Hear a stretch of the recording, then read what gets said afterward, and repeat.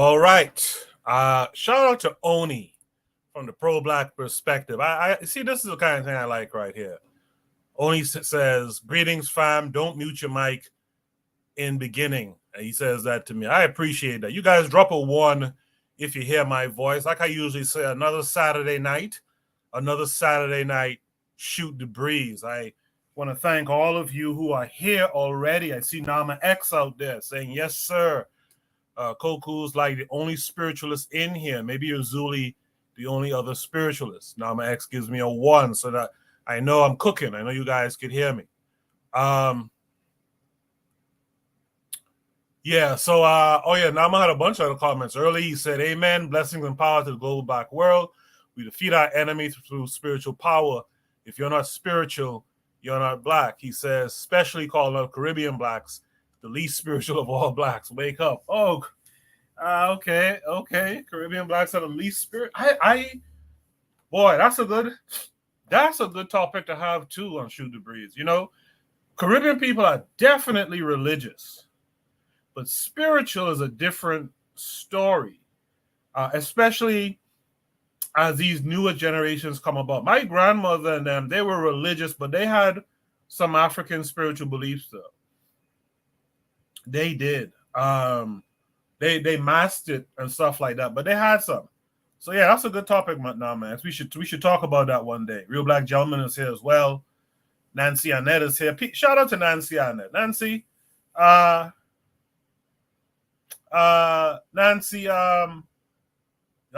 we got to work on getting more people on the lives. I know that's your area. We gotta talk about that. Trigger Happy 262 is here as well. He says, yeah, like Obia being persecuted. Yeah, like, you know, in my country, Obia is illegal on the books, but that ain't stopping people from practicing Obia, I'll tell you that. But yeah, there's some African spirituality in the Caribbean still, especially from the older folks. And yeah, my grandmother and them definitely had some of that, but it was kind of veiled and masked and all that kind of stuff, you know. But they were definitely religious people, and most Caribbean people are religious people, so that's one thing. Pro Black says African Americans not generally more spiritual or more religious. Yeah, I think it's the same. I think we've all been converted to that religious stuff. You know, I think a lot of us aren't really. I think a lot of us have been converted away from, you know, an African spirituality to this Roman Catholicism and all that stuff. So, Pro Black Perspective says, yeah, in terms of religious, I'd go Africa, Caribbean, then AA.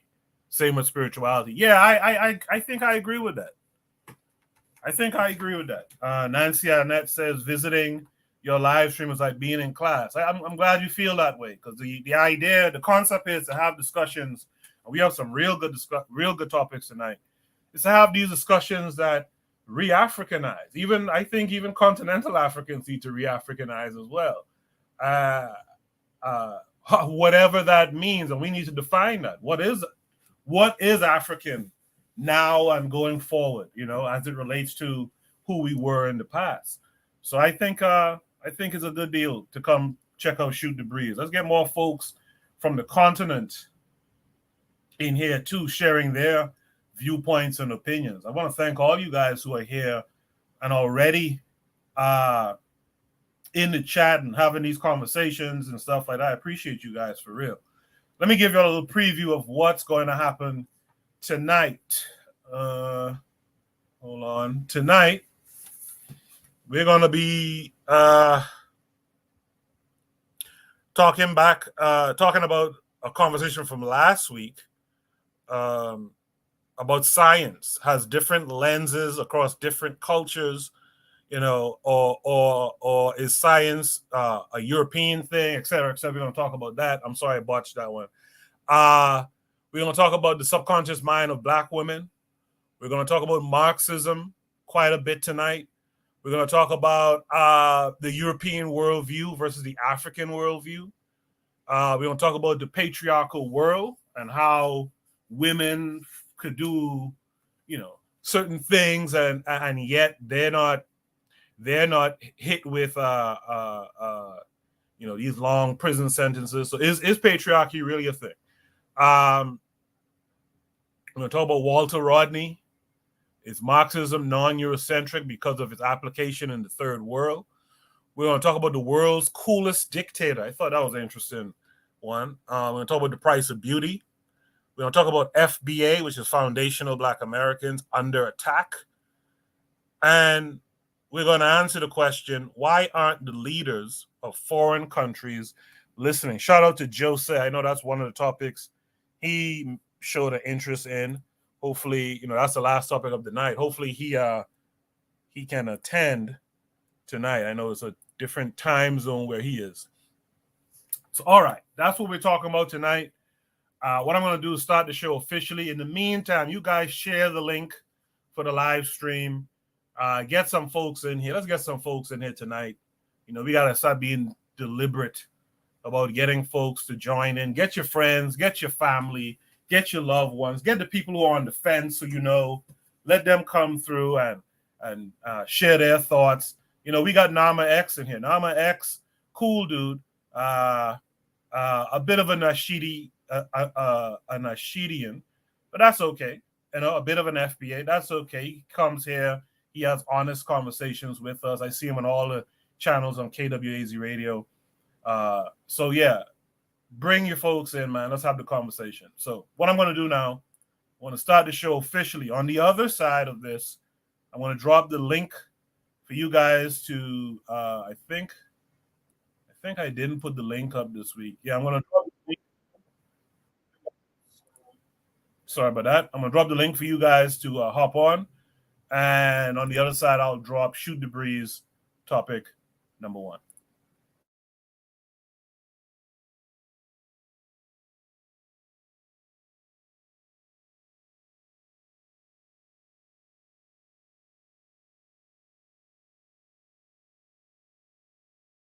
You are listening to the Bitter Medicine Podcast on KWAZ Radio.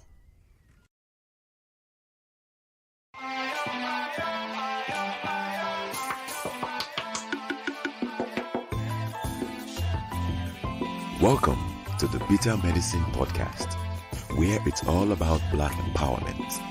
Our show focuses on Black news and entertainment, arts, science, economics, history, people, and strategies that uplift, empower, and motivate Africans within the diaspora. And now your host, whose favorite color is black, Goku.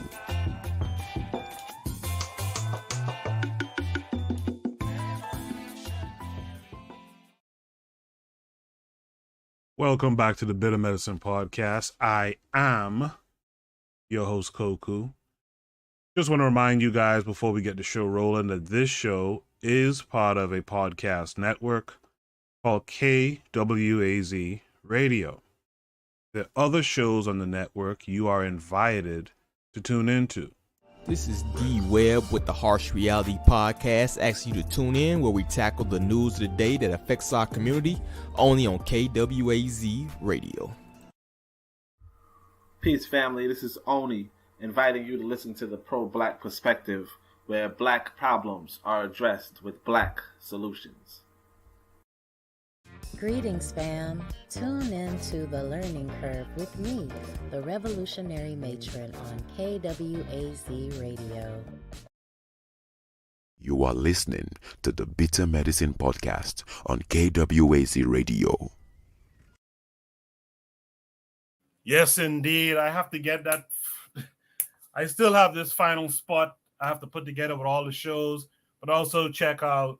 I have most of it. I just got to get another narrator, but I have most of it. If you want to volunteer to be the narrator for the spot, let me know.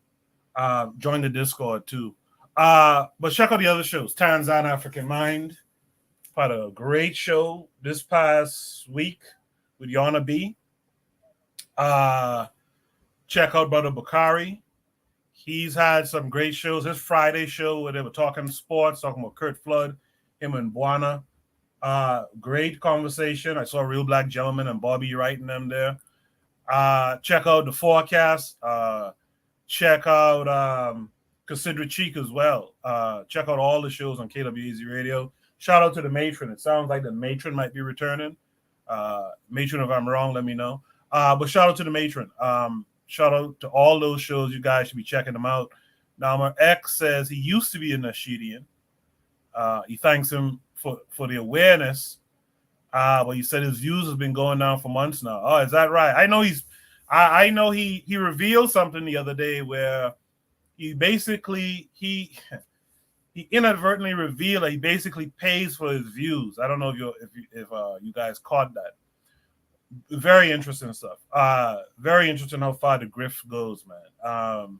Now he's doing comedy nights at the Hidden History Lounge and Spa.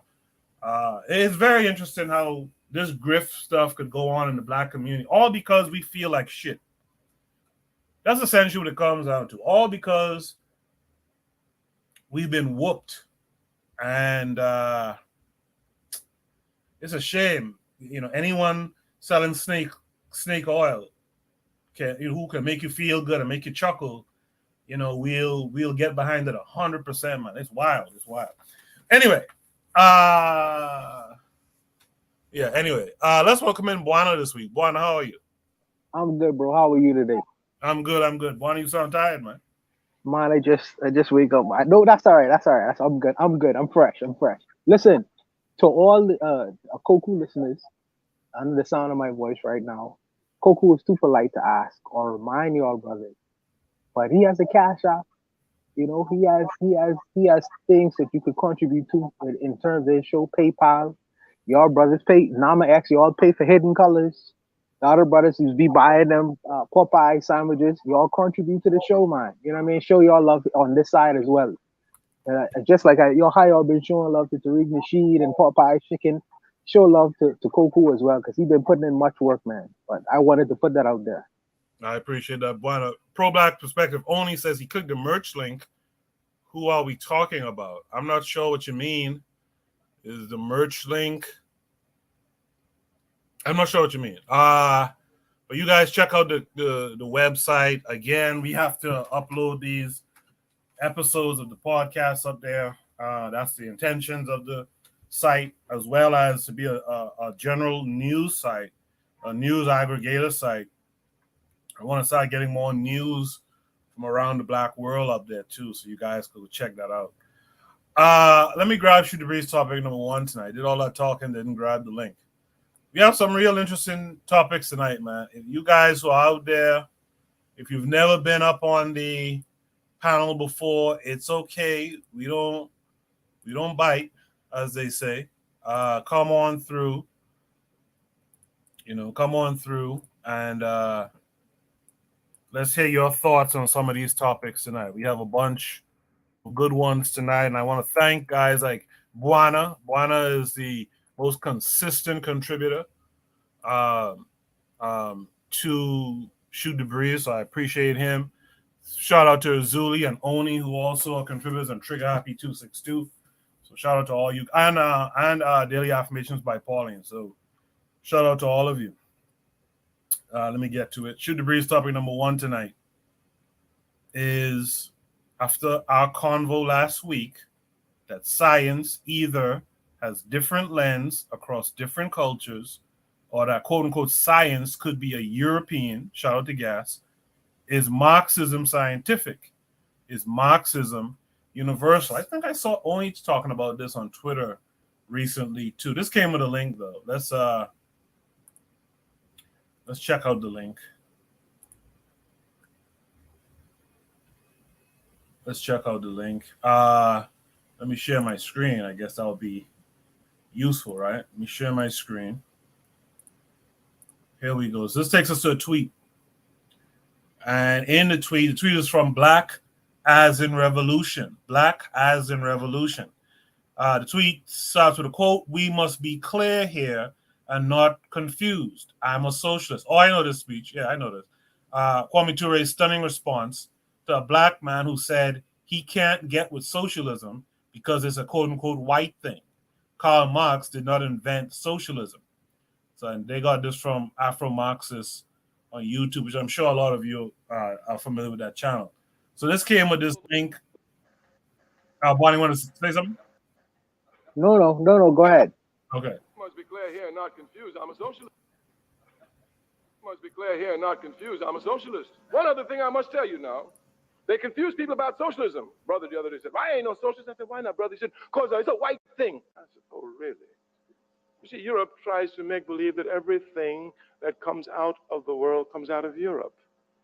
I told the man, I said, "Socialism ain't no white thing." He said, "Yes, it is." He said, "Karl Marx discovered it." I told him, Karl Marx never discovered socialism. He cannot.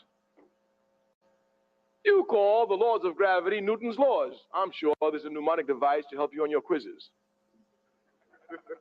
But you certainly cannot believe that Isaac Newton can found that a body falls at the rate of 32 feet per second squared per second squared. He can't find this.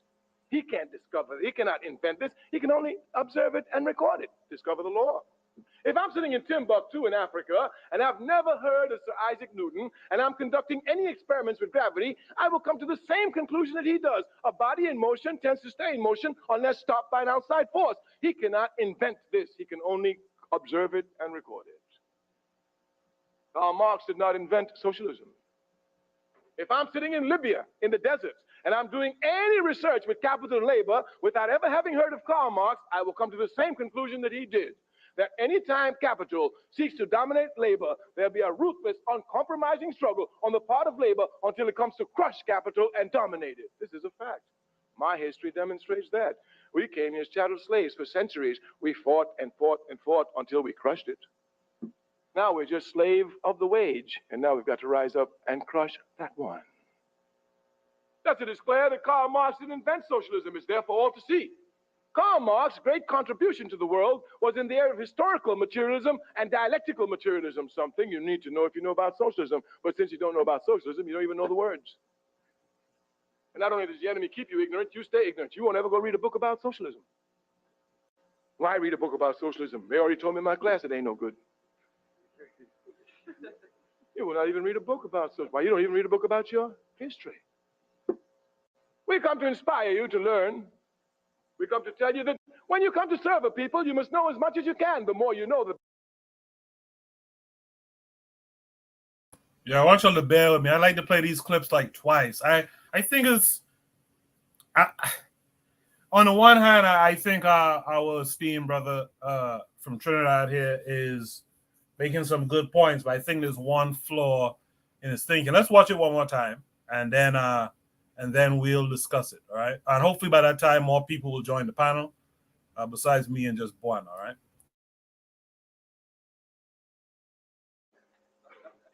must be clear here and not confused. I'm a socialist. One other thing I must tell you now.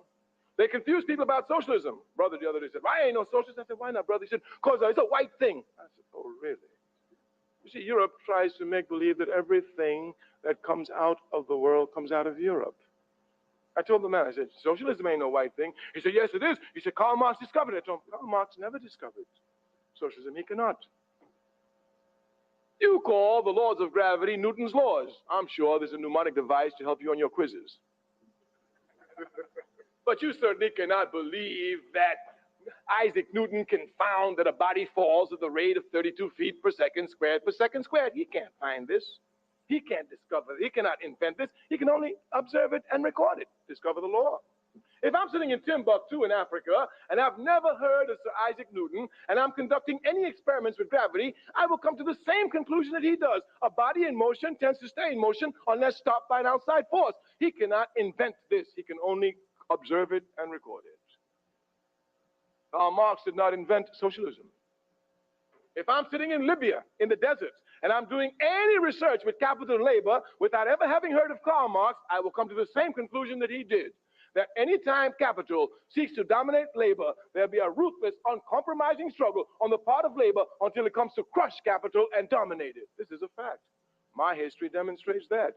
We came here as chattel slaves for centuries. We fought and fought and fought until we crushed it. Now we're just slave of the wage, and now we've got to rise up and crush that one. That's to declare that Karl Marx didn't invent socialism. It's there for all to see. Karl Marx's great contribution to the world was in the area of historical materialism and dialectical materialism, something you need to know if you know about socialism. But since you don't know about socialism, you don't even know the words. And not only does the enemy keep you ignorant, you stay ignorant. You won't ever go read a book about socialism. Why read a book about socialism? They already told me in my class it ain't no good. You will not even read a book about socialism. Why, you don't even read a book about your history.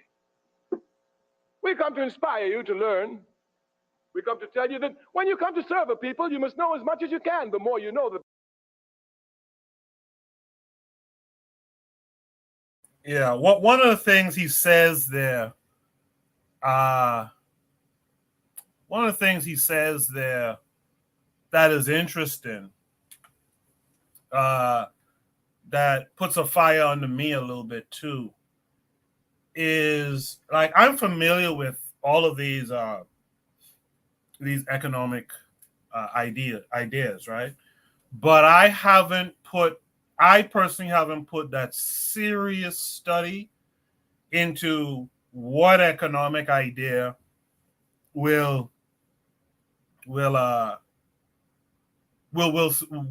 be best for us in our situation. And that's something that I hope that these conversations light that fire under me a little bit more to really study it more like how Oni has studied it, to kind of get on that level with it. I'm familiar with them, but to say I've really sat down and applied it and seen the pros and cons, I haven't. So that's one thing. I think we really do need to study it. Oni just said in the chat he might do how Europe, I guess, underdeveloped Africa in his on his podcast. Don't forget, Carl Hezekiah and I reviewed that book as well. You guys could check that out and subscribe to Oni's channel, The Pro Black Perspective, for updates on as to when he gets to that as well. And I know we got Nama X who's more leaning socialist, I guess. I think one of the things with these people, before I throw it to Buana, the rabid capitalist on the panel here, I'm kidding. But before I throw it to Buana, I think one of the things that gets me is that, again, I've talked about this several times. Why don't we embrace the things that we had? And why is it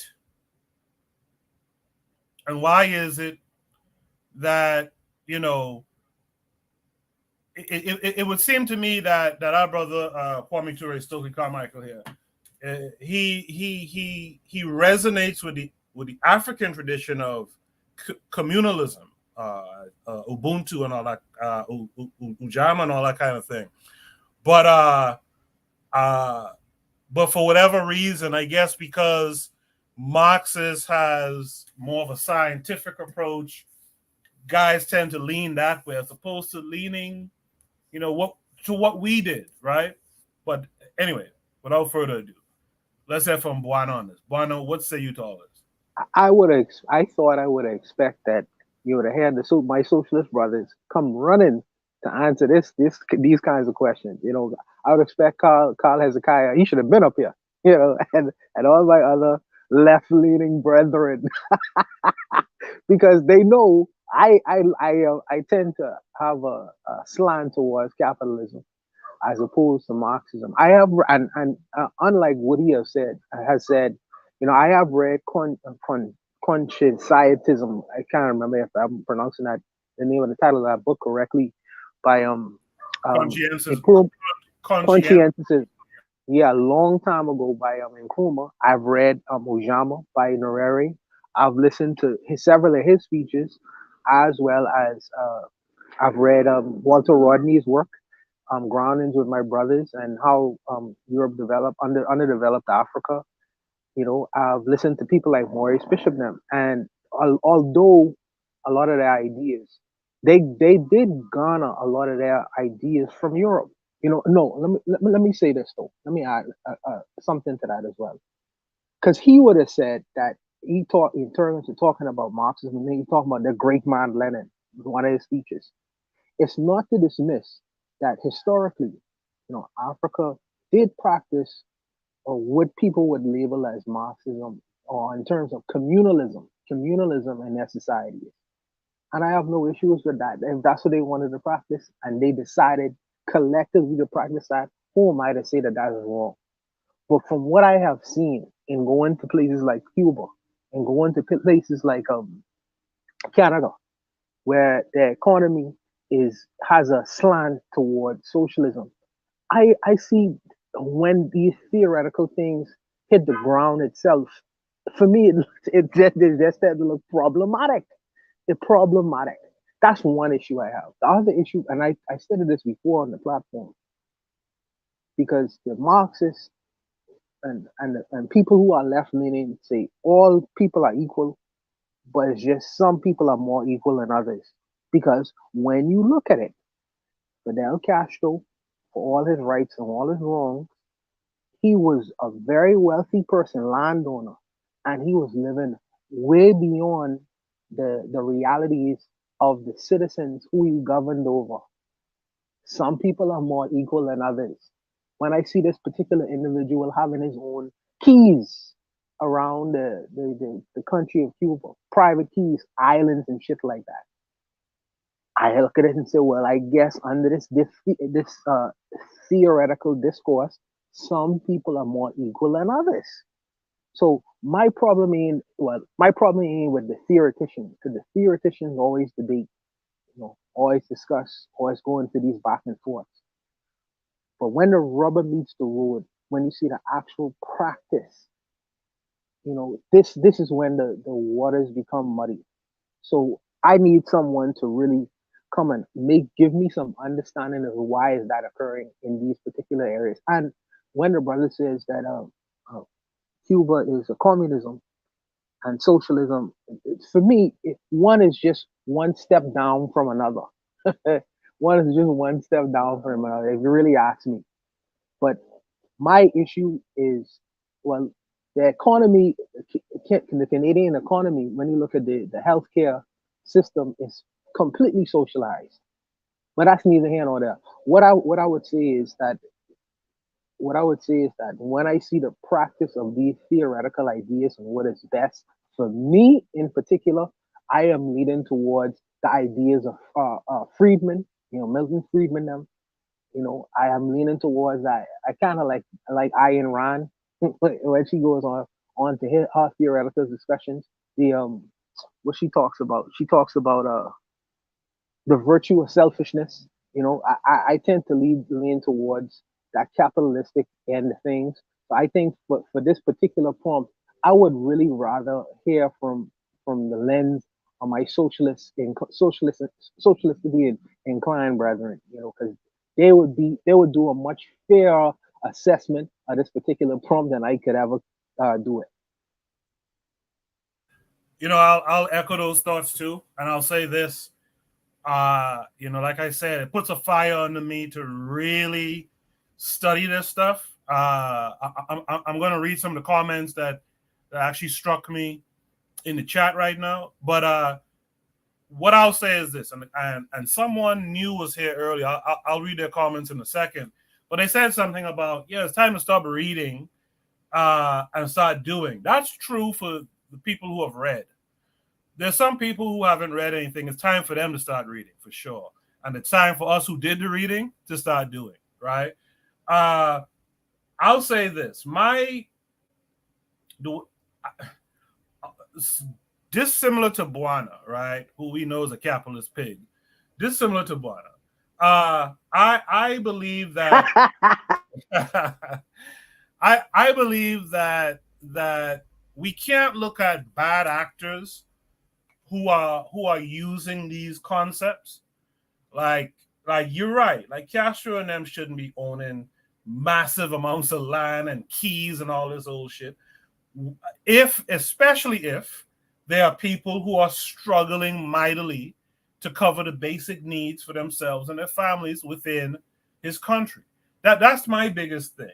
My biggest thing is, man, there should not be suffering because there's a mofo or two hoarding the resources. And that's really what this capitalist imperialism to me is. It's a few people hoarding shit, right? That then creates this scarcity, that then creates this this markup in pricing, so people are under this price gouging type thing and hard to make ends meet. I believe that everyone should be able to make the ends meet, man. And you can still have extra if you worked for the extra, if you use your ingenuity or whatever it is, right? That's my issue. And I think that's a system that we should, at least in the beginning, should be trying to achieve. A system where we don't just leave people to be crushed. We don't leave people to be crushed because 5 people own 95% of everything. Like, that's nonsense to me, right? But I'll be happy to hear from you guys in the chat. Now, I'll throw it back to Buana before we move on. And No, again, I agree with you, Coco. I am not into monopolies. I don't think that no society should be running monopolies. This is why I like when America puts restrictions where people, well, selective restrictions, let me put it like that. When people try to run monopolies in their society where a few people only are able to enter a particular industry, I am completely against that. Once I am able to create a better mousetrap, I am supposed to be able to put that mousetrap onto the market, whatever service or product that I have, and charge the price that I wish to charge. That's the free market. That's just me. Yeah. But when you try to where in terms of where you have these little oligarchies and monopolies that exist within societies, and no one could get into that industry, or the way of getting into that industry, the barrier of getting into that industry is so high, then you create monopolies. And I think that is unfair as well. But in terms of regular people, when it comes to the social welfare of people, I think that and I stated this before on the show, whereas young children who are the most vulnerable people, or the elderly, the people who would have worked in our society and contributed to our society, these people should be taken care of. You shouldn't neglect them. But when you're talking about people who are of age, who can work and choose not to, and I still have to reach into my pocket and provide in terms of care and facilitating that these people should be provided for and taken care of, then we have an issue. I have an issue. This is the reason why I want my socialist brethren to come on and just let's have a conversation. No, I feel don't be keyboard warriors. Don't be keyboard warriors. Come on and let's have the conversation. Yeah, I feel you, but this would have been a good time for folks to come on and talk about it. But I do believe we need to have, we could continue these discussions on Shoot the Breeze, no problem, but we are limited by time a little bit.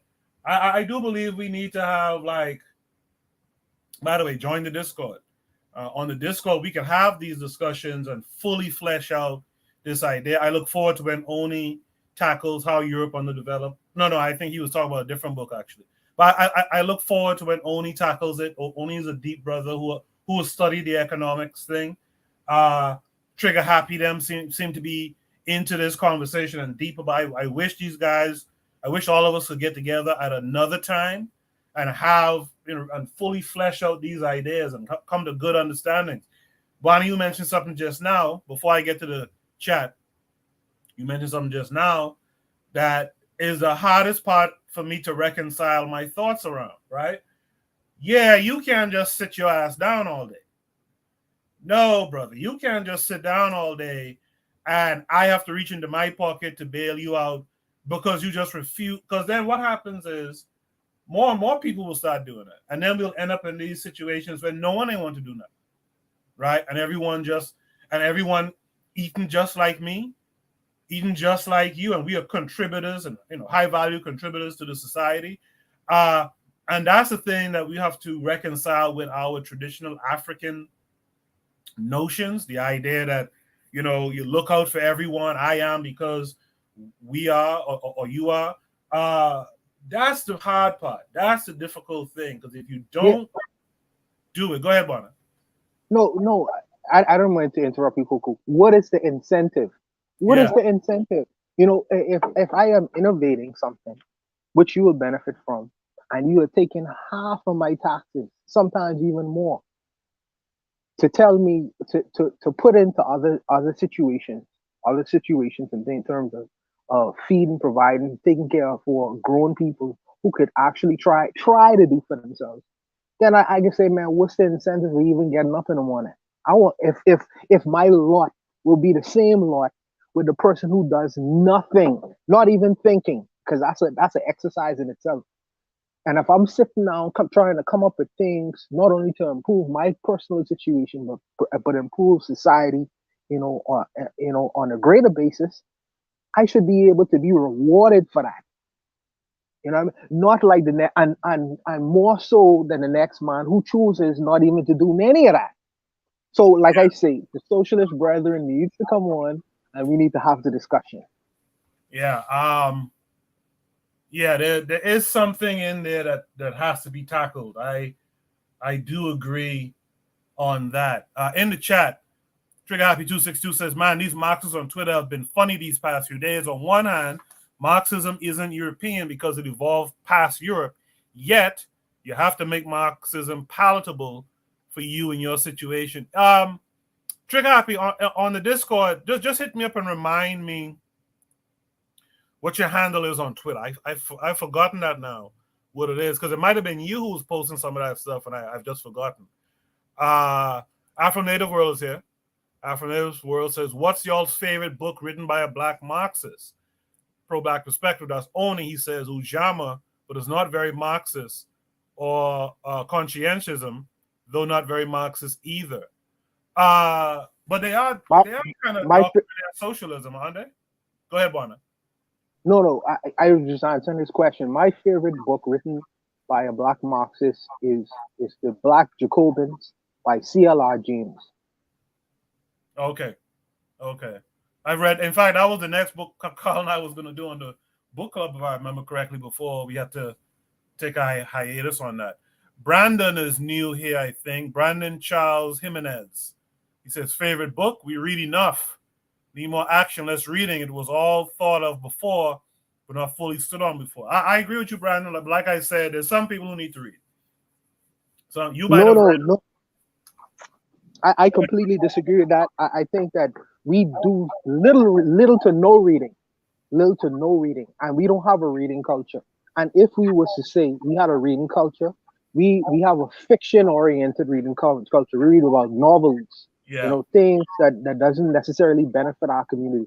If we had a reading culture, every time, if you go to any bookstore, throughout the United States or even here, but not, you see the faces that who culminate in these areas. Usually you see a lot of white faces.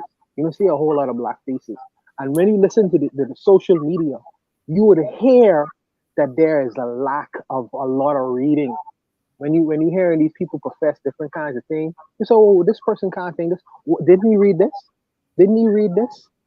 Historically, we are extremely illiterate. Scientifically, a lot of us are still illiterate. Mathematically, we're still illiterate. We don't have a culture of reading, and that's something we must get into. Because when you perfect the mind, when you develop the mind, the actions will follow, I believe. I like that point, Buana. Trigger Happy 262 says, how Europe underdeveloped Africa. I need to reread it, though, at Afro Native World. Afro Native World says, I think I'm going to give it to Walter Rodney, how Europe underdeveloped Africa. Pro-Black Perspective says, I think Walter, the only black Marxist I can think of, or Franz Fanon. The rest seem like socialists. Yeah.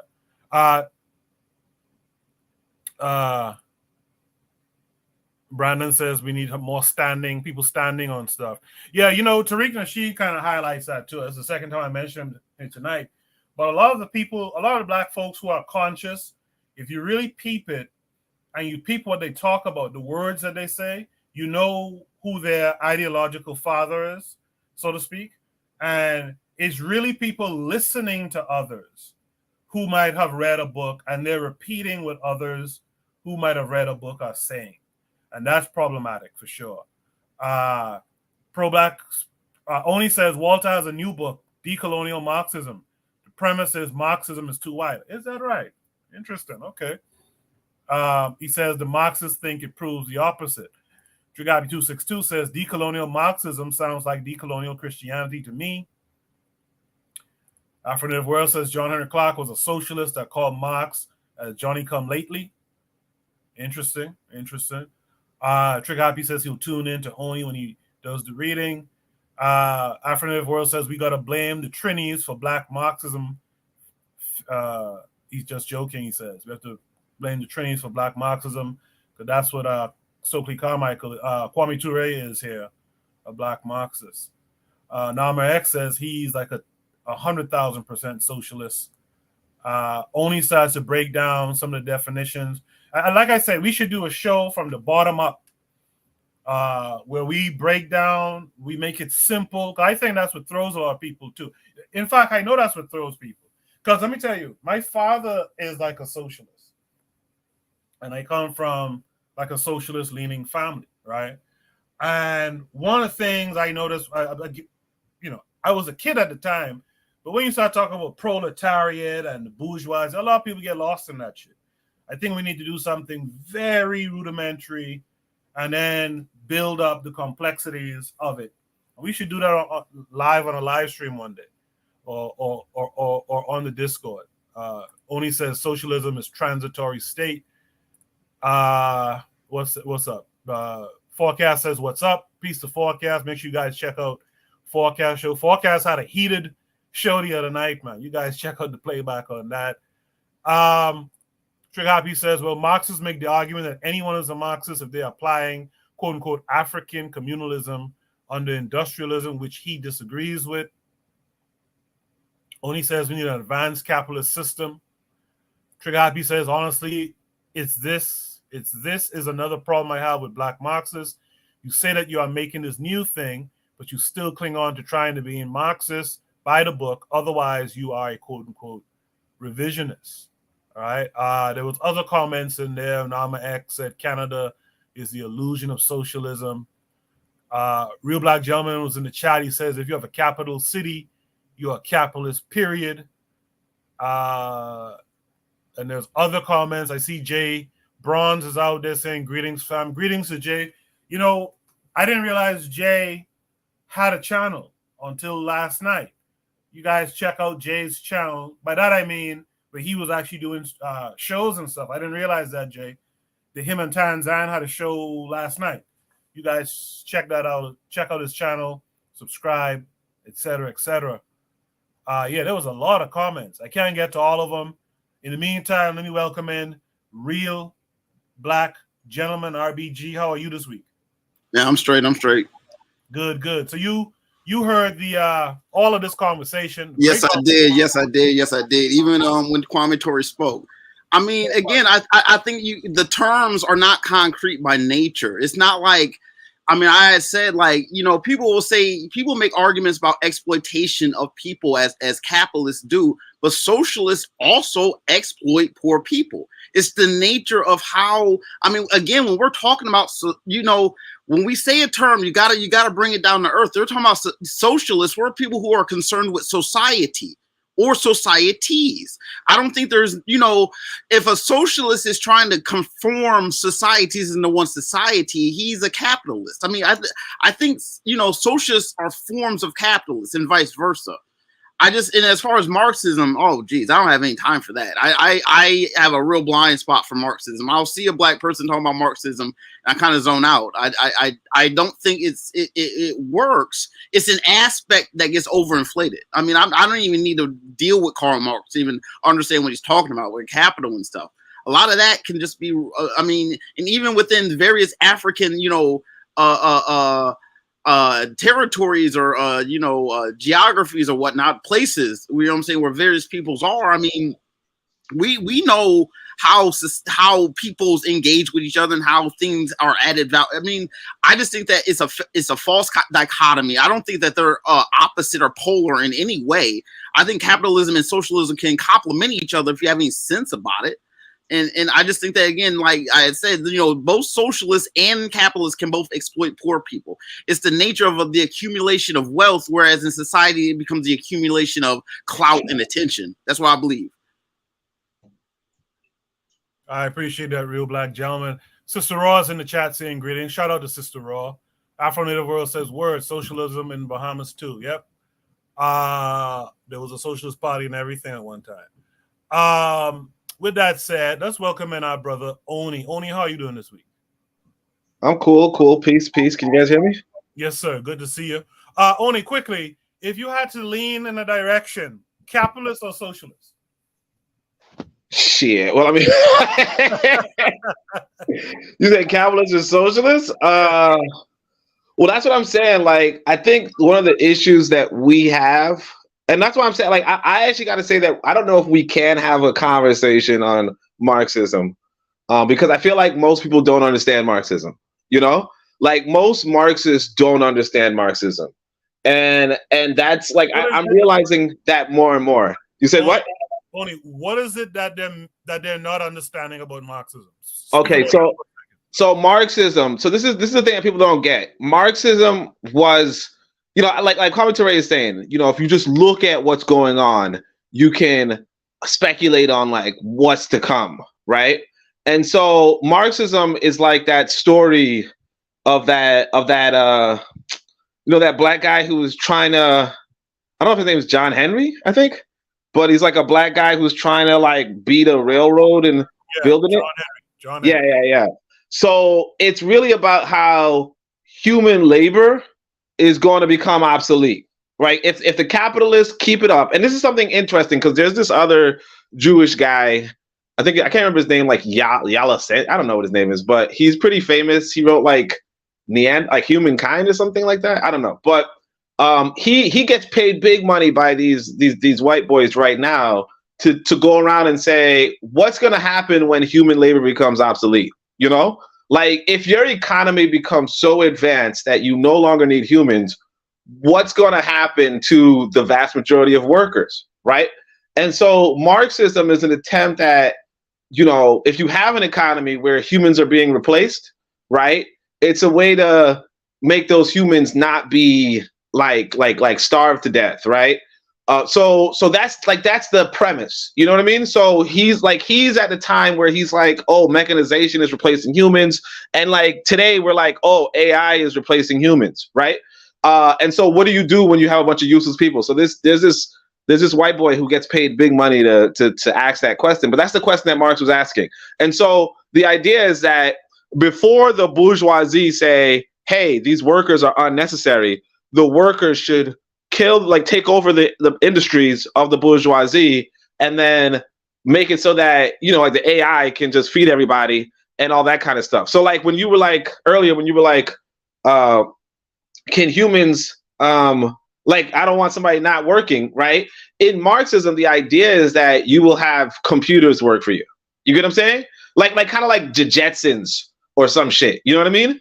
Where it's like you don't, well, I mean, I don't know if the Jetsons worked or not, but it's like that's what it is. So it's really like a utopia. It's really like science fiction. And I don't think it's a serious economic conversation to have, you know? And I think that if you like, whereas Europe can make an argument of, well, what are we going to do if artificial intelligence does replace human labor? Like Africa is nowhere near that right now.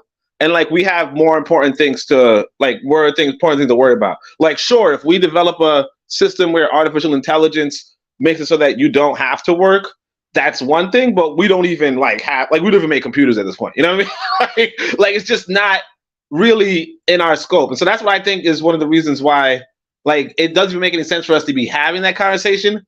Kind of like it doesn't make sense for us to have the conversation of what are we going to do with artificial intelligence? You know, like what are you going to do with your artificial intelligence?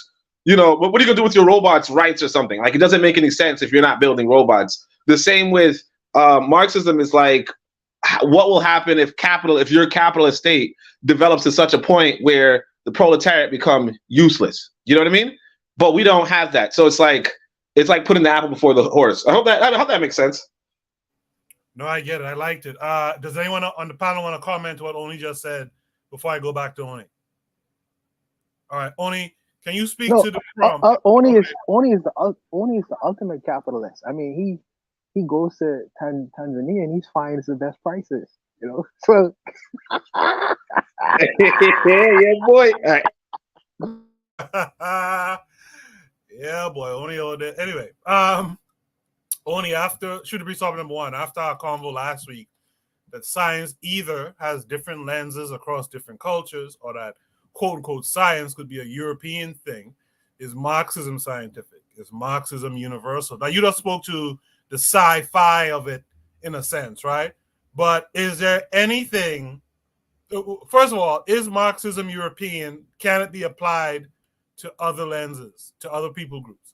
Well, that's what I'm saying. So I want to read that, How Europe Will Develop Africa, because if you just search proletariat in that document, Walter Rodney will tell you, hey, you know what?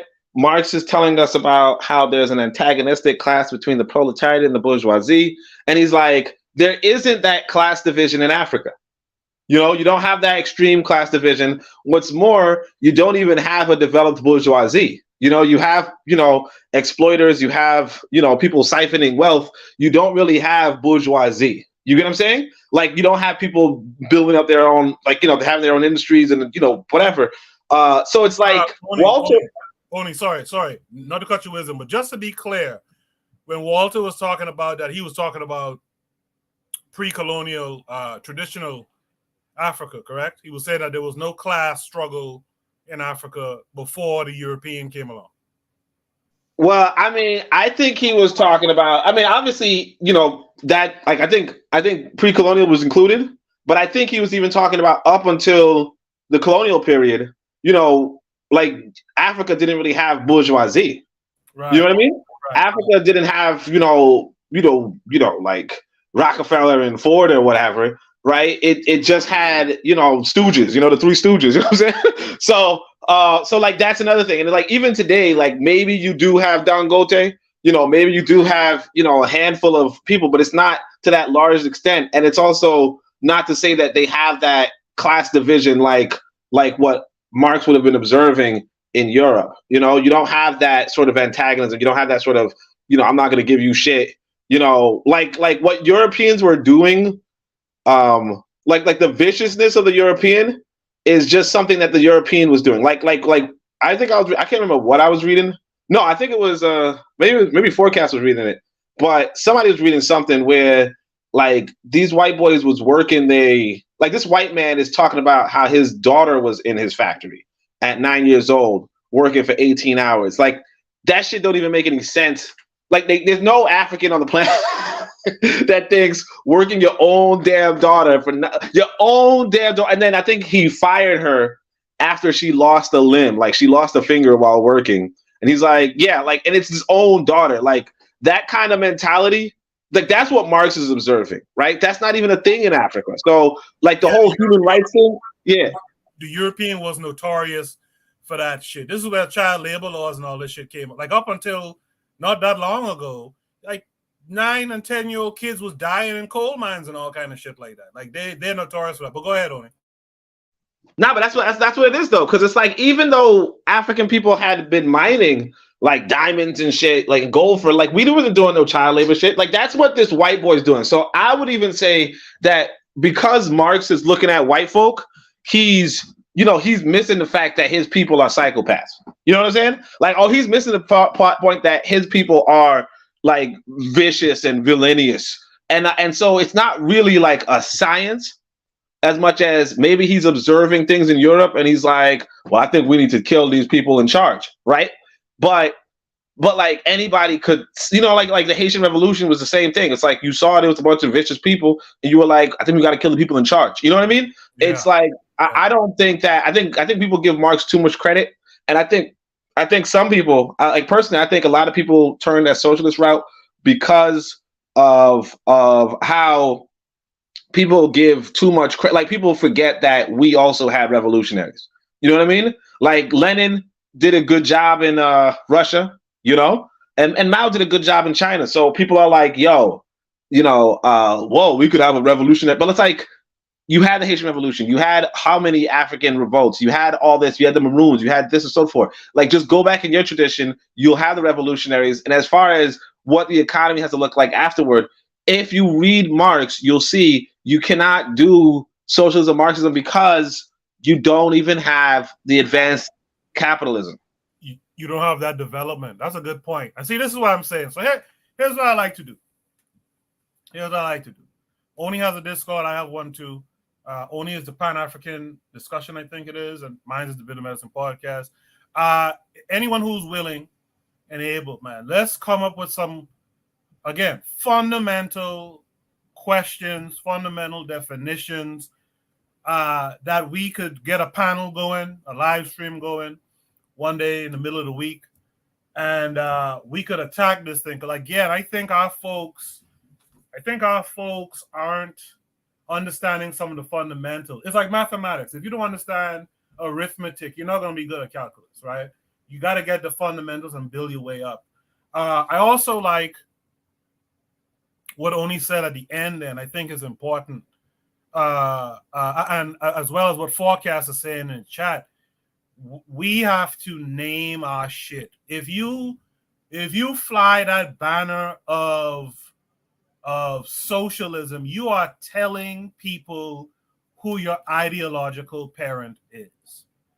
And if it ain't African, it ain't us, right? And I think we gotta get back to what we were doing.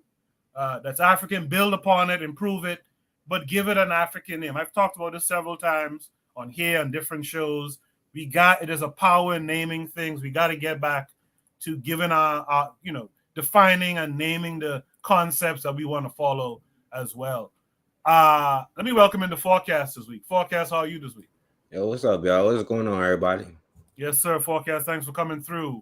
Forecast, you've been out there hearing the discussion. What say you to all this? Yeah. Like Oni was saying, I'm not an expert on it, like on my brother Oni, but with Marxism, because we talk about this a few times, and you said, I mean, of course, it's European. Dude is a European. You calling it after a European. But the thing about what Karl Marx, even in what he said, he was like, we know that you need capitalism to start off, Marxism, and anybody who's like two, not generations, but two things behind, they should probably be wiped off. And I don't know about this, like the trickle down society part of it. And I get what Oni is saying, and I definitely, like, you would find that, like, what he's saying, but I also don't think that you would run out of workers or whatever. But I understand how it could be a problem, and I see what you're saying, because I disagree with some of the fundamental things. But yeah, like being in the position that we're still in the Stone Ages. We're definitely not in the computer or the space age or none of that. So like we wouldn't have to worry about that at all. But I don't know where I just disagree. I disagree with certain parts of the ideology. And then most of the Black Marxists, they like selling their own books and stuff like this. So like they're actually like capitalists on the low. Then I heard them. I mean, like you also got to use the system that you're in to, like, we getting money, like you have to work and put your resources together, and you can do stuff like with co-ops and have socialist programs. But like Oni said, we don't have, like, I think there was classes in Africa, but they have no like Rockefellers, it wasn't that kind of classism as European issues were.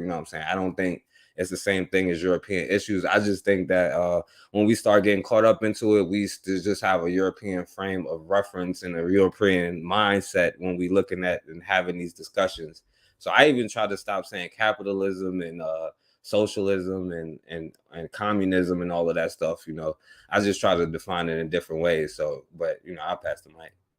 The Forecast, I think that's the correct approach, but I think we have to start putting our stamp on things. It's no longer, we're not in the 60s anymore when Africa is being granted quote unquote independence, and they're still carrying on some of the ideologies of these folks.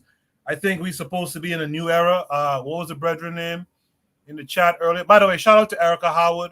I heard her voice the other night on I think it was Brother Bakari's show or Forecast show. That sister was going through some health things. She's been on Shoot the Breeze panel before. Shout out to her. Shout out to Brother Bakari, who's out there saying peace and black power to the channel and the chat. And Jay is out there as well. Ben Uko is out there. I met him on Forecast's channel, I believe. Technology guy, black guy who's in technology, Ben Uko. So you guys check out everyone that you see talking here. And I'd like to invite all of you guys to the Discord and not just mine, but to Oni's as well. Because I think the brain power that we have around here, yeah, it's nice if you guys come on the panel and talk about stuff, but we could have conversations during the week too. You know, that's the thing that I kind of wish I invested a little bit more time in, is those conversations during the week. We can have that on the Discord, but I can't lead that all the time too, right? So join the Discord. Let's brainstorm some of these ideas. Nama X says he studies Kemet's system of economy and society. He says his next research or study is the West African Empire. Share some of that knowledge with us, man. You know what I mean? Jose says the subject socialism, communism shows again how language and education are tools to keep a flock. I will never argue with Americans about it. Okay. Is any last words from anyone on the panel before we move on to Shoot the Breeze topic number 2? Yeah, cool. There, I do want to put up some possibly put up some PDFs in on the Discord.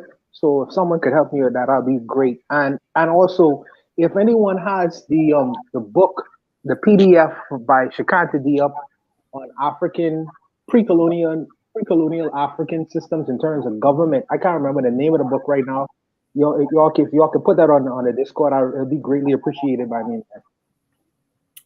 Good. Yeah, there's a whole. I have so many books on PDF to put up. If anyone wants to help in organizing the Discord, I want to revamp it and stuff like that, make it more intuitive and a better place for folks to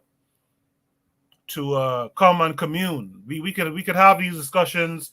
We just gotta do it for Shoot the Breeze where we're limited on time per topic, but we could have those discussions during the week. And like Brother Bakari just said to Nama X, and I don't want to get into that whole thing I got into with Trigger Happy, but yeah, you know a lot of stuff, man. You should join the panel sometime. I remember they were inviting you up on Bakari's platform. I think it was on Friday when Buana and Bakari was talking sports. If there's no other thoughts. Yeah. I guess again, I guess I just want to, again, when we say these words, like, we got to be careful not to synonymize. When we are all capitalists to some degree, because if again, the word capital means capit, it means like the word head.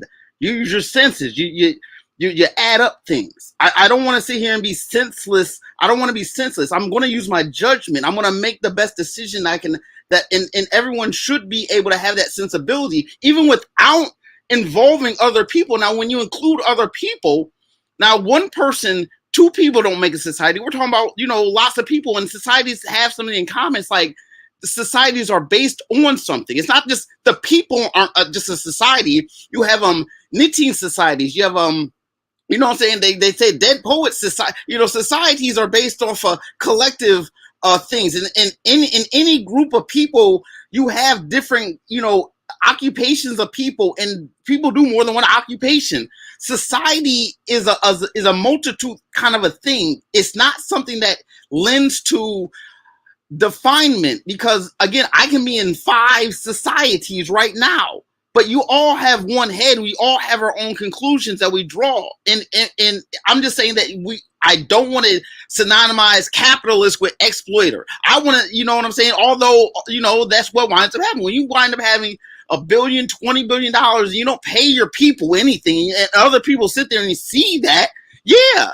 And I mean that there's nothing wrong with that. Again, it's like in a natural African based society, anything like that will be cut short. You know what I'm saying? This like, you really I look at that number, you know what I'm saying? Third party African says, man, we look at that party, we hear the grief. You need to lower them prices. And in African society, prices go up and down. But in these Western societies, prices always go up. These are the things that we just got to keep in mind, man. Because again, it's the notion that the value of things, the price of something yesterday may be less because of the abundance and productivity of the people. That's just the way of looking at it. It does not necessarily mean a linear thing. I mean, that's what Western society does. And Western society, prices never go down. I swear, if African could ever get his supply chains and stuff like that, you'd have nice little prices going up and down. Capitalism, supply and demand works properly when it's not manipulated. That's all. No, real black gentleman, you made an excellent, excellent point there. In fact, from the little that I've paid attention to it, so to speak, it seems to me that in Africa we had both systems going at the same time, if I'm to be honest. But because of the bad taste that we have in our mouths when it comes to capitalism, we tend, and Oni and I talked about this on the show before. We said that we need to come up with a different name for capitalism because we associate capitalism with oppression, right? But if you listen to, even if you listen to the Isoko man who used to be around here, shout out to Gas, he'll tell you, like in traditional what they would call Nigeria today, people farmed, they shared, and whatever was surplus, they sold. So that tells me that there was a group of people who just decided, listen, I ain't doing no farming. Y'all will farm, and whatever y'all put the price as for those ground nuts and palm wine and all that stuff, I'll go and buy it from. I don't feel to do the work. I'll pay y'all for the surplus. And so it seems like we had a bit of both of those systems at one point. So that's a good point, real black gentleman. Brother Bakari says, how about Gaviism? That's the economic plan for us. I think Gaviism is kind of what I just said too. I think it's a mix of both of those systems in a sense. I think it's enough to push innovation, although innovation has been shown not to be incentive-based so much as it is needs-based, right?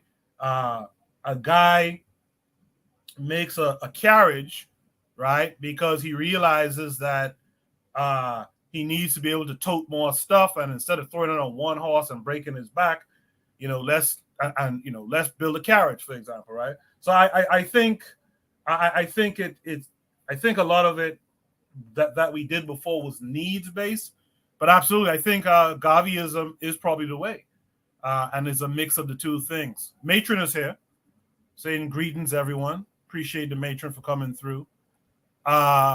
You guys are having a conversation about Mansa Musa. That's a good discussion. So anyone listen to the playback, pay attention to the chat.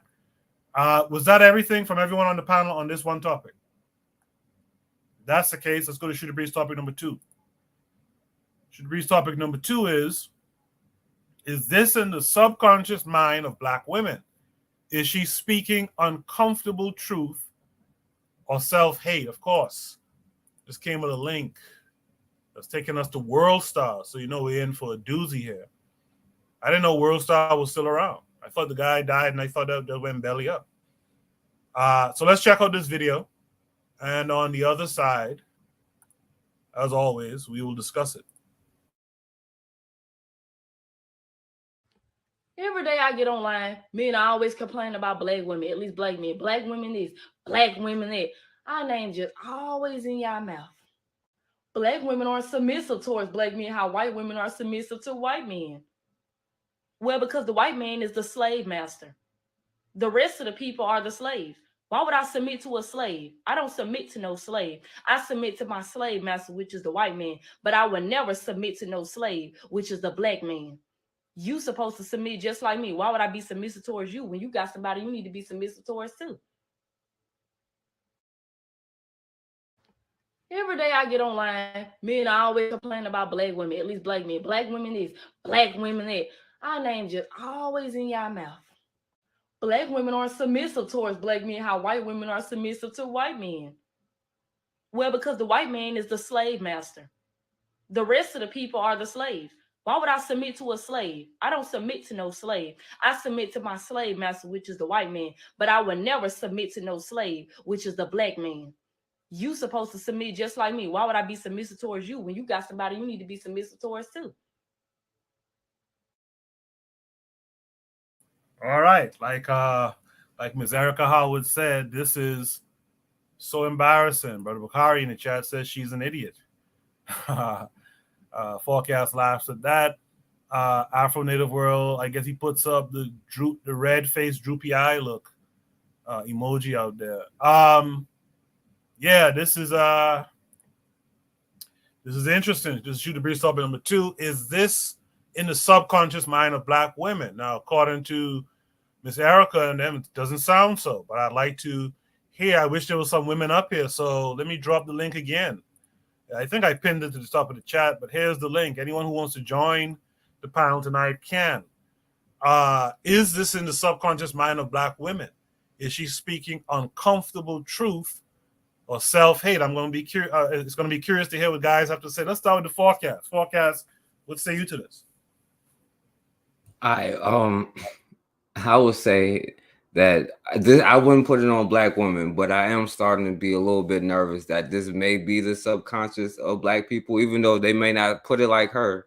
You know what I'm saying? I've heard a lot of people say, yo, like in different ways, thank God for slavery, because we still be in Africa praying to a tree. And look, by actions, you have, showed submission, you know what I'm saying? When they can just do anything to you, and you calling yourself Black Marxist, like we were just talking about. I mean, it sounds pretty submissive to me, you know what I'm saying? Now, this girl, she's lost, you know what I'm saying? She's a young girl. Maybe she'll come back to this like, damn, I was tripping. But I have talked to a lot of grown Black men that sound just like this, so I can't really be tripping about it. So, you know what I'm saying? The self-hate is definitely real. So I can't just put it on Black women. I'm starting to get nervous that, you know what I'm saying, they really did beat the racist bone out of us. So, but yeah, I'll pass the mic. No, I like that. I like that contribution there, forecast. Yeah, I'm a little nervous because if she's young as this and thinks that way, I mean, there might be a chance for the change, or in this social media age where these people are influencers, she might influence other people, other young Black women to think the same way. So it's very, very interesting. Let's welcome in our boy Jose this week. Jose Bronze, how are you this week? Unmute your mic, brother. Yes. I'm okay. I'm good. Good show last night. You liked it. I like it. I like it short. I want to do it short. It was good.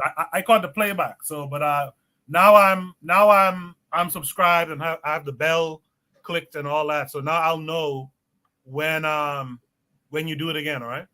Okay. Did you see the previous one? I didn't. I'll check it out though. The geometry, kind of the introduction to what's happening now. Yeah. Jose, is this in the subconscious mind of Black women? Is she speaking uncomfortable truth or self-hate? I'm afraid, as my previous speaker, I'm afraid this is us, and not just Black women.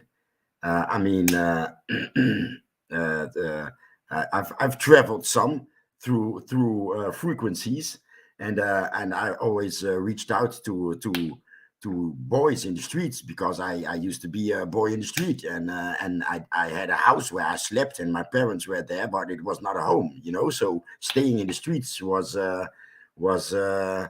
warmer, right? The love in the street was warmer than at home.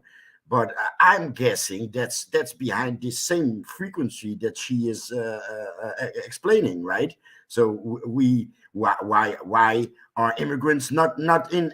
Why are African immigrants not in Africa building? It's because why should I submit to a slave? The white man is the master, so why don't I go to his country instead of listening to these apes that can even govern their own country? While I know that the master far away is jeopardizing our ways, right? Our will and routes. And I used to in the community here, I used to say. When I thought, and sometimes I do think that Black man has to step up, because women cater to the actual men in power, and it's not us. And I used to say, when your child breaks a leg, who does she call? Does she call you or the father, or does she call an ambulance? Does she call when the house is on fire? Does she call you or the Black community, or does she call the white man's firefighter? And I can go on and on and on and on and on. What does a sister have to submit to in the diaspora? white man, yes, and just like she said, we're shoulder to shoulder, marching and begging shoulder to shoulder along with our women. That's not a good look. So we sure have something to do, and that's move out. Give back white man his white society with all those terms like capitalism and socialism and whatever. It's getting our own. Obviously, it shows that getting our own is being our own, and we can't be our own in a white man's country. Be here to trade or whatever, but don't be here to be a teacher at school when we need teachers in our spaces. But I yield the mic. Yeah, I really appreciate what you said there. Like Nama X did. Nama X said, good points, Jose. The mental hate of some of our people applies to everything they do. I really appreciate what you said. Nancy Annette says this is self-hate. I agree with you too. Nancy, let's invite some of the Niger family where you are to tune in as well if we can. Let's get some continental Africans here. I think continental Africans could benefit, and we can benefit from their insight as well. Brandon says now he talking. Earlier, Brandon said stop focusing on the most lost of us. I'll say this, Brandon. I'll say this. When the ADOS FBA stuff was first starting, if folks remember me on Twitter and stuff like that, and on this platform, we should have stumped that shit out early. That has grown. How big it is in the real world, I'm not certain, but how big it is in the minds of people and how they operate with other Africans, we are not sure yet how damaging this thing can be. And so while we don't want to focus on a small amount of people per se, we do have to be mindful. And that's one of the things Only talked about in the past, about having nations and stuff. You have to know what's going on. You have to have your ear to the ground and be willing to stomp out some bullshit that's not going to benefit you, and stomp that shit out earlier. So we got to get into the habit of seeing these types of things and being able to attack it, so to speak, to stomp it out, so that this person doesn't influence the next 10 or 20 young African women. So we do have to focus on some of this stuff a little bit to stomp it out. Thanks for you. Thanks for what you had to say. Eric Howard said influencers on social media is destroying us, right? And she says that this woman doesn't represent her. With that said, let me go to Oni next. Oni, what say you to this? Yeah, so that's the trouble. So this is probably a joke that she made, but that's the thing about jokes. They say like all jokes have a grain of truth to it. Unfortunately, there is a point here. If you are submitting to somebody else, then people are not going to submit to you. One of the things that with the conversation of submission, it always makes me think of the biblical marriage, right? But we have to, as a people, understand what economic system these people in this Bible verse had, and I'm not saying that they're real people or not, but I'm just saying that, if you were to look at them, they were, I think, like nomadic shepherds, So these are what Cheikh Job calls a patriarchal people, These are a people who the basis of their economy really is, carrying animals from one place to another and terrorizing agricultural people, really. But just being a warmongering people where their women are so useless in their economy, right? But they just carry them around. So it's to say that the women are completely dependent on the men in that circumstance. And what's more, the women in that circumstance, right? Like, obviously, they would submit to this man because this man is her protector, her caregiver, the person who feeds her, everything, right? He's her everything. Now you come fast forward, you know, you're in this modern economy, and what's worse, you know, for a lot of black men, they're not even making as much as black women. In fact, I remember somebody made a reference on social media along the lines of, you know, oh, I think they were saying something like African American men. Like if you see a black African American woman paying for an African American man, right? Like that's not even unusual. Whereas like they were saying that like maybe like you wouldn't really see that with other groups of men. Now I'm not saying that's true either, because my friend just told me some dude was asking her for money. But you know, in Tanzania. But my thing is that like yeah, like nowadays you don't even have the same economic system by which you would have based that whole argument that yeah, women submit to me, you know. So you have this outdated mindset in this in the Bible verse, but here you also have as this woman saying that you have a situation where not only are you talking about an outdated model, but you are being submissive to another male group, which is not even something that should possibly exist in your world, but that is exactly the situation you find yourself in. That said, when she says, hey, look, why would I submit to you when you are submitting to somebody else? She's speaking facts, you know? She's speaking an unfortunate truth. Now she's probably making it a joke. She's probably saying it as a joke. She's probably, you know, saying it inside of a way that's, you know, like, what's wrong with you, lady? But she's also saying, black man, why are you submitting to the white man then complaining that I do the same? Or why are you submitting to the white man then asking me to submit to you when you are submitting to this white man? Right? And if I submit to the white man, I'm going to get more than you get. So why the fuck am I submitting to you? You know? And I think that is something that, you know, like before, like, because I mean, you could easily, like, you know, dismiss her as, you know, I shut the fuck up, right? You could, but it really is something that we have to, you know, come to terms with. And I think realistically, being in the West, like being in the West is really like a trip for us, because in Africa, you wouldn't really have this white man right there dominating you. You know what I mean? Like, even if he's somewhere in the back, you could, you know, like, not everybody knows about him. Whereas in America, it's as clear as day that this white boy is dominating you. And then, like I said, like, people are embarrassing themselves. Like, a lot of black men are embarrassing themselves with, like, they're not even paying for themselves anymore. To a large extent, like, whether it's dates, you know, food, like, they're arguing online, should we even pay for these women? Like, yeah, that's like, come on. Anyway.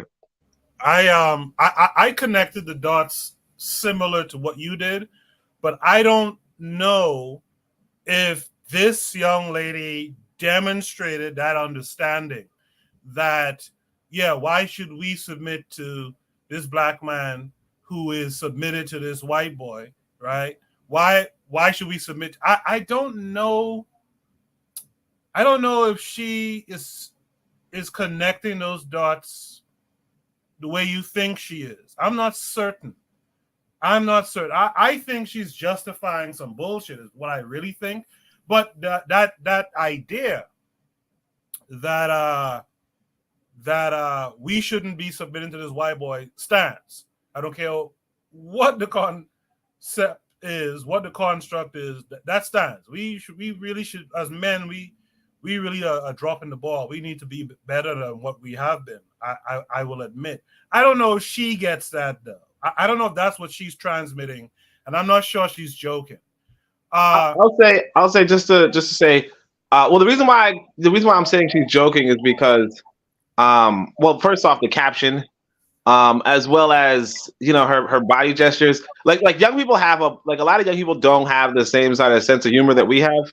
So like everything about this presentation is kind of, and like even how she speaks, what she's saying, because it's like, who asked her, you know, it's a lot of it is like, this is a witty quip, you know. And then as far as I think as far as whether she has the understanding, you know, what I say in the social sciences is that you know, sometimes you just have to listen to the people. And I mean, they're not going to have the same understanding, but you got to like wean through what they're saying and then try to apply it to the larger scientific lens. So a lot of the people are not going to understand what's going on, but basically this is a frustration. Basically, this woman is saying, hey, you know what? I would be down for, I would be down for the black man if he wasn't, in such a shitty position. And I mean, that's just her articulate. That's her way of saying it, and she's kind of clout chasing. She's kind of, oh, this is a witty quip. Why would I be blah, blah, blah? Because, and I can also say this, there's actually older black literature, from like the quote unquote black feminists, whatever, who would say that the black woman is a slave to the slave, and that's what makes her situation so bad. As to say that, like this is a recurring theme in American discourses, and as long as we don't address it, it's going to be like what you said with ADOS, where realistically you could go back to 1960 and you'll see the same sort of, oh, we have to talk about our lineage based, blah blah blah. Like you have that because there's this unresolved reality that it's up for us to give the right understanding and the right solution. So the actionable solution is that we, as African people, either go to Africa and, be in our own in our mastery, or we just acknowledge that, hey, look, oh yeah, we just go to Africa, really. But anyway. No, I appreciate that, Oni. I will add, before I go to Brother Bakari, I will add that similar to what Nama X had said in the chat, just because black men are in this situation, or black people are in this situation, and the tradition is to look to black men to get, the tradition is to look to your men to get you out of your predicament, which I get. I don't think that is grounds to separate from black men. Because when I look at other people groups, like Nama mentions, they, for the most part, they stick, like this Mexican, I always bring up this Mexican man, because I look at this guy, and this guy, and maybe I'm wrong to do this, but this guy is kind of pathetic to me. This Mexican guy is kind of pathetic to me. And I look at him, and his woman will share a one-bedroom apartment with 8 other couples, and they'll make that work. You know what I mean? And they're not up here on the internet talking about, being the slave to the slave. And which, by the way, was it's funny that you mentioned it, because I was thinking that was something that white women brought to black women. You are the slave to slaves. You need to mutiny against this guy. You know what I mean? And I think black women need to really, I get it. Black men need to put in that work, but and there is no but. Black men need to put in the work, and I think black women need to stand by them. Let's go to Brother Bakari. Brother Bakari, how are you this week? Yeah. You're in the Matrix a little bit. Say something again. Can y'all hear me? Can you hear me now? Yeah, I can hear you. Go ahead. How are you this week, first of all? Okay, look. I'm good, my brother. How about y'all? Peace to everybody on the chat. Yes, sir. Good show last night with you and Buana, by the way. He was real late. I don't know what kind of time he was on. It ain't even Bahama time. He didn't want to leave early. Just like a black person going to work. Leave early. Anyway, am I still here? Because I'm driving. I just want to make sure. Yeah. You're much better now. Go ahead. What I want to say about this one, okay, she's an idiot, but I have raised that same question to some black men, right?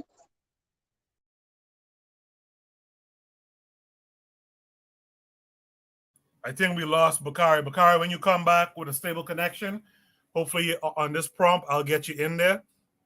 And in the meantime, when you get to a real black gentleman. Look, man, I can't vouch for any of this at all. Look, in this world, I mean, she can be iconoclastic if she wants to, and like kind of jostle concepts out here in the air like that. But like, in the real world, we have men and we have women. I mean, this is the nature of physiology and nature. I mean, the nature of life and like providence and like going out here and getting this work and getting these resources is going to be, men are more likely to bring home more load than women. I mean, all smart society and whatever side, you know what I'm saying, characteristic, she is way out of line. I can't vouch for any of this. I'm not going to.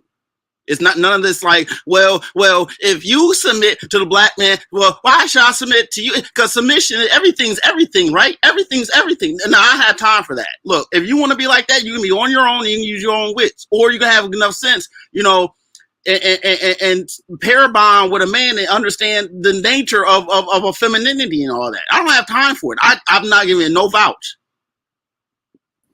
I feel you. I'm going to yield on that. I feel you on that too. You could go be up under the white. This is why I used to like some things from Gas. Listen, if you want to go be up under this white man, go ahead. But you can't come back here. Go ahead. We'll get this shit together. And when we get it together, don't come back. Don't bring your so and such back around here. Shout out to Tanzan, who's in the chat, saying Amani and Habari to everyone. Shout out to Tanzan. Let me see if Bakari is good again. Bakari, are you there? Bakari, can you hear me? Thank you. Yeah, I can hear you. You have a good one. Can you hear me? Yeah, your volume is a little low, but I can hear you.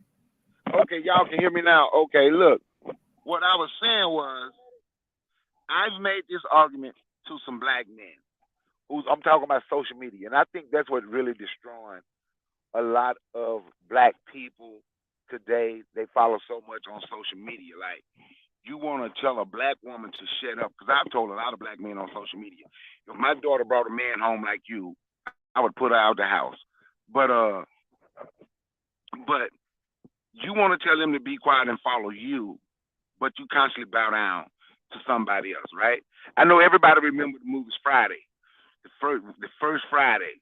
Remember how everybody was scared of Debo, right? But then when Ice Cube finally stood up, Ice Cube ended up with the bad woman because he stood up to the bully. So when are we gonna stand up and stop just complaining? Because my thing is, this is something I say all the time, and it could be because I don't watch other people's videos. I don't hear other men sitting around talking about what a white man is doing to them over and over and over and over. I don't hear other men sitting around. When I hear other people, or I see other people, I see how other people have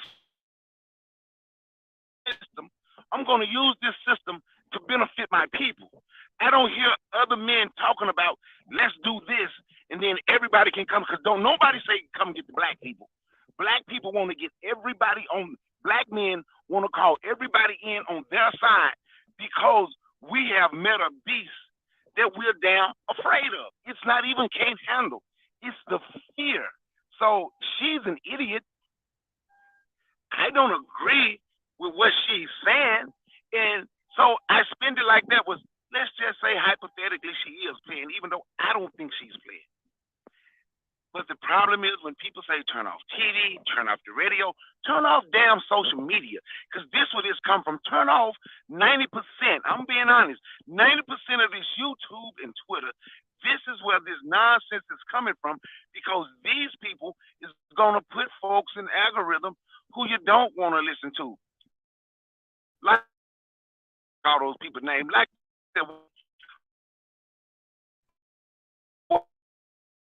Bakari, you're breaking up. Weak ass. Say that again. You were breaking up there. You were saying something with people in social media, and you didn't want to call no names. Yeah, I say like the crazy woman that say abort black male babies, or like the weak leader from FBA who sat there.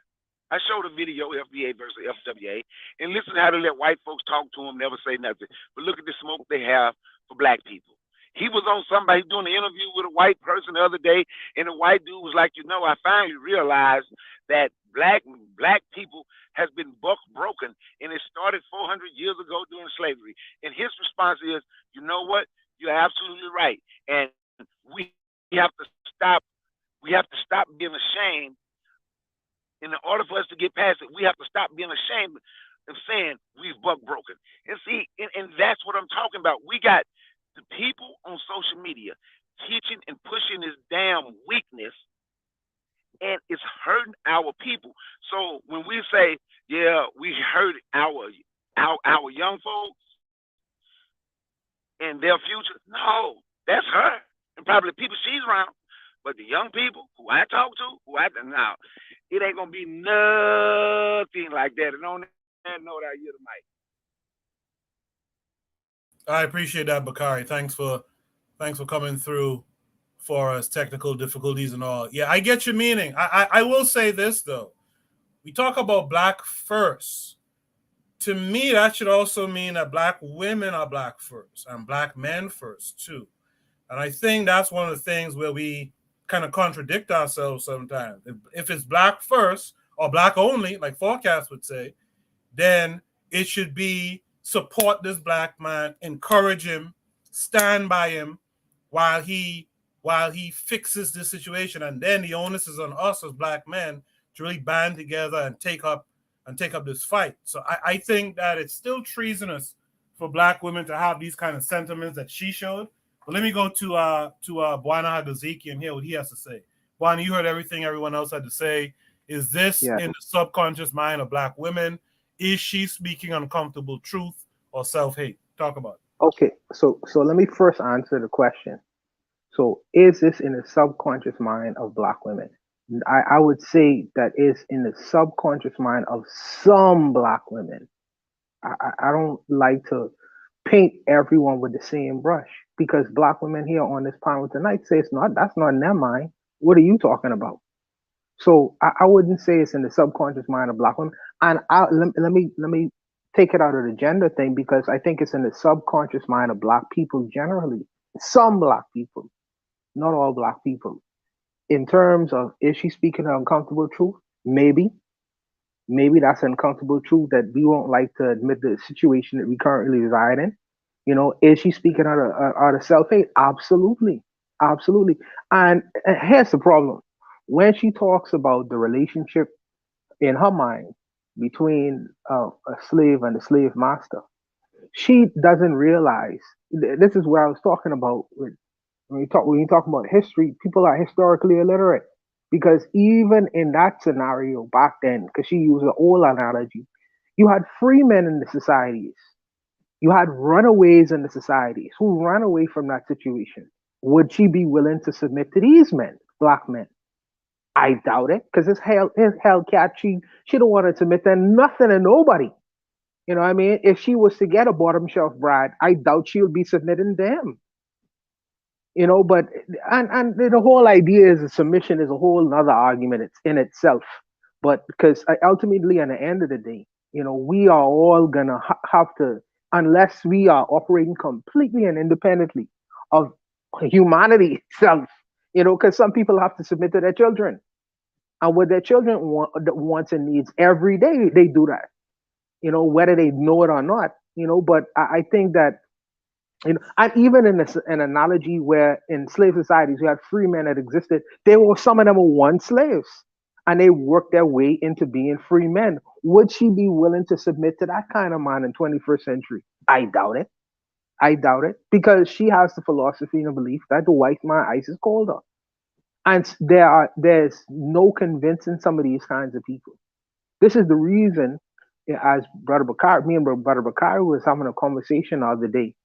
And I told him that when it comes to narratives about power, in terms of black people, I don't like to have that discussion with just anyone. Because when you talk about the ideas of power, gaining control, having a say-so in this world that we currently reside in, black people have sucked their teeth because they believe that is an impossibility. And to convince a man of that, sometimes it's like trying to swim upstream. You know what I mean? It's not. You have to get these kinds of ideas into the minds of very, very young people who are impressionable enough to grab that to their chest and roll with that. Because once their mind has been to a certain level of conditioning, their mind become calcified. They can't see beyond the narrative of slave and slave master. They can't see the narrative of men who think freely and independently of, not always having to consider what this white man thinking, doing, where he staying, where he work, what he eat today. You know, this his whole philosophy is different. And I mean, so she needs to broaden the people that she is around. I think that she needs to broaden her scope because the scope is extremely limited. Because I don't think that she has been around independently thinking black men, free thinking black men who operate in that kind of way.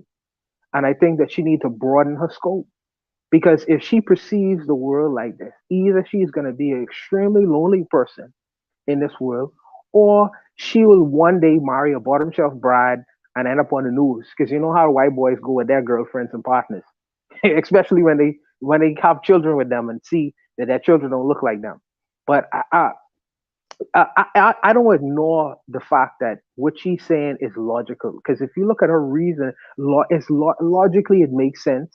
From when she starts to slaves and the slave market, logically it's right. But I think that there's some things missing from how she characterized this kind of particular situation. Because, like I say, there are free men back then, and there are currently free men that exist now. There are runaway slaves back then, and there are people. What if a person who was a slave want to run away from the so-called plantation she currently resides in her mind and want to live somewhere else?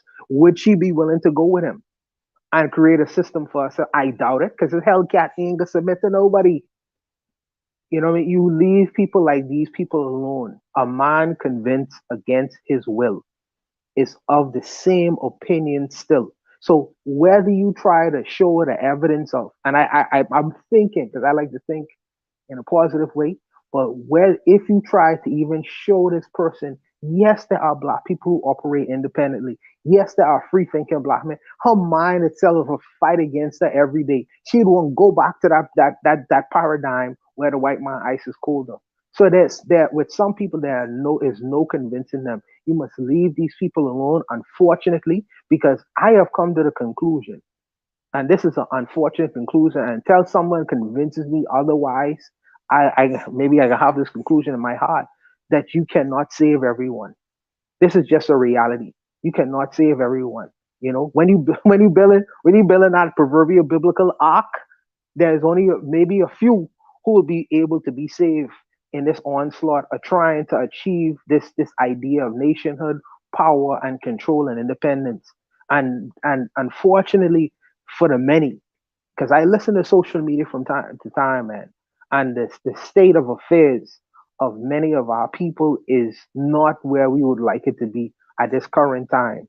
But the reason why I continually stay on social media is if the devil's among us consistently use this social media to propagandize us as buck broken, then I have to put content out there into this world that is completely different from that fray. I'm gonna fight against that until I don't have no more breath. Whether I'm gonna be on social media and continue doing it, that's neither here nor there. But in terms of if the devils could do it, I could do it too. I could do it and fight against it with my mouth until I could do it tangibly, physically, financially for more people. But that's where I am in my mental mind state. I'll stop there. Yeah, that's exactly why I came on. That's exactly why I created the podcast, because I was hearing the nonsense out there from the talking heads, and I was like, nah, there needs to be some opposition. I didn't realize at the time how the cult of personality makes it so difficult to really be that opposing voice, but I'm here chipping away like the rest of you are too. We're all here chipping away, and I hope that we're all doing the work during the week to kind of subdue this type of mentality that we see on the screen. Because I could bet you money she got that mentality from an older woman. You understand? That's a young girl in the world. I bet you she got that from an older woman in the world, a Cynthia G type, who Brother Bakari was alluding to earlier. I got two more people. I know Tanzan just showed up, but I want to get to a female, a black woman outlook. Tanzan, how are you this week? Oh, I'm good. Thank you very much. Tanzan acted like she was surprised she was on the panel. I'm surprised. You're surprised, or I'm surprised? It sounded like you were surprised that you were on the panel. You're like, oh, okay, yeah, I'm good. Go ahead, Tan. What are your thoughts on this here? I think that you should just believe people when they tell you who they are, and at least people like this, we don't have to worry too much about them because they already told us. So, yeah, yeah, she's just telling you straight out, like, look, when things go this way, this is the way I'm going. And avoid her at all, because they all have these crazy eyes things going. Like, look, man, like look at that crazy eyes. Man, she's gone. She is all the way gone. Yeah, I wouldn't trust her, in a lit room. Forget an alley. Like, man, get away from me. No. These people are absolutely like everything. No, this is not even self. We can't even give her the benefit of the doubt. This is just self craziness. Like, she's just completely all the way gone. Like, there's no point of even talking to her. Like, okay, fine. Yeah, she's one of those people when you're down, okay, fine, you lost your job, things are going hard on you, and she's like, yeah, because you're such a lazy bastard. Okay, fine, maybe you are lazy, but how is that helpful right now? Like, she is way like lost in her mind. That's all I can say. But unfortunately, there are people who seriously think like this, so we have to take her like half seriously. The other thing is this, if you go to the other side, like I'll always say, then you've already signed your death warrant. You're already done. So if that's your choice, that's fine. But some people would like to stay and fight. So if you've chosen to die, just go and die. Yeah, it's not an uncomfortable truth. It's actually the truth. And I think that more people should just speak their truth, and we should just, leave it at that. We shouldn't try to convince them otherwise, tell them they're wrong, just like with that washcloth. Remember that one on Focus's channel? Yeah, if somebody wants to not wash, let them be dirty. Yeah, let them be dirty. I mean, you don't need to save people, and this one certainly does not need to be saved. As soon as she gets on our side, she'll be sniffing around, looking around, taking notes, and all of that stuff, just ready. So no, I like these crazy ones, the ones who tell you they're crazy from the get-go, and then you know what you mess and not to mess with. So yeah, I appreciate, her honesty at the very least. I appreciate that, Tan. You have several people who agree with you out there. With that said, but all of it said, let's welcome in our boy Erzuliism. Erzuliism, how are you this week? Yeah, I'm good. What's going on, man? I'm about to get called out on this. I already know it, but hey, I don't Now, care. You heard. Hey, Zuli. Hey, what's up, Sam? You heard everything everyone had to say. Go ahead, talk. I heard everything. My thing is, two things could be truth. She could be speaking some truth, and she could have self-hate. But the thing I agree with Koku that you said, when we fix this, she's not coming back in. The only way I'm giving her grace is because she looks young. If she's in her 20s, 22, I'll give her grace for that. But I do think there's a lot of truth she's saying, because we are really living under the Urugu system, no matter what. If you're a doctor, he taught you. If you're a teacher, he taught you. If you're a police officer, you learn from him. If you are an architect, you learn from him. If you're a pastor, you learn from him. Your language was from him. Your religion was from him. The name that you call yourself was from him. And that was 400 years. And most of you still ain't trying to change your name. So is she the only way? I understand what Coco, I agree with you. Like, what she doesn't understand is just because that. So what are you're not trying to overthrow the master? You're just trying to eat with him? So I do agree with what you said, saying that when we get it together, when black men get it together, because at the end of the day, muscle respect muscle, military power respect military power.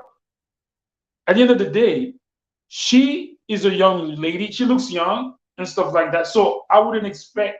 I'll give her the benefit of the doubt because she's between, I guess, I'll say 19 and 24. But after that, if she's in her 30s, mid 30s, she's for the streets. We don't take her back in. But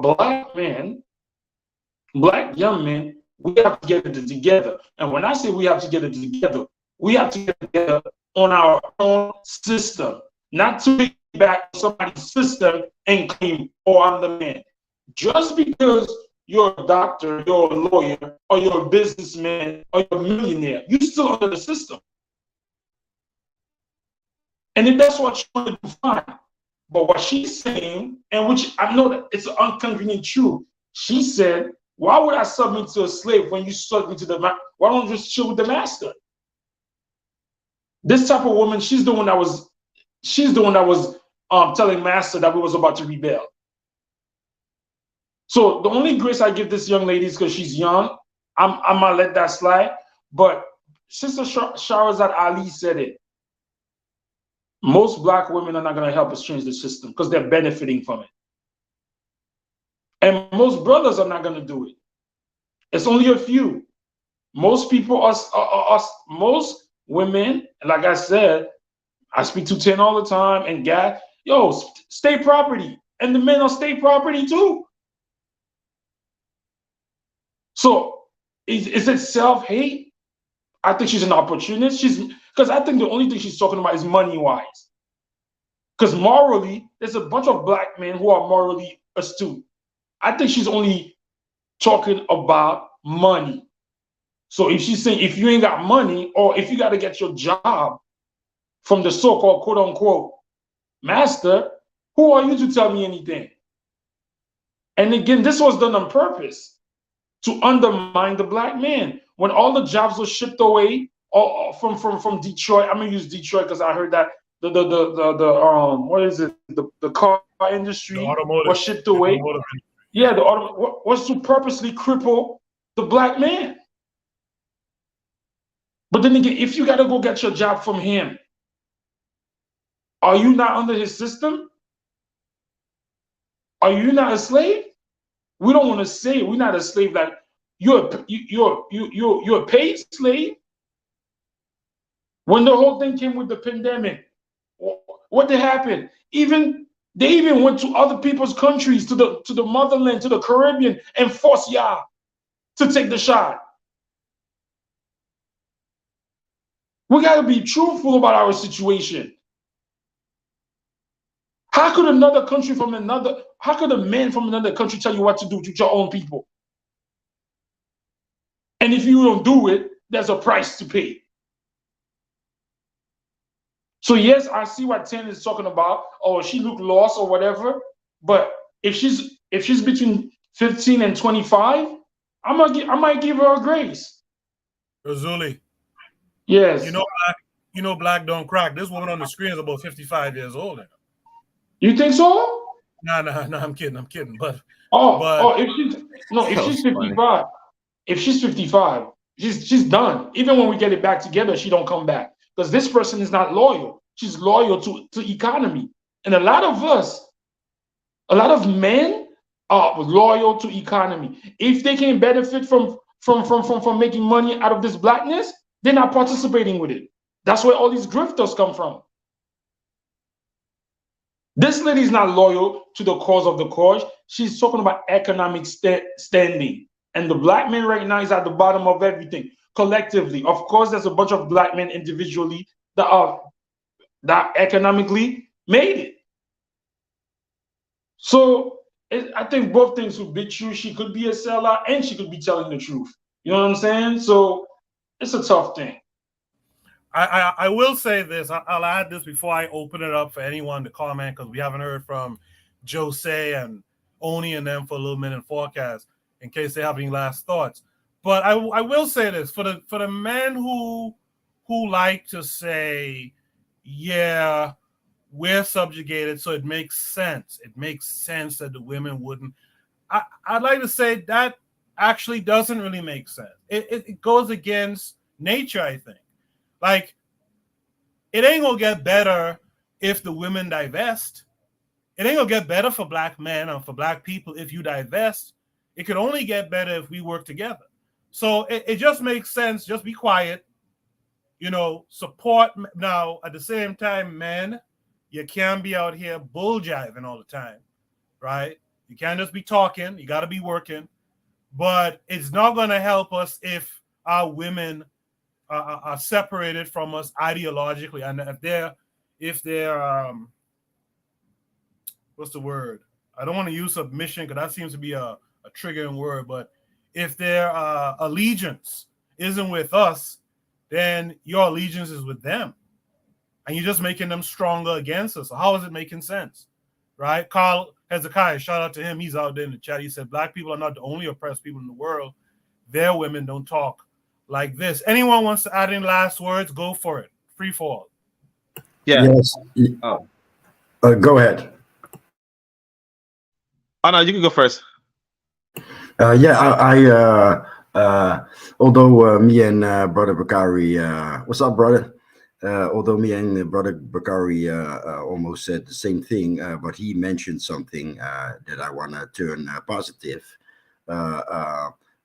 It's true. You will not find other races complaining, but at least we are complaining.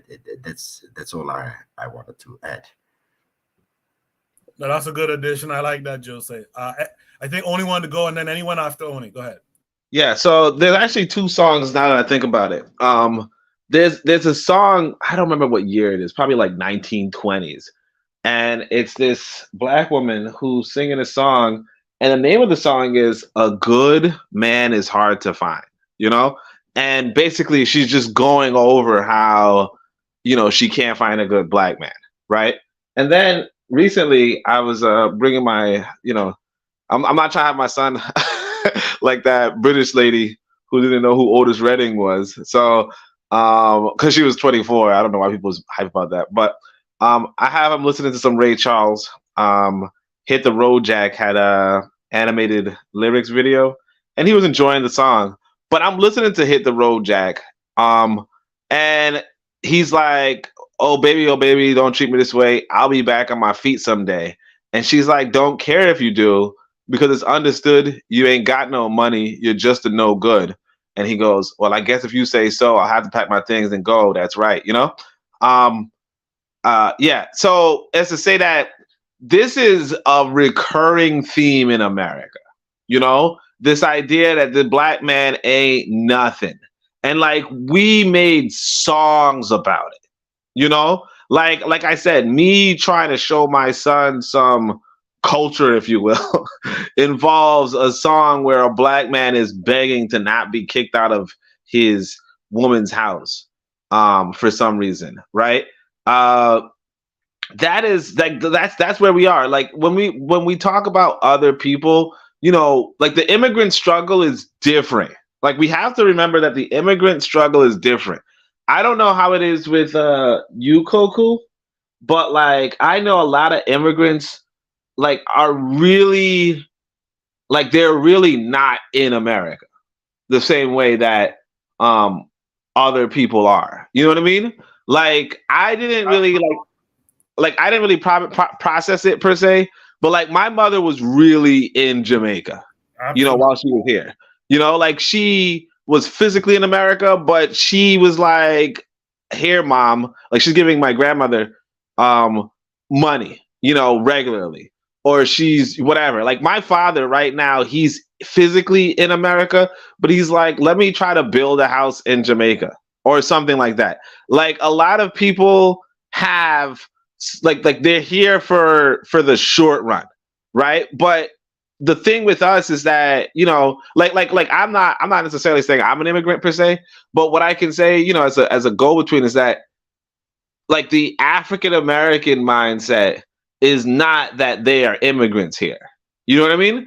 And they're not like, oh, I'm going to get this money to send it back home. Because if you have that mindset of I'm going to get some money to support my people elsewhere, people can F with that. People can stand by you. But what you have, and I think actually Oprah pointed this out, because I remember I used to have this African-American elder who would tell me that Oprah, like she was like, why did Oprah build a school in South Africa instead of in America? And Oprah's reasoning that she gave, I didn't hear Oprah say this, but Oprah's reasoning was that she introduced, like I think interviewed a bunch of kids, and like the kids in America were like, I want to get this video game, I want to get that video game, I want to get this toy, I want to get that toy. And the kids in Africa were like, I want to get school to help my family, I want to get this to help my family, I want to, whatever. And it's like that there's a different ambition. So yeah, if I'm sitting inside of a 9-bedroom apartment not 9-bedroom, but I'm sitting with 9 people because I'm trying to feed somebody somewhere else, that's different from I'm, like my money is going to me and it's going to pay for my Call of Duty. You know what I mean? And I'm not saying a lot of African Americans are playing Call of Duty. I'm not saying a lot are, but like I could literally tell you guys, I was just like hanging out with not just, but I was with an African American woman, and yeah, she had a PS5. She had a PS5. I'm not saying that, I don't have a PS5, and I'm not saying I don't have a PS5 or I don't like value video games. But again, like even that whole PS5 thing is like an immigrant is not like chilling around with a PS5. I'm not saying that immigrants don't do that, but it's like there's the disconnect. So I think other groups of women are like, hey, I know why you're working so hard. I know why we're going through this, because we are looking for a better life in America, or a life to improve the life back home. But like a lot of African Americans are not like, oh, we're like, if you're a Pan-Africanist, that's different. If you're an African nationalist, that's different. If you're a Garveyite, that's different. But because a lot of African Americans are not Pan-Africanists, not Garveyites, not so on and so forth, like a lot of their money is going to themselves. Like it's not going to any other country. It's just going to what they can accumulate in here. And if that's the case, it's like that's low ambition. And that low ambition is not going to like win women. That's why I like Oni. I like Oni. Oni, yeah, that's why I like Oni. Oni brings a solid point there. That's a solid point. Because I don't know if Caribbean women are divesting from Caribbean men like that. For the points that Oni pointing out. That's a solid point. Yes, they are. Are they? Really? Yo, this is the problem. A Caribbean woman might not divest from a black man because he's going with the programming. He's giving her Christmas present. He's doing that whole trip. If a man is following the blueprint of materialism, they're not going to divest from them. Caribbean women come to America and do what the white woman does here. So they want to celebrate Thanksgiving. All these things that they do, get Birkin bags, all of that. What is that? What does that mean? They do the same thing. Okay. I'll stand corrected, I guess. I'm just saying. Let's just not say that it's only a Black American thing. One thing I wanted to say, somebody said, "Oh, it's not Black people that's only oppressed in America." But you know what the difference is? These other men that are oppressed, their dreams is to be like the slave master. So their women are not going to go against them. Black men who want to give Black women what the typical Hollywood dream is, she might submit to him. Most likely will submit to him. I don't know if a man who wants to give a Black woman the picket fence, so-called quote unquote, that Hollywood shows, that Black woman, most Black women will follow that. I will add. Oh, I'm sorry. Go ahead. No, go ahead, bro. Sorry. No, I will add to what Lero was saying earlier. Lero said, she said Black people don't have a cohesive ideology in general. I will say that's where the race first, or as Forecast corrected me, it was Tanzan who said race only. He's right about that. It was Tanzan who said it. I do think the race thing should be the thing.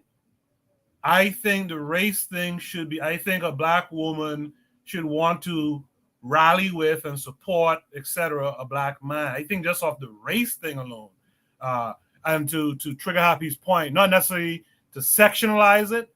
I think if a Black American's with an African from the continent, she should stick with him, stick by him, etc., and vice versa, etc. So I will say that.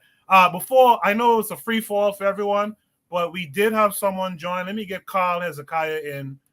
Carl, how are you this week? I'm good. Can you hear me okay? Yeah, I got you. Okay, I'm driving.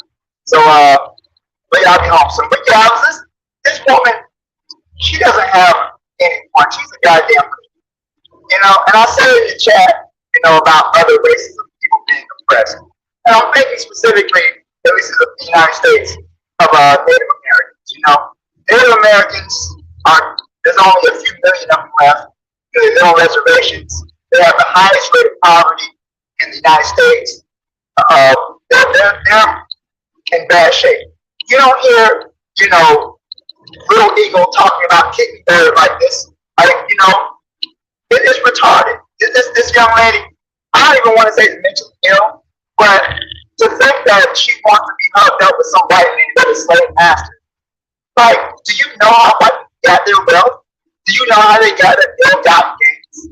So when you want to, be all hooked up in a relationship with him as though he's winning, like he's not going to turn around and do to you what he's done to our ancestors for centuries. It's ridiculous. These divestors, I wish they would divest as far away as possible because their mentality is really toxic. The same mentality that wants to criticize black men for not having the wealth and the resources that white men have. But yet at the same time, they don't want us to do what white men did to get that wealth and their resources. And it wasn't their ingenuity, it was their violence and their capacity to kill and murder and steal. So, she's ahistorical, she's anti-black. We can't save everybody. She needs to, wherever she's at, just to stay there with her white daddy and, like Dr. John Price said, go over there, stay over there. There's no place for her in a civilized black society. I made a comment about her hair. Like, look at her hands. She hasn't had a black person touch her hair before. She's not with us as a people. She's a fucked up individual. So that's just my thoughts on that.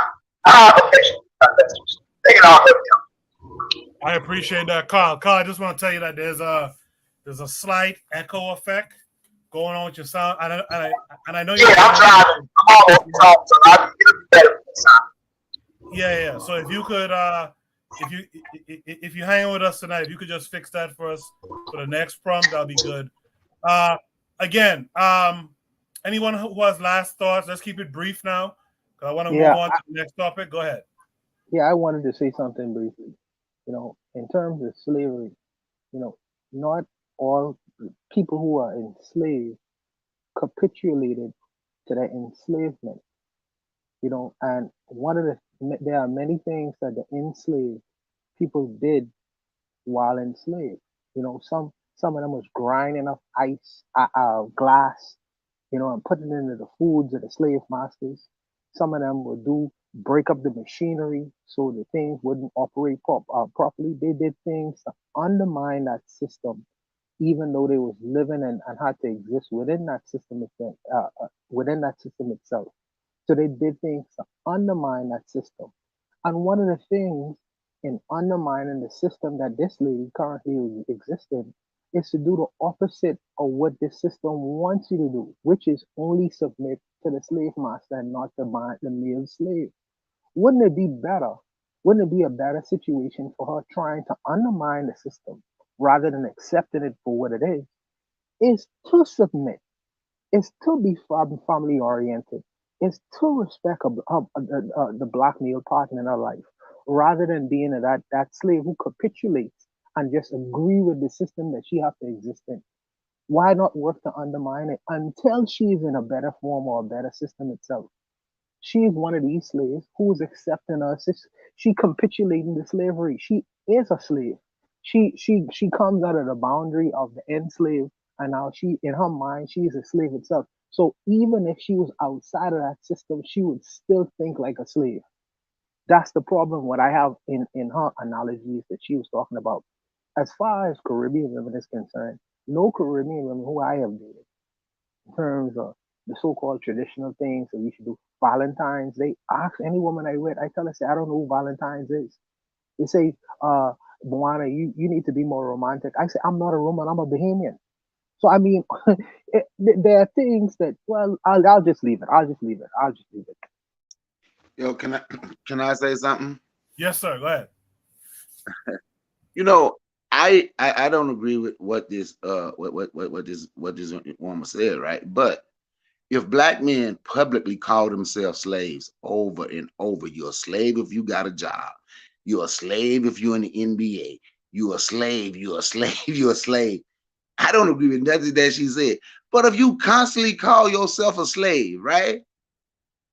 Why upset because she say the slave submitting to the slave master? Because if you calling yourself a slave, you are submitting to someone. I'm just saying, if you calling yourself a slave, me, I tell people I'm not a slave. Because I'm not a slave. But if you constantly, and we're not slaves, but if you over and over and over call yourself a slave, who have you enslaved? You understand what I'm saying? So if you're a slave and someone have you enslaved, someone have you in captivity, I don't agree with her. I'm just saying, I guess I'm being a little devil's advocate, I guess. I don't know. But what I'm saying, if you constantly saying that about yourself, and then we constantly talking about how other men putting their foot up our ass, pardon my French, on your show. But we constantly complaining about that, and we ain't doing nothing about it, but trying to figure out a way to get some of those people who've been putting their foot up our behind all these years, for trying to figure out a way to get them on our side and say, see, capitalism got us all enslaved. All the poor folks just come together. You understand what I'm saying? I don't know if it makes sense to y'all, or maybe I ain't explaining it right, but it makes sense to me. And on that, No, and I get it. I get what you're saying. All of these points, even the oppositional point. And this is why I like Shoot the Breeze. Shoot the Breeze is an opportunity for us to actually bring up the oppositional points like Trigger Happy 262 Plus likes to do. Right? I get that point. I just think that there's something that trumps all of that, and that is man and woman, black man, black woman, African man, African woman needs to be together. And we're in a fucked up paradigm right now. We're in a fucked up position, but divesting ain't gonna help. Let me tell you something. We are black men. There's a particular black man, Zuli was sending me some stuff this week on Instagram and stuff. There's a particular black man out here with a white woman painting his face and makeup and all kind of shit.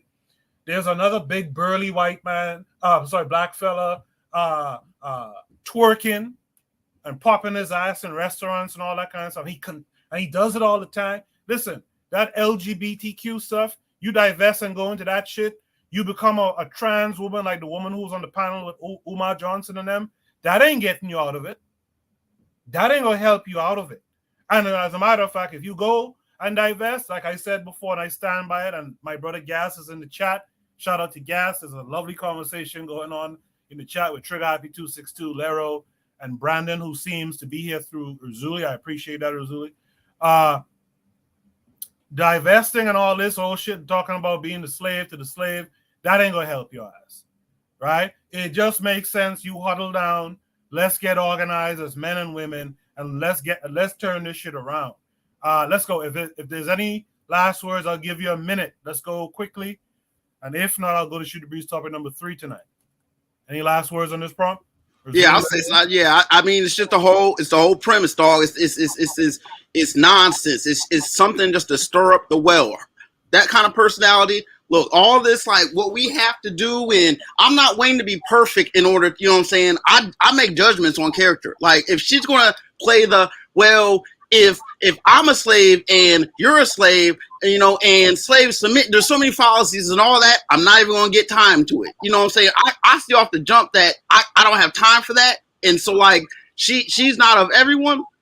Look, I mean, it's complicated. You know what I'm saying? Like, as a man, and I'm supposed to be black man, if I'm not in like super hyper, mode, I'm just naturally casual black as I am. I don't need to support her at all. I'm not gonna sit here and reason that out. Women, look, on the biological level, I know I'm taking too much time. Women have a short time to be fertile. If you're going to be out here and you're going to live and have an ultimate purpose of life, well, you gotta be settled and under the you know, I don't want to see you say under, but I mean, there is a submission. There is a bit of like restraint involved in it. I mean, women and men both, we check each other, but the fact is that the way that the woman has to allow herself to be checked by the man, if we're going to even have a family and all that, there's a lot to it. I'm past, man. I appreciate that, RBG. Let's go to Should Be topic number 3. That was a great discussion. We're going back to Marxism now, so let's buckle up. Should Be topic number 3 is, well, so this is a two-parter actually. Is Marxism just historical or dialectical materialism? Is this the objective or scientific aspect that Marxists harp on? Of course, this came with a link. Takes us to Twitter, it seems. And there's a tweet here by M. Fergus Gabain, or whatever it is, at Uncle Authority. It says, it should rightly be called dialectical historical materialism.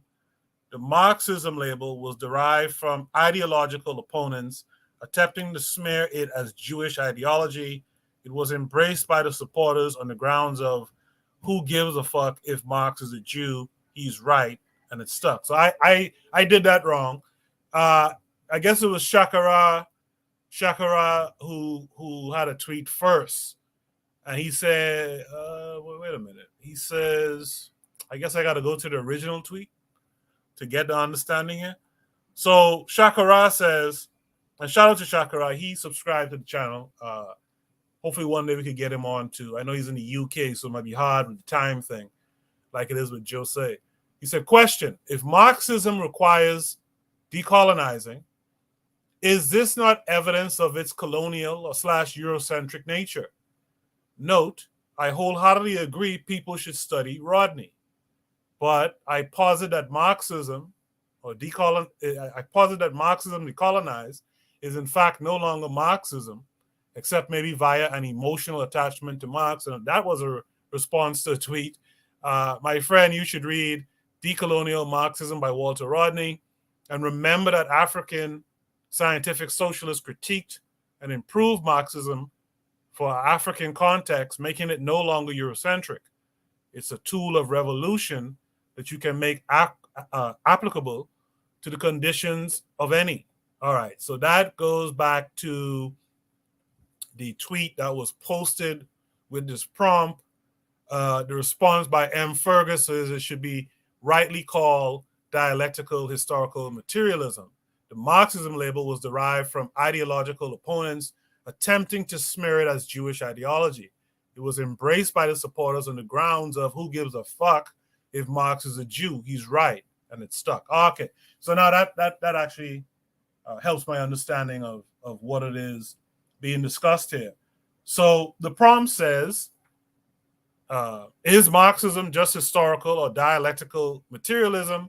Is this the objective or scientific aspect that Marxists harp on? Let me start with, is Carl. Carl, is your sound fixed up? Or should I come back to you? Look like Carl might be busy still. Bakari, you mentioned Gaviism earlier. Talk about it in terms of this prompt here for me. Oh, was I? I was listening, but I really didn't understand. But I can just say what you was reading from. I guess Shakara, that's where this came from. I watch that. I watch him sometime too. But I was trying to get an understanding exactly what you're saying. But Marxism, that's what socialism comes. You know, the thing for me, I just don't. I just don't see how the socialist thing is meant. It's gonna build black people up, especially over here in this part of the world, right? You don't have your own country. They have a government set up, right? You don't want to fight them to change the government. So instead of supporting Garveyism, who had an economic plan, you know, co-op, group ownership.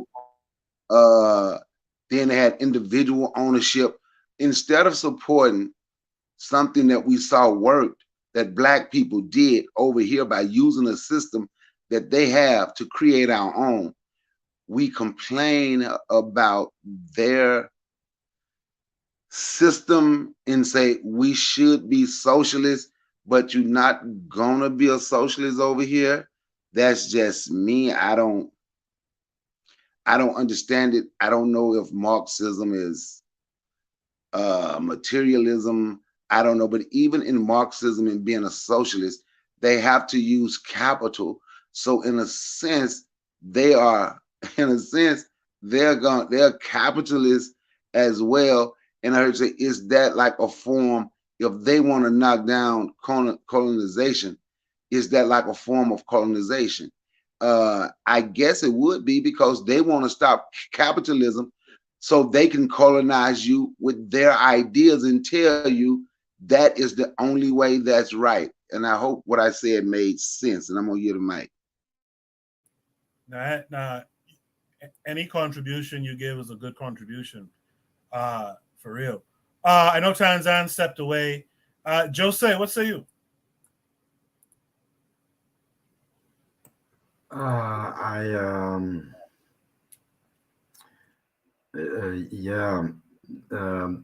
Earlier you said you something about giving concepts our own names, and maybe that's the solution for this whole subject, because the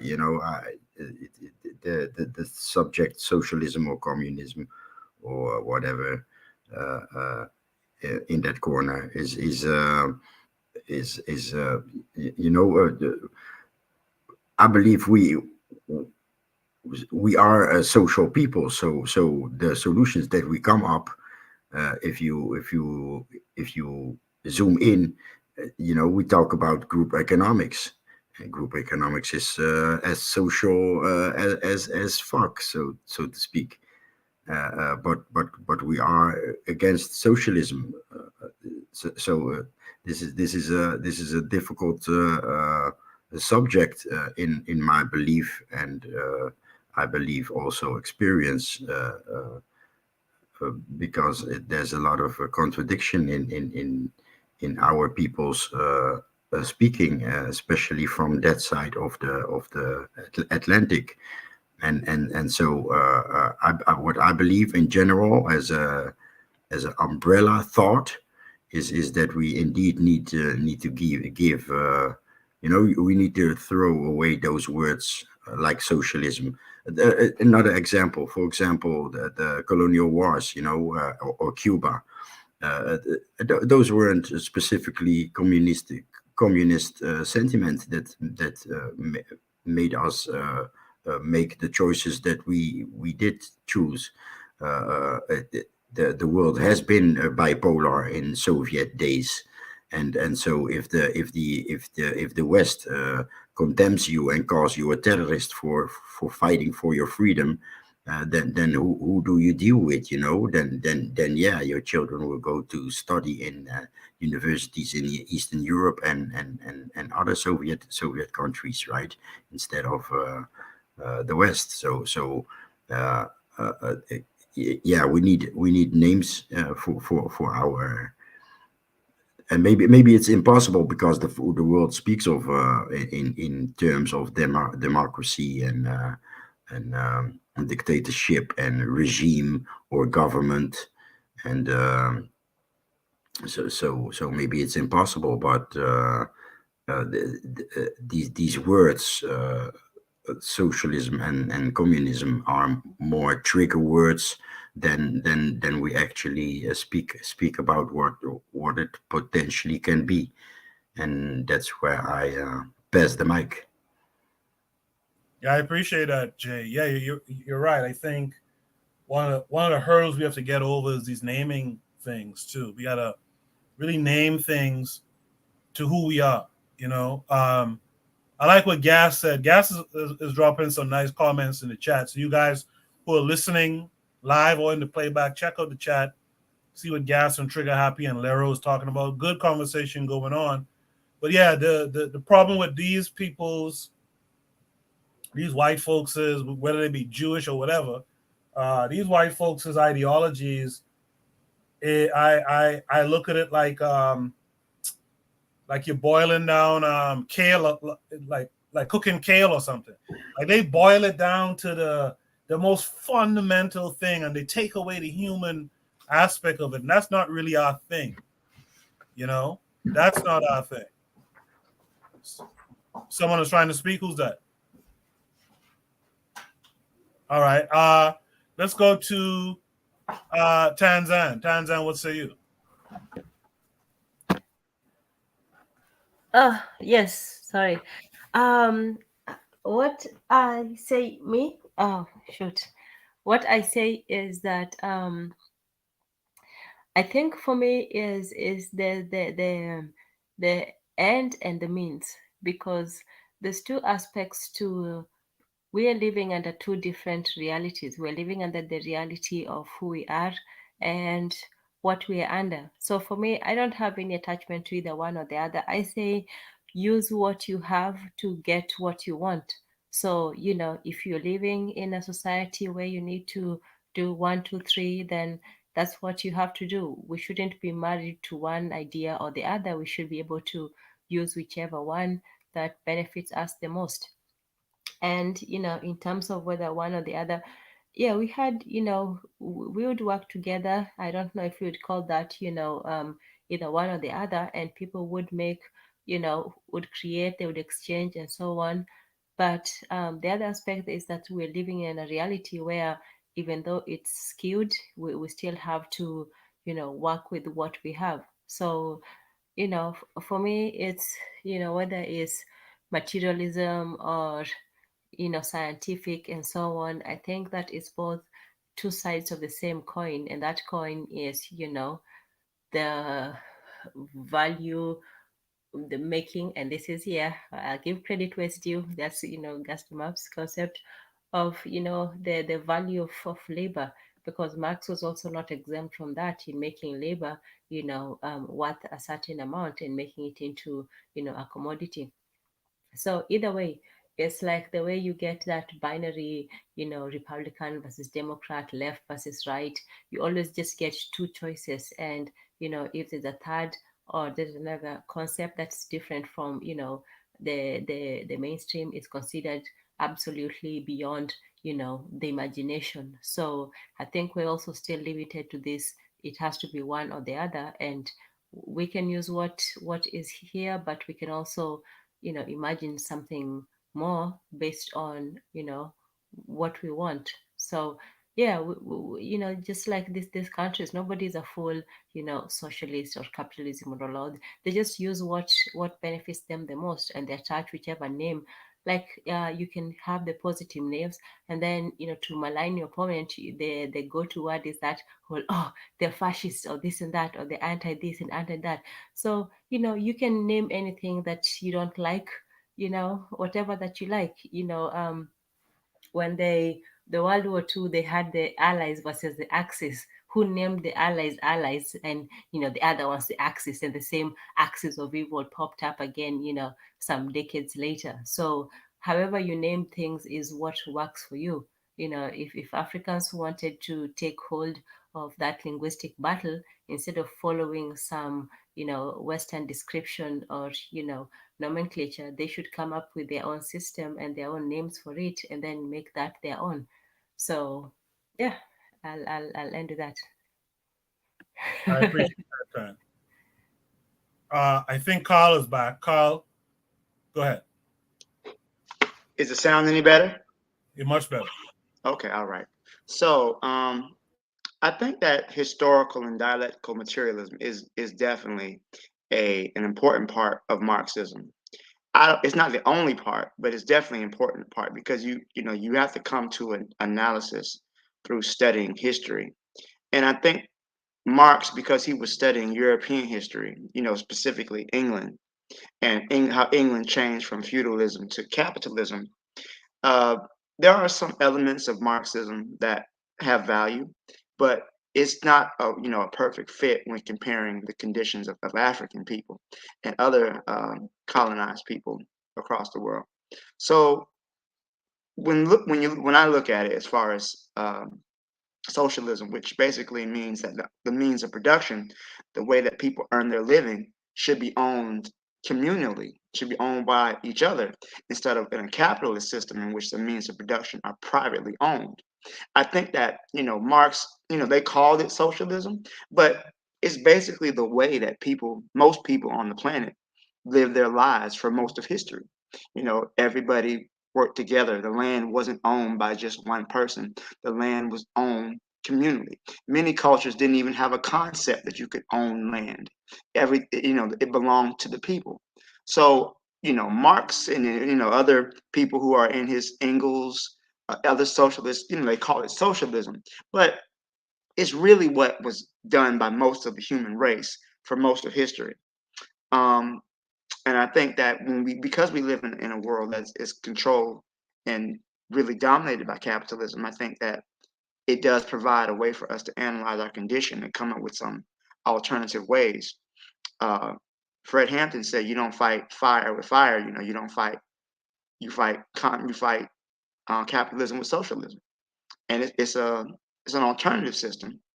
But I do think we have to have a historical analysis of the conditions that we live in, because without it, you can't really form a correct conclusion. But again, whose history are we looking at? Are we looking at the history of England? Are we looking at the history of West Africa? We're looking at the history of, of India and all the other places of the world. I think it's such a Eurocentric focus that I think many people have tried to add onto that. Many African people like Thomas Sankara was a socialist, a Marxist. You have different Walter Rodney, Kwame Ture. These are people who understood that, but yet, it's more of it's a way to question the society and come up with a solution, because even though capitalism was an improvement over the previous system, feudalism, it's run its course. So Marx, and he was wrong about a lot of things, because he really felt that the so-called revolution would come from the working class. He underestimated the resilience of capitalism to give the workers more rights, as opposed to oppressing them more, and draw the workers closer to the system, the capitalist system that's oppressing them. So uh, I do think that it is historical materialism, and we need that, but we have to tailor it for our needs as African people and how it'll fit our situation. Our history is not the same as their history. So we just have to look at it, take what we need from it, analyze it, and then build from there. All right, and I'm done on my part. Thank you. I appreciate that, Carl. I feel like I haven't heard from the forecast in a minute. Forecast, what say you? Well, all right, I'll say this, I think the question is confusing, because like I think, like Oni said, people don't actually, study what it is. Like the brother just came on and mentioned like feudalism, how he studied European history. Like you rarely hear people even mention that part of him. And then even when you say the Jewish thing, like, like he was like super anti, maybe like Hitler, you know what I'm saying? Hitler is supposed to have Jewish ancestry. He's supposed to have Jewish ancestry, but most of his stuff was against him. And like I said, I don't think that people are on it, because he was like, yo, we need to get rid of the classes that's not up to the level that we're on. And he also talked about how, you use capitalism, and now we have to transform up past that. But if you wouldn't even get to the capitalist part, you know what I'm saying? I don't even know why you're saying that. But I think that, in my opinion, we should look at it differently, like how we own things, you know what I'm saying? Like let's pretend like we're not on YouTube and we're on Bitter Medicine. Like, now, would you say that, Koku, you should own like you built this channel up, the bittermedicine.com, KWAZradio.com, you know what I'm saying? Like, should we all get a piece of that? You know what I'm saying? Should you own it privately, or, you know what I'm saying, should some kind of government system own that? And I think that, like, there, you can't, like, it's not just one way, I believe in, like, having my own thing that I built, because like, you know, you may see labor as one thing. It could be the labor that I put into my own company, you know what I'm saying? But you also have communal aspects. Like if we want to have a school district, like you can as a group decide how you want to tax each other, you know what I'm saying? If you want to put a thing on the wealthy people or not, you know, that's up to the group, you know what I'm saying? I think it should be up to the group. But I think that you know, like if we want to put our money together, like we all own this school or we all own this business, so we all have equal say as a community, you know what I'm saying? I think there's different aspects, and obviously you're gonna have to put it together to build a society. You're gonna have to have some kind of way to pay a military. I think you should pay teachers and stuff like that. There's a lot of aspects that you're gonna need, you know what I'm saying? So it's going to be social programs that benefit you. But I also think that, you know, if you put handcuffs on me, like say if you have $100,000 business and $1 million business, one question that I would have is like, why would I continue to like work hard as the dude making $100,000? Like, I know if I'm gonna get cut right there, you know what I'm saying? Why would I continue to do that? I'll just work as hard as him. But that's just me, you know what I'm saying? I think that's how most people would be. That's my opinion, but you know, but I'll pass the mic though. Yeah, forecast. I think you're summing up really where we are at right now. There's all of these questions. There's pros and there's cons for all of these different systems that these people have around us in this reality that they have us in. And we're going to have to build something, I think, based on what you just said and all. We're going to have to build something that takes pieces of things.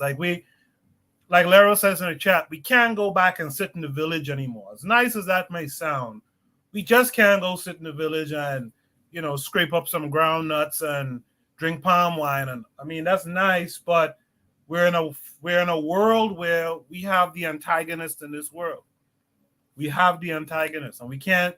So we're gonna have to figure out these things in a way that resonates with us, so to speak, but that also delivers us to power in the future. And that's the hard thing. This is why I think these conversations are so dope.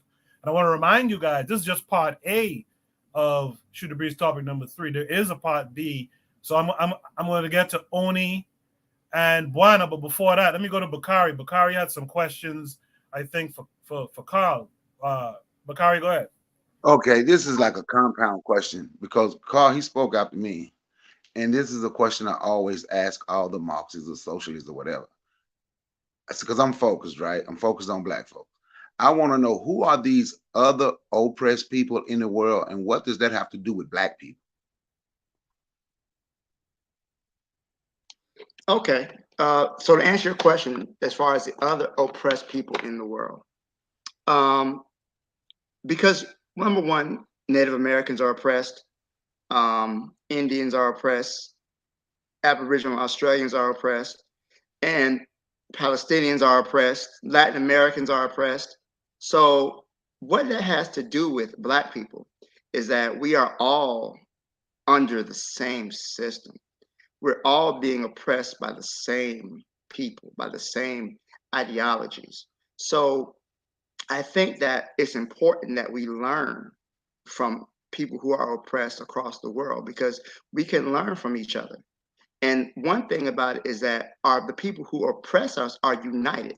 Even though white people have fought amongst each other, they've killed each other, when it comes to the business of ruling the world, they're united. So I think that as African people and other people who are oppressed with the world, we all should have an understanding of how we are oppressed and how we are dealing with the systems and institutions of global white domination and how it affects us. Okay. Bukhari, can I say one thing real quick, Bukhari? Wait a minute, Forecast. I'm gonna say this right quick, then I'm done. So the Native Americans oppressed black people when they enslaved them, took them across their trail. But hey, let's make sure we stand up for them slave owners. No, that's a little bit unfair, because not every Native No, it's American not unfair. It is not. You're right. The other ones, they were slave catchers. So not so all white of people. them. So see, because I'm gonna show you what you're doing, and this why I think black socialists, in a sense, is kind of weak, because they don't think they can do nothing for themselves. They got to include other people. They're just like the other black people saying, all white people wouldn't slave owners, all white people wouldn't slave catchers. So why do you call it white domination? See, we willing to give this person up. I don't care what the white people do to the Indians, that me personally. In Palestine, we know the black people was in that part of the world first. But them Arabs that's called Palestine now took it from African people. Now the Jews kicked their butt, and I'm supposed to care about the Palestinians. Black people need to learn to stay focused on black people. That's just my take on it. You named Fred Hampton, who I would say was a great man, but I did not agree with that rainbow push stuff that they was holding for everybody. Kwame Ture, I love Kwame Ture, Noah's ex, Noah's stepdaughter. And I tell you, didn't agree with none of that. Because every other group is focused on them. That's why when you look here, you see, because you said, that's why you see Latinos in this country surpassing black people in every way, because they are focused on them. We the only people in the world want to focus on everybody else, and we don't have enough food to feed ourselves. Go ahead, Fouquet. No, well, yeah, I was gonna say, yeah, I think that black people always be like, yo, black and brown, black and yellow. But yo, since the very beginning, like Indians have turned their back. Like every single rebellion, like all of them, like they use Indians, they enslaved you. Like even to this day, what I'm saying, they exclude the black people from their camps, what I'm saying. And the only time that they come to us is like, when Trump was in office, it was black and Mexican, black and brown, what I'm saying. Then by now nobody cares, what I'm saying. When they get whatever they get, they're not including you. I'm like, until we get in casinos and all of that stuff sharing with them, like why are we saying like, black and Indian, what I'm saying? So I appreciate that, Bakari, Carl, and the forecast. Hey, I issue this to the panelists. If you guys like the conversation you see going on in the chat, give them a 1. Usually I ask it the other way around, or give them a fire emoji, because Lero and Trigger Happy and Gas them up are really having a good conversation out there. Azuli, what say you? Is Azuli still there? Unmute your mic if you're there. Maybe Azuli fell asleep. Azuli finally agreed with her with being Bakari, so he ain't got nothing to say. I guess so. Did I get Real Black Gentleman on this? No, I mean, basically it's like, I mean, I don't like to go into Marxism. I know it don't apply to me. I know it's nonsense. I know it's just so exercise and futility to try to like replicate, you know what I'm saying, and make manifest, you know what I'm saying, those ideas of that white man who thought that the nigger was the most odious. I don't have time for that. I dismiss that. I'm not even going to give no more breath to that. I yield. I appreciate that sentiment and the brevity there. Let's switch it up a little bit. Let's hear from Buana. Buana, what's it? Koku, it's for me. This topic is a hard pass too, because everybody know where I stand. Marxism. Yeah, I really don't have nothing to really contribute seriously to the problem. I mean, the brothers who are very proficient, Carl and Brother Bakari and Oni, but to give a solid theoretical exegesis on these kinds of things. Everyone knows my sentiments are, so I'll hard pass this particular problem. I appreciate that one. And in fact, this is what we were calling for at the beginning of the show, right? For the socialists, etc., to come up and discuss it. Now, remember, this is part A. We still got part B to get. Yeah, if that's Marxism too, you can hard pass me on that too. All right. But it's about Garveyism, the part B. So I think I'll go. Okay, I can touch that. I can touch that. Yeah. Oni, what say you? Yeah. So when I was on Twitter, so this is actually a pretty cool Marxist on Twitter. Goes by Omari, but no, sorry, not Marxist. Garveyite. On Twitter goes by Omari. But I said, look, on Twitter, I said people say Marx is scientific because he uses the Hegelian dialectic. Yet the Hegelian dialectic isn't even scientific. Make that make sense. So Omari said, playing devil's advocate here, it's argued that Marx flipped Hegel's dialectic on its head and based it on materialism, and that's what makes it scientific. And so in response, I said, the whole thesis, antithesis, synthesis isn't scientific. I don't see how taking a flawed historiography and claiming to be materialist somehow makes something scientific. I think it's philosophical, but it's not scientific. And I think that's what really comes down to. So, it's kind of like what Omari was saying about, the Marxists are saying, really, it's dialectical materialism, right? And I think, I'm not sure. Let me read this comment. I mean, let me see what the Twitter says. It says, I think the Twitter comment says, yeah, dialectical historical materialism. Yeah, materialism. Yeah, I mean, if people understood what Hegelian dialectics were, because that's another thing too. If I think it was, I remember the white Marxists used to say that you can't understand Marxism unless you understand Hegelian dialectics, right? And so this is the short of it. The short of it is that Hegel comes with this idea that let's say every social phenomena or something like that, just simplify it, is between a thesis, an antithesis, and then the synthesis of the two, so that, let's say, the thesis being feudalism and the antithesis being or like the feudal lords, the antithesis being the bourgeoisie, and then the synthesis of that is capitalism, kind of thing, And this is why they say communism outgrows from capitalism, because you need the bourgeoisie, like the bourgeoisie being the synthesis and being the thesis, and the proletariat being the antithesis, and they come together, and then after they fight, they kind of, the next thing is going to be a communism or something, so forth, right? I mean, I obviously I said I was going to simplify it, and I know it sounds complicated, but long story short, it's a flawed paradigm. Not everything comes about from thesis, antithesis to synthesis. That's just a model that Hegel may have used to describe some historical phenomena he saw in Europe, and Marx may have used to try to postulate on the next sort of circumstance to happen in Europe. But realistically, that's not a scientific point of view, and it's easily countered through just a regular analysis of history. Not just that, it's the thing that I realized with regard to white people is that essentially a lot of white people of Marx's generation know history based off of like a false history, like a false historical narrative. So they're trying to theorize a historical narrative based off of erasing black people, And so a lot of what they see is, oh, look, this changed and that changed and this happened.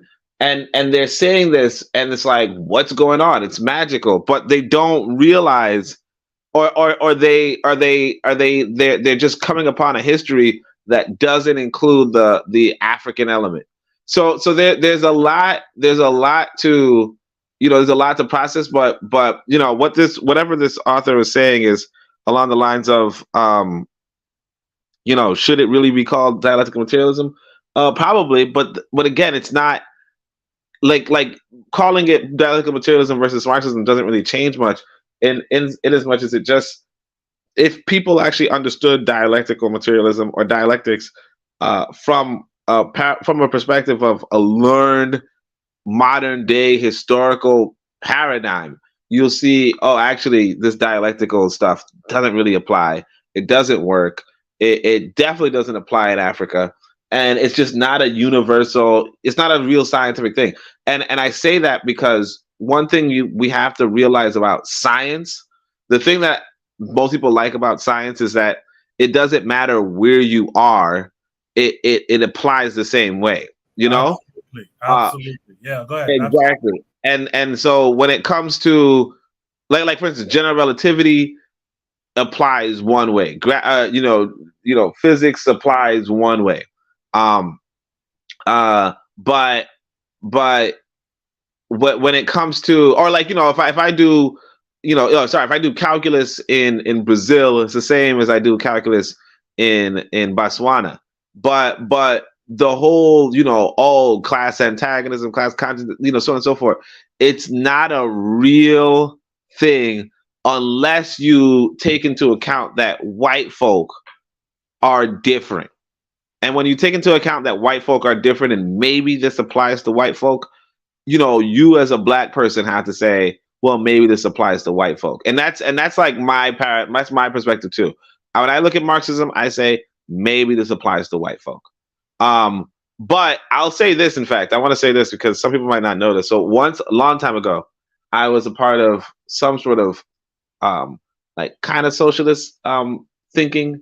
Like I was kind of left leaning, but it was the ultra left, you know. So I knew some socialists and all that kind of stuff, and they hated this particular brand of Marxism. And if you tell a white person, you got to just, like, if you find a white person who's a socialist, you just tell them this school of Marxism, and they'll be turned off, you know. So it's called Maoism, Third Worldism. You know, you gotta look it up. MTW. And Maoism, Third Worldism has a different premise from regular Marxism. So regular Marxism will tell you, oh, because like you know, I think it was Brother Bakari asked who was oppressed, right? And so a regular Marxism, the white proletariat is the oppressed group. You understand? So that the white worker right next to you is the so-called oppressed group, and that's why you can't vibe with Marxists, you know, black Marxists, because what they're trying to convince you of, or what these white Marxists are trying to convince you of, is that these white folk, the regular white folk, the ones that do the lynchings, them are the oppressed group, and that's why even Garvey was like, aren't the poor whites the ones doing all this shit? So those are the quote unquote oppressed people, right? And so what Maoism, Third Worldism postulated was that actually the global north are the are like the bourgeoisie, pretty much, and the global south are the proletariat. And so what the global south have to do is go against the global north. Now, obviously, I'm not really about, you know, global southern, you know, whatever, which would, you know, include China and them, right?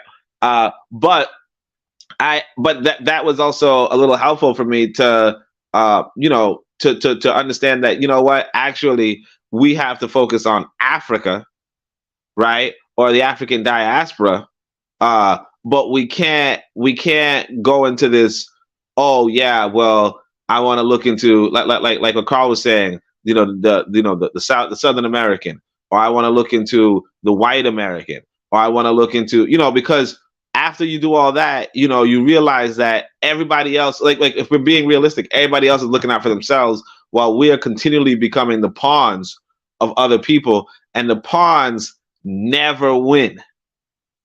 You know, the pawns just die; they never win. And if we understand what happened with regard to the USSR was a really good country. It did help a lot of African liberation movements and all that kind of stuff, but they were not the pawns. You know what I mean? When you have all these proxy wars with America, they were not the pawns. And so, you know, we just have to remember it, because people are going to make us pawns if we don't. I think I got to everyone. A few people passed.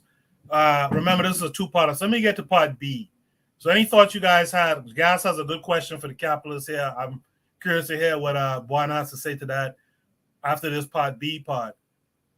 Someone is trying to get on, I guess, and I'm full. I'll get to you in a second. Wait, is Azuli here? Is Azuli here, or did he fall off? Let me take Azuli down because he's not responding. So whoever's trying to get on, try again, and you should be able to come on up. Part B of this prompt, Shooter Breeze, topic number 3 still. Part B is dialectical historical materialism valid within an African context? Should Garveyites adopt this? And in another perspective, does this clash with the African worldview? Forecast says he will step down. He can't stay too much longer. Forecast, I just want to thank you for coming through, man. All right, I appreciate you coming through, Forecast. So that's the part B. This came with a link as well. Let's see what it is. It's taking us to YouTube, it seems. Let's watch it, and then we'll discuss. What is dialectical materialism? The term dialectical materialism was not actually used by either Marx or Engels, but came to mean Marxist philosophy in the 1930s, when texts such as Stalin's Dialectical and Historical Materialism, and the textbook of Marxist philosophy, prepared under the auspices of the Leningrad Institute of Philosophy, began to codify the enormous body of work produced by the founders of Marxism into a set of laws applying to both society and the natural world. The main sources are the later works of Engels, and especially Anti-Düring, and the posthumously published Dialectics of Nature. Lenin's manuscript notes on Hegel's Science of Logic, written in 1914, and first published in 1929, are also an important point of reference. Dialectical materialism, often abbreviated as diamat, asserts the primacy of matter over consciousness, and of the material conditions of existence over intellectual life. In particular, as adopted by the Soviet Communists as their official philosophy, dialectical materialism refers to the belief that political and historical events result from conflict of social forces, and are interpretable as a series of contradictions and their solutions. And this conflict is believed to be caused by materials needs. We can make sense of the term more meaningfully if we view it from the vantage point of Hegelian philosophy. As is well known, for Hegel, the movement of history is driven by reason, or mind. So, in Hegelian philosophy, there is the primary of consciousness, or reason, over matter. In his engagement with Hegel's philosophy, Marx argues that it is matter that drives history. Hence, in Marx, there is the primary of matter over consciousness. This is precisely the context of Marx's famous claim that he has turned Hegel on his head. Now, it must be noted that in dialectical materialism, change is asserted to be the outcome of a dialectic between contradictory elements at every level, from social revolution to alterations in the composition of matter itself. This process is governed by three laws, namely, 1. The law of the unity and conflict of opposites. 2. The law of the transition of quantity into quality, and 3. The law of negation. The law of the unity and conflict of opposites states that all phenomena consist of mutually contradictory elements, and that change is the result of their internal contradictions. The law of the transition of quantity into quality describes how quantitative changes always lead to qualitative change. The movement that unites atoms into molecules is an example of the transition from quantitative to qualitative change in the physical sciences, while the accumulation of capital that eventually destroys the social structures of feudalism illustrates the same process at the socio-historical level. The law of negation is derived mainly from the first volume of Marx's Capital. Here, every stage of the development of the private ownership of the means of production grows out of its predecessor, and negates it. It is then negated in its turn by the development of its internal contradictions. Viewed from this perspective, capitalism is said to have come into being by negating or destroying feudalism, and will in turn be negated by the rise of socialism and communism.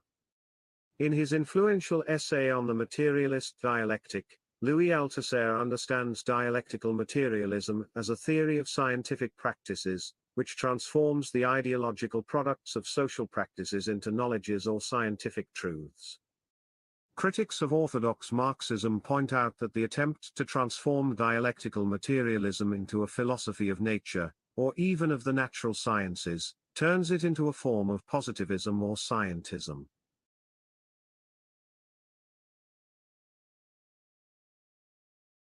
Yeah, so I guess clearly I kind of messed up there. I should have showed the tweet, then played that video together, and then have the discussion. So you guys can dissect dialectical or historical materialism a bit more, or you could speak to what they spoke about capitalism, especially since Gas had that question earlier that I'm sure you guys should remember.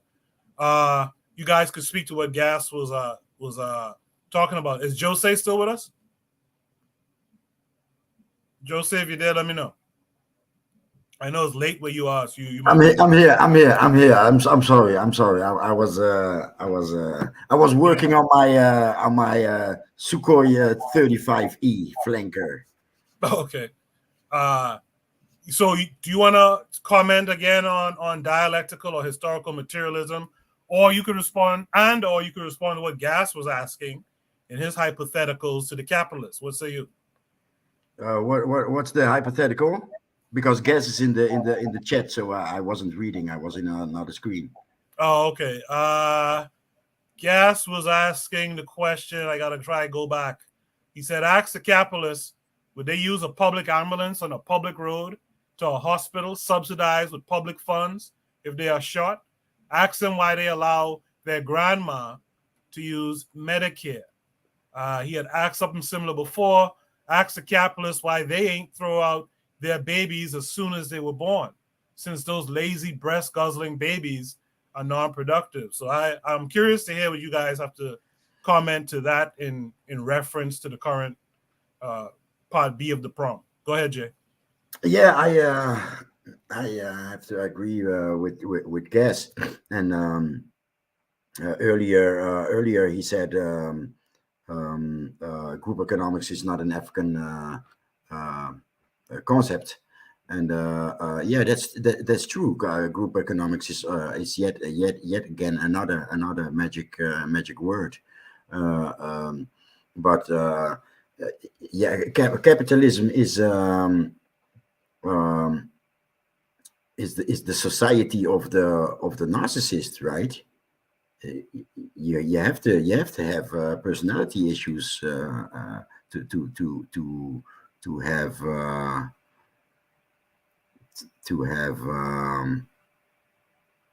yeah, I don't know, man. This subject, capitalism, socialism, etc. Rewind, let's rewind and name issues. Also in psychiatry, we need names. And government concepts. We also we need names. There's been some good points in the chat, and but I believe it's a bit difficult with all these words in our minds. It's difficult to I'm looking for words, I'm looking for Dutch words to translate, but the word treasury, like okay, let me try it with the word with the description word treasury. We need our own word treasury, and I don't know. I'm as I speak, I'm thinking because there's so many different cultures among us in the diaspora and on the continent, so it's hard to have one single word treasury and naming concepts for everything. But maybe just let go of the Western spells of the Western languages and start anew. I don't know, but it's the magic of it's the magic of words that we're stuck with. We're always falling back in these concepts: capitalism, socialism, democracy, sexism, nuclear family. All these spells keep pulling us back to this matrix, and how do we indeed get back into our minds to start with a blank page, that's it. Yeah, I don't know, man. That's where these conversations make me. This is where these conversations push me into. So I don't know. It may be off topic or I digress, but those are the thoughts that I have with these subjects in general. I appreciate that, Jay. I appreciate that. And plus, you're up late here talking with us. It's getting late for us too, but you're up real late. So I appreciate it. I want to focus on the Garveyism part of the prompt. So, Bakari, should Garveyites adopt this historical materialism? And in another perspective, does this clash with an African worldview? What say you? Hey, ask that question one more again. Should Garveyites So this little presentation that we watched just now, talking about historical materialism, should Garveyites adopt this?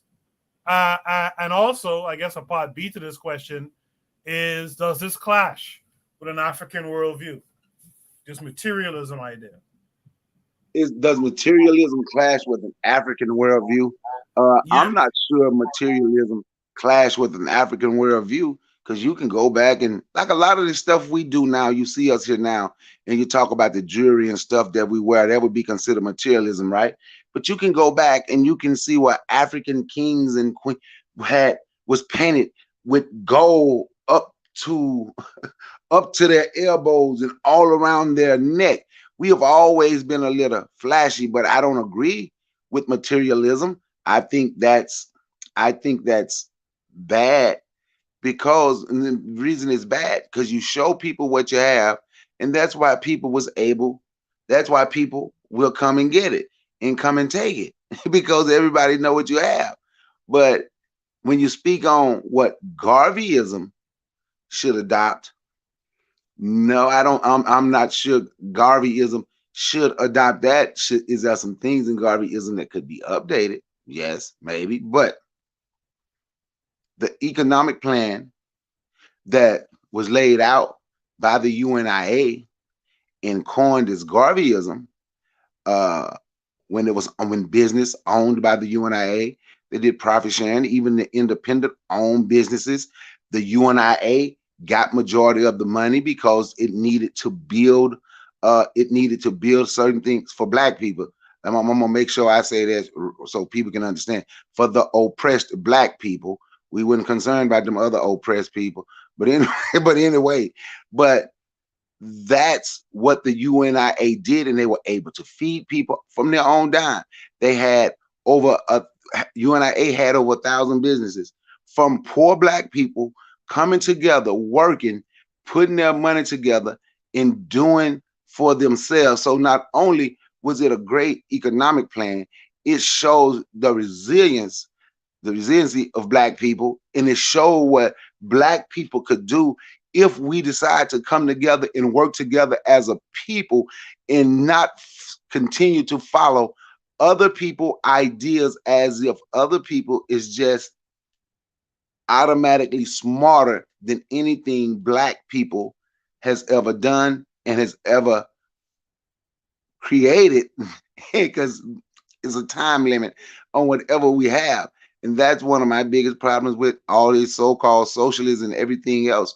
We ignore our ancestors, our greatness. We ignore what Marcus Garvey and the UN, because he was the leader. We ignore what the UNIA did and what it did for our people, and don't even want to study that economic plan.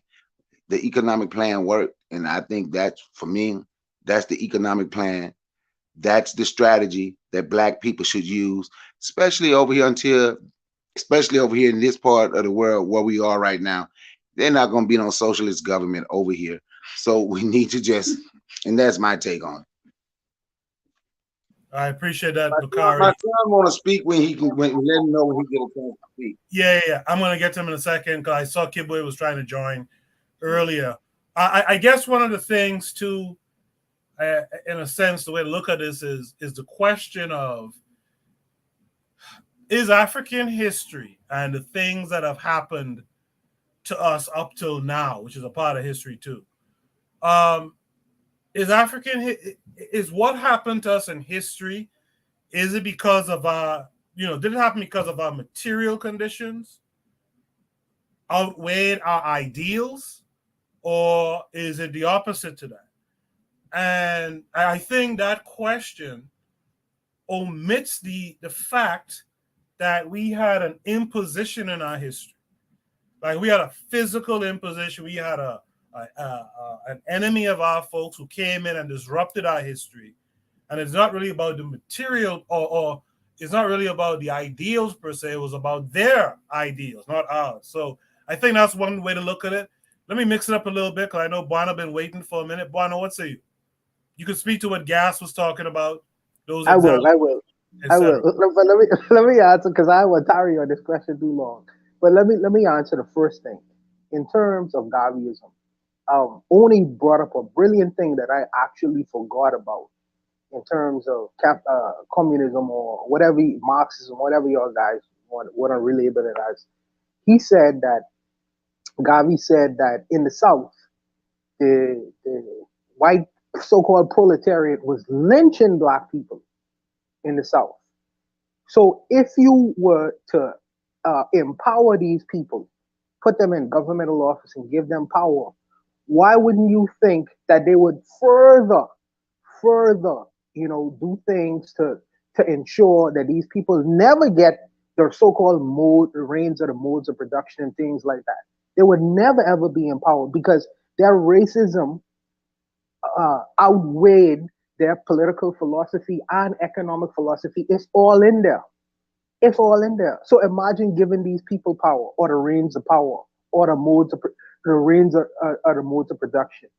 There would still be a difficulty because they will still not see you as their brothers. And in terms of what Gas was saying, see, these things have real world consequences. And what I mean by that is because he mentioned the ambulatory service, he mentioned the roads and things of that nature.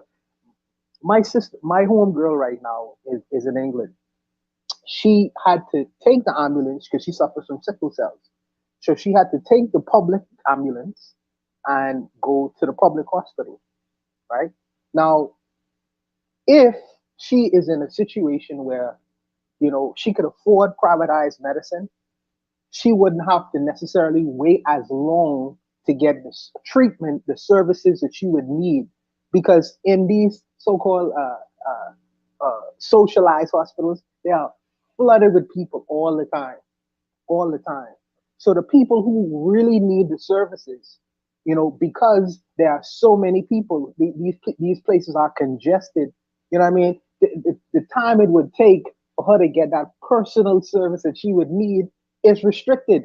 If she was in a privatized hospital, that might not necessarily be the case. Also, let me also say this. I think that my Marxist brethren should be thanking people like me, even though they call us pigs and things of that nature, because we pay more taxes.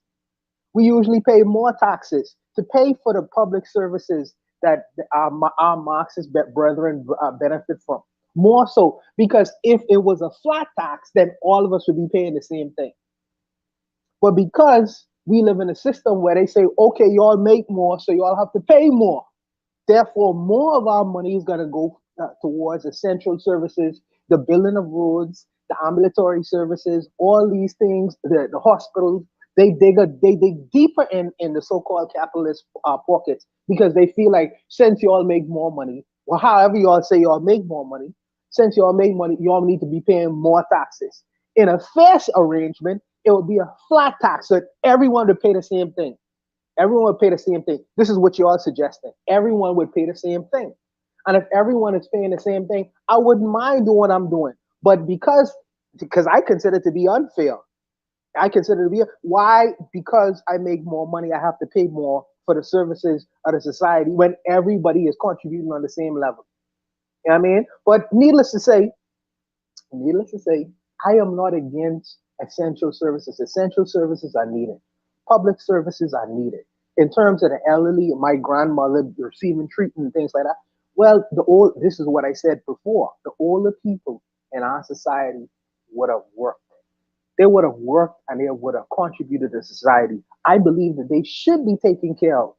And I'm not against that. I said the elderly people and our most vulnerable people, the younger people, people who are mentally deranged, of course they need to be taken care of. People who are disabled, of course they need to be taken care of. But strong, strapping men who could go out every day and work and refuse to, I have a guttural reaction towards that kind of idea. You know what I mean? Where I have to dig in my pockets and take care of these people as well. Why would I have to? When they could do just the same as I can. So this is my sentiment in terms of answering the question and answering the whole Marxist business. But I'm starting to feel like Che Guevara, man. I mean, it's like, man, I hope we get past this problem soon. But I'll stop there. Gas them up out there. throwing his bobs. He says the capitalists are dodging the question on babies and breastfeeding. Throw out the call me breast guzzlers. Grandma shut off her Medicare. I know we got Kibwe waiting. I'm glad to see Nama X and Trigger Happy and everyone having robust conversation out there. Let's get to Kibwe and then Oni. All right, Kibwe, then Oni. Yeah, hello. How y'all Yes, doing? sir. Yeah, man, we good. How are you this week? I'm doing good. I'm doing good. Good, So, good. my ideas about historical material. I'm gonna keep it short about historical materialism. Historical materialism is really just a view on history, like a historical theory that basically a society's government and religion and common social beliefs will be based on their economic growth. Well, we will be based on their mode of production. So basically how their economy functions. An example of this would be in America during slavery, the government obviously protected their right to own slavery. Religious beliefs obviously reflected that slavery was God's will for Black people. So generally, I think historical materialism, I think that view is pretty accurate in most cases. I don't really think it goes against any African principles. I don't see why that wouldn't be I don't see why that view on history would be against African principles, that their government, the way their government functioned, reflected how their economy operated. But what I want to respond to is what the brother who just went before me spoke. I couldn't remember his name. And when he, the larger question, should Garveyites adopt historical materialism? I don't really think they should adopt historical materialism, but I do think they should adopt socialism, because socialism is just, when he talks about the socialists or the communists want everybody to pay the same flat tax rate. I don't know what socialists believes that. In fact, socialists believe that like people with millions and billions of dollars, we should tax like 80 or 90% of their income, and that poor people really shouldn't pay much in taxes at all. But larger than that, socialists don't believe in a system that allows billionaires to exist. Socialism is just organizing your economy in a way where the means of production, so the equipment that's used to produce things. So for example, in a restaurant, the grill, the refrigerator, the utensils to cook, these would all be the building within itself to serve people. These things would be collectively owned by the workers, and the profits that are made from their labor will be democratically controlled. That's really all socialism is. It's organizing your economy in a way where the means of production are publicly owned instead of privately owned. And I think the number one reason that Garvey should endorse this, I think that I'm not gonna lie. Of course, I respect Marcus Garvey's work, and I love Marcus Garvey. He did a lot of great work. I would never try to disavow or denounce Marcus Garvey, but I think there's a little bit of contradiction when we talk about group economics, but they're only meant to profit the private owners. Because how capitalism works is the means of production I just described are privately owned by one person. And that one person, whether or not they contribute anything, gets to tell the workers what to do and determines their wage. And they're going to set their wage at a level where they can get surplus value from their work. So sticking with the restaurant example, the restaurant owner would set the waitresses and the chefs. Let's just say, for example, he'll set their wage at $10 an hour. Well, he's hoping that the workers produce $25 an hour. And the extra money that they produce, the profits would go to him, and he can determine what to do with them for himself. I don't really see how this arrangement is for the benefit of the community or the group at large. For one person who doesn't have to contribute anything, truthfully, to be able to control and determine and have access to the wealth that the workers produce is not in benefit of the group. Now, I can definitely acknowledge that Marcus Garvey was not some cold, hard capitalist, didn't believe in workers' rights, didn't believe in profit sharing. A lot of the profits from the private companies that were under the UNIA did go towards benefiting the community. But I still think that this structure is authoritarian because one person gets to decide for everybody else, and that person is not accountable to the workers. And number two, I don't think it's fair for a business owner who contributes whatever they want to contribute, usually nothing. The goal of owning a business, even all of these black capitalists will tell you, is to have a passive income. So their goal, most business owners' goal is to contribute nothing. So I don't think that somebody in that position should be able to profit off of the labor of the workers. I mean, if the owner of a restaurant doesn't come to work, sticking with that example, nobody notices, nobody cares. But if all of the workers don't show up, your restaurant closes down. And I think that the people who make businesses functional, who make them operational, I think they should control their workplace, and I think they should control the profits that they collectively produce. So that is my argument. That is what I would submit as to why Garveyites should adopt socialism. When you talk about Marxism, that's like a strict adherence to Marxist theory. I don't really have that. I don't really read Marxism. Socialism is so much larger than Karl Marx. That's why I don't really like the label Marxism.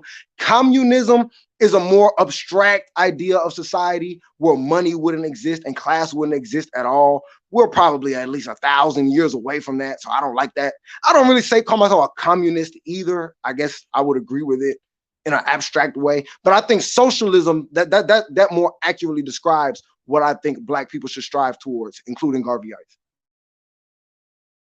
Okay, well, I like your contribution there. I'm sure Mr. Untouchable is absolutely in love with you now. No. I have a question for Kiwi. Like I say, well, his hands off with him. But the only question I have is, how many people went to jail with Garvey and when he was so-called accused of committing fraud? Was it him or who? How many people went to jail with him? How many UNI members went to jail with him? I don't know how many went to jail with him. I just know that Marcus Garvey got arrested for, what was it, like maybe a few years and then got deported. So I don't know how many actually went to jail with him. Okay, so let me go to my point. My point is that even though Marcus Garvey had 6 million members, and many people who worked in his factories and things like that nature, when it was time to go to jail, it was him, and I think one other one of his members went to jail with him. My point being is, he paid a cost to be the boss. He took. People may say that Marcus Garvey was in a one-man organization, but at the end of the day, the government attacked him. Because ultimately it was him who was taking the greatest risk. He was the face out there. He was the organizer of the actual UNIA. So I mean, ultimately, the responsibility of who taking the weight, it fell to that one particular gentleman, not the 6 million members. So in terms of when you talk about workers and organization and things of that nature, you may say that the CEO doesn't do anything. But when you think about it, the CEO or the person who created the institution itself, he came up with the idea. He provided in terms of the idea and the value for the company. And it took a whole lot of thought to arrange and organize all the coming together, all the people to provide the profits that company would have saw. So who else would supposed to reap the most reward from it, as rather than the person who coming up with the idea itself? The idea was created by him. Granted, you could say that the laborers was actually able to make the idea to come to fruition, and that's a granted, and that's a credible point. But I don't think that they should. I personally don't think that they should be making more or take control of someone else's idea and say, well, we demand you pay us this particular amount of money for the services that we provide to you. If that is the case, I would just, try to get workers from somewhere else. and teach them what my ideas is, you know what I mean, and how to make my company profitable.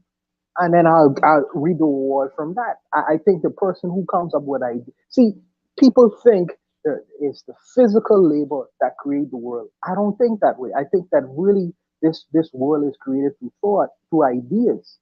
And I mean, thinking is the hardest labor that I believe sometimes in the world. Thinking, not necessarily the physical building of the building itself, but really conceiving the idea, putting it to paper, constructing it, and organizing people how to go about creating this building. That's why I say it was Marcus. Ultimately, it was Marcus Garvey the government went to. It wasn't his members. But I'll stop there, brother. I'll let you rock. So I just think the issue is, I mean, what you're describing is exploitative. You're saying that this person comes up with an idea. They don't have to contribute anything to bringing the idea to life. They just reap the benefits from all of the people who did bring it to life. I mean, Amazon, the idea is worth $0.00, but Amazon, the corporation, which takes millions of people to operate, is the most valuable company in the world. So I think this idea that you're spreading that the physical labor isn't what creates the value. If that wasn't the case, then business owners wouldn't hire employees because it wouldn't be profitable to do so. The only reason that business owners hire employees is so that their idea can come to life and they can get the surplus value from the employees. This capitalist narrative that wait, you mind if I interject? Let me finish. This capitalist idea that business owners are just these, just God's gift to the earth. They bring these great ideas and they deserve to reap the benefit of other people's labor. I mean, let's just be honest. Don't you think it's pretty convenient that business owners are the ones who push this narrative that business owners are just the most benevolent people on the earth? I mean, and listen, if you don't think the physical labor is what brings the value, this is what we can do. I would tell all of the workers, do not go to work, and we'll see how much money your idea is worth. Yeah, let me. Only quickly, as you answer, I'd like you to also address Trigger Happy's comment. He thinks we not really defining what a nation state really is. We might be conflating a quote unquote nation with nation states. Those are two different things. So give your response, but also include a response to that for me, please. The Trigger. Well, I'll have to see what Trigger's talking about. But what I just want to keep way to get it. I mean, because what happened was, sorry. So Buana kind of neglected to say the main thing that the quote unquote business owner contributes to the business. So it's not the idea that the business owner contributes; it's the capital. And so. Without the capital, there is no labor. That's yeah, exactly. I think that's so. Like, if you just say, "Oh, well, how good is your idea?" That's not it. It's really the capital. So the example I would give Brother Keyway. So I'll think about what Trigger says, but the example I give Brother Keyway is this, right? Let's say Keyway is like the laborer, and I'm the bourgeoisie. All right. So as the bourgeoisie, I go to Keyway and I say, "Look, I want you to sell some lemonade, right? I'll give you the lemons, right? I'll give you the lemonade stand. I'll advertise your stand, right? I'll do everything so that you get customers and you have all the products. All you have to do is squeeze the lemons like I tell you to and sell the lemons, right? But I'm going to buy the lemons. I'm going to buy the advertising. It's going to cost me, right? Let's say, lemonade stand is not that expensive. Let's say it's cost me $5,000. Cost Keyway nothing. Okay? And I say, I'll pay you, Keyway, $20 an hour to run this stand, right? And yes, I do expect you to sell $50 an hour, sure.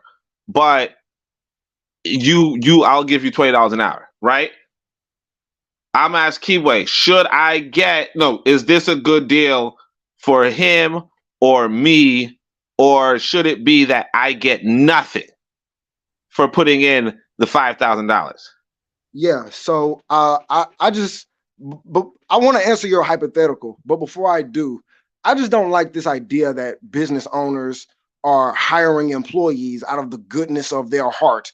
Business owners hire employees at $10 an hour, $15 an hour, whatever, hoping that they make double or triple that, and the excess that they employees produce will all go to them.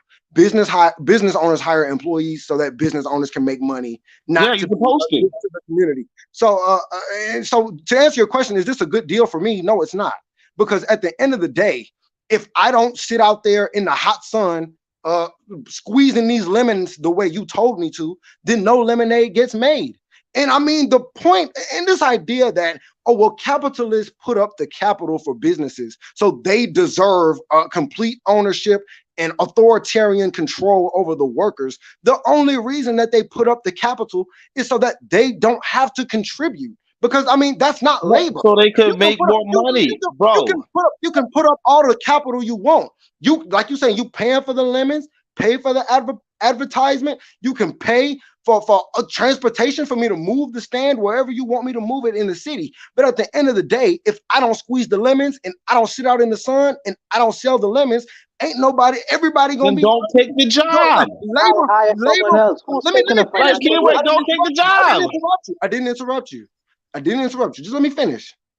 Now, you're saying don't take the job. Well, unfortunately, in the United States, if you don't take the job, you're bound to sleeping on the streets in a tent or in your car or eating out of the trash or not having access to health care or being exposed to the elements. So this idea, well, if you don't like it, you can just not take the job. The people who don't take the job, quote unquote, people walk past them and spit on them, and the police come tear up their tents, and we call them bums. So let's stop playing like, because everybody says this, if you don't like capitalism, just don't go to work. This idea is ridiculous. If any child asks their parents, mommy, why do you go to work? Everybody knows the answer is because you have to.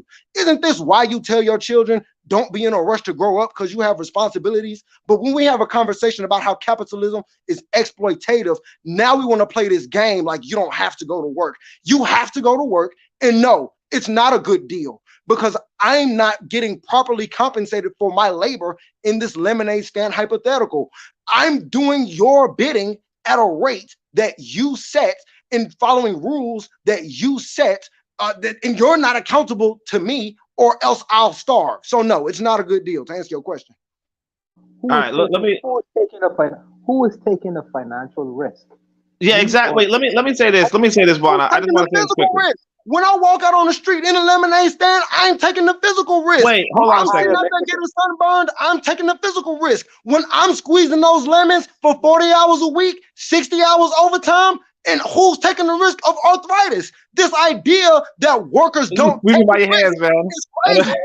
You know what? You know what capitalists risk? Capitalists risk going broke and having to work a job. Workers go to these jobs and risk their life. Workers die on the job all of the time. And these capitalists you claim are taking a risk are the ones who fight not to pay their families, not to compensate them for their injuries. Capitalists are risking becoming workers. Workers are risking becoming injured or dead. Okay, but my question is this. Wait, let me say this. Let me ask you this. You say that if you don't take the job, then you're going to be living on the streets and whatnot, right? So where are you supposed to be if you're not taking a job? Like, where are you supposed to be living exactly if you're not taking a job? Like, are you supposed to be living in the mansion? Are you supposed to be living in the White House? Where should you be living if you're not taking the job? Right. So what you're doing is you're making the conversation absurd. What you're doing is asking questions that you know are ridiculous, hoping that I give you a ridiculous answer. Obviously, I don't think people who don't work should live in a mansion or in the White House, but I do think housing is a human right. I do think no matter what your financial situation is, people don't deserve to sleep on the streets and eat out the trash or have to sleep in the car with their children. So you're asking me where do I think the people who don't work stay? I think they should stay in socialized, decommodified housing units that are safe, that are safe and accessible to wherever they need to go. That's what I think. I don't think they should live in a penthouse suite. Like the Okay, but capitalists, paid like for the by who? capitalists who don't Who care should what these you do. homes be paid for by? For by society. Wait, Paid hold for by on. society. The Quick same way. question. No. Because Jeff Bezos' penthouse suite is paid for by the workers. So you don't have a problem with it when you have an opportunity to benefit. But when the people who are forgotten about, the people who sleep on the streets, you don't want them to get nothing. But you're defending a system where the workers pay for Jeff Bezos to fly into space for 15 minutes. Wait, quick question for the chat. This is Kibwe who's speaking. And Oni, I'll give you and Bon a chance to respond, but we have some other people on the panel who need to give their first thoughts. I want to know from you guys in the chat, how old do you think Kibwe is? That's Brother Bakari's son. How old do you think he is based on how he comports himself? Oni and then Bakari, go ahead. Well, no, all right. I was just saying, I mean, look, I think I don't want to underestimate this idea of like how much capital does, you know, because I could say, you know, one says I get the right women or whatever, but you know, some women, you know, she flatter me and all that kind of stuff. Somehow or another, I ended up, you know, let's say buying a bar for her, you know, but I don't see any profit from it. You know, I mean, it's not too expensive a bar. I don't see any profit from it, and I get that in some African societies, some African cultures, you know, just helping other people, just for the sake of helping other people, is in and of itself a good thing. You know, in some African cultures, just giving money, and you know, just getting back as much as you gave or just a little bit more than you gave is good enough, you know? But, you know, in a sense, and I think this is just, you know, this is separate from the conversation with Kibe, really. But in a sense, one of the things that I noticed about that mindset while I was in Africa was that you're not going to get rich that way, you know? And if you never get rich, you might not be able to go fly in space for 15 minutes, you know? And as much as that may sound good, like how, you know, Kibe said, hey, why the freak does this guy get to fly in space for 15 minutes? As much as that may sound good, really, it's not good for us to not want to fly in space for 15 minutes. It might seem like a waste for one individual to get that opportunity, but so much technology, so much science, so much innovation comes from that. And if we just say, you know what, all we're going to do is just provide for, you know, everybody's bare minimum, and if anybody exceeds over that, you know, take it away, and so on and so forth, you know, that's fine. But, you know, like realistically, there's also the reality that actually a lot of, and I'm not saying that China and them and Russia are not innovative countries, right? But there's a lot of innovation that comes from this private enterprise. It comes from this private competition. It comes from, you know, Best Buy dominating over Circuit City or what have you. It comes from this. And I personally would not go by the rationale that if I am if I tell an individual, hey, look, I'll pay you a good wage to do this, and sure, you're gonna profit me, but ultimately you're gonna get a good wage from this, right? And not to say that every bourgeoisie says this, you know, not every individual says the same thing. Not every version of love is the same for every other people. But what I'm saying is that I'm not going to say that the person who puts their money on the line, right? Like even in the example, I want to just clarify, even in the example of Jeff Bezos, when you look at Amazon for the first 3-4 years of its existence, it was costing him money. You know, eventually he becomes this rich guy off of it. But originally he's like selling books online, kind of like me, right? But he's selling books online and it's costing him money, you know? And of course he already has money, and you could always go into the origin of where does that money come from and you know, root it that way. But realistically, if I say, look, I'm going to put like for instance with this bar in Africa, you know, the lady doesn't have to manage it good or manage it bad, because if she loses all the money, right, it wasn't her money. You know, whereas if she gains all the money, she's the only one that gains. If it were a difference where I said, hey, look, I'm renting this bar to you and you have to pay me so that I can get my money back at least, that is different. But but in the circumstance where we go into this, you know, kind of just get free money kind of thing, right? Get free money, get free business, and all that kind of stuff. The reality is that if somebody does not have to, if somebody is not sacrificing anything, if somebody's not losing anything, they don't have any personal stake in it, and it doesn't need to succeed. When Jeff Bezos has this Amazon and his books are not selling and all that kind of stuff, he's losing money and he's struggling to make sure it succeeds because it's his damn money, you know. Whereas I don't have to look out for a success. The people working in Amazon before him don't have to look out for a success, because if they get fired, they just get a new job. There's a lot to it. It's a very complicated. But that's all I would. Wait, sorry. Narmai says costing him what? He ain't working. He just throwing credit to sell books. Yeah. But that's money. You know what I mean? If I have, like, because the thing is this, the thing about people about capitalists is that they already have money. You know, like for instance, So what are they risking? So what are they risking? If they already rich and risk some money that's insignificant to them, what are they risking? Because the people at the money's not insignificant to them. The people whose contributions you're trying to minimize, the people who are working 40, brother, 50, I thought you said we're not interrupting each other. The people who What working happened 40, to that? 50, 60 hours a week, well, we know what they're risking. So look, when somebody says don't interrupt me, then I just stop interrupting them, and then I don't expect them to interrupt me after, you know? But as far as what are they risking? Yeah, no, you still risk your money. You know, like you still risk your money. You might say, because the thing is that you would have had that money. The whole point of going into business is to make more money than you already had. Not to say that you don't, like, so if I have $1 million, right? It's $1 million, right? Now, all right, let's say I have $1 million. And I'm like, yo, you know, I could get by with 200,000 or whatever, right? And then I put $800,000 down. I just lost $800,000. You know, if I buy whatever I'm buying, I lost $800,000. My goal of losing $800,000 is not to be down $800,000. It is to get more. Yeah, exactly. It's to get $2 million or something. And if I don't make that $2 million, then I just took an L. And a lot of people take that L. You know? Let's hear from Juana briefly, and then I got to get to Tan and Carl on them. They haven't responded at all. So go ahead.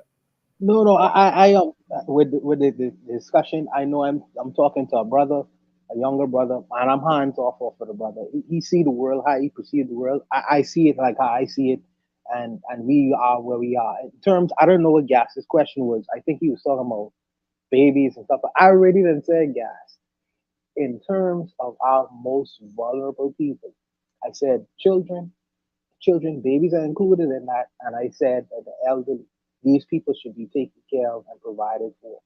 You know what I mean? But in terms of people who are able to think, you know what I mean? I think that they should contribute to the society that we exist and have to live in. You know, I'll leave it there. All right, let's go to Tanzan. Tanzan, you've been waiting quietly. What say you? Is Tanzan still there? Okay, yes, I am. Yes, yes, I'm listening. So, you know, I was saying about earlier about language and the difficulty it is to translate things into, you know, meaning into action, because one can have the best ideas in the world and yet the action is completely different from what it is. So, you know, and that's why I was saying, you know, trying to define the indefinable, because sometimes we just look at things, you know, as one way or another.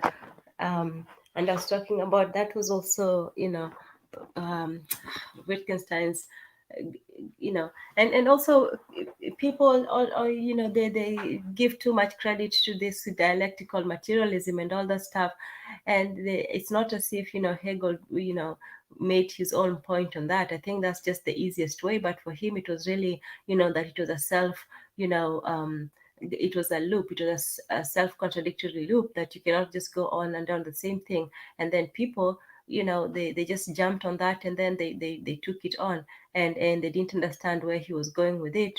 But his idea was more on the on the consciousness, the spiritual, and the social level of things, that it's not just about materialism. That's just one aspect where something replaces another, on and on. But it was not an inevitable conclusion. Whereas with Marx, Engels, and the rest of them, they looked at it as if it was scientific, as if it was inevitable. But in any way, so the question was, and the other thing about it is also that he also assumed the basic ideas of labor and value. I think the difference between him and the other, maybe the capitalists, is like, he said that labor had some value, but he maybe have downplayed the effect of capital over labor. But I won't go too much into it. Basically, it's what were the three questions? The first one was what kills you, the gun, the bullet, manufacturing. So it's a whole process from how you die, from how you got to die. It's a whole process of different things that goes from somebody actually putting all those things together to somebody actually having those things in their hand. So it's quite a, it's not easy to put it on one thing or another. I would say the other thing was that for me, Baudrillard also talked about this thing about the the universalization. So universalization is when things are just made to be one way or another. You're given some choices, but those choices are not really choices. It's a more of a standardization of things. So even when you come to both ideas of capitalism and socialism, they agree on the basic foundation, but they differ on how you achieve it. So I agree about the idea of labor to some extent, but but they differ on how to achieve it. For me, I think that you should start with what you want to do first, and then the strategies for doing it afterwards. And unfortunately, we're still in the system where we only are given limited choices. And so I put the I don't have time enough to talk about it, but Baudrillard, the violence of the global, he talks about this universalization when you're faced with one aspect or another, and you almost seem to think that those are the only aspects of it. And then the last thing I'll say is this also, that people's ideas are often misinterpreted by their followers. And so you find the anti-Semites were very much for Nietzsche, but he was not for them. And then you find that a lot of Marxists rely on Hegelian dialectical materialism, but that was simply one step of what he was talking about. It was amongst many steps. And then also, when guys talk about, the last materialism, it's the same thing that Nietzsche said with, the first Christian died on the cross. What was the quote that he said? In truth, there was only one Christian, and he died on the cross.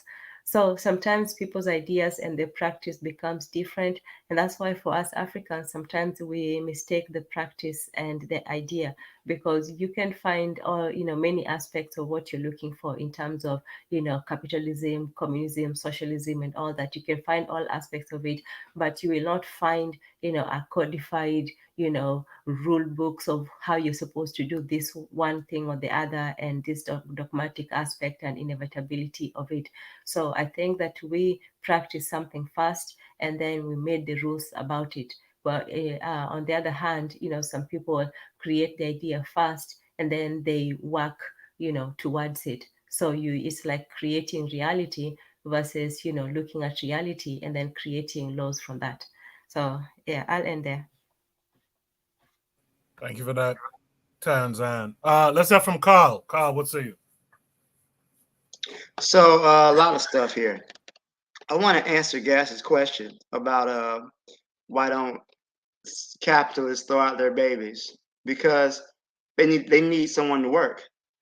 So even though those babies may be, you know, might not be productive then, but they're going to need someone to work. So that's why they don't do that. As far as the other question he mentioned about, I'm looking at the chat right now, about using, you know, public transportation, other things paid for by society.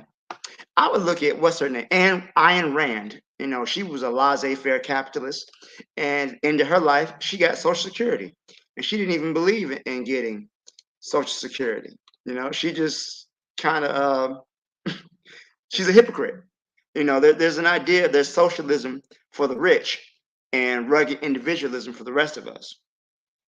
As far as looking at the question about, you know, whether or not historical and dialectical materialism can be used for Garveyism, I think that it can.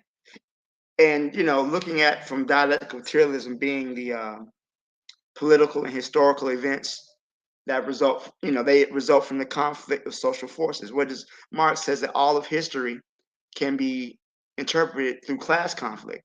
I don't necessarily agree with that, but, you know, these conflicts are caused by people's material need, you know, the need for food, shelter, clothing. So you can kind of analyze, you know, history through the lens of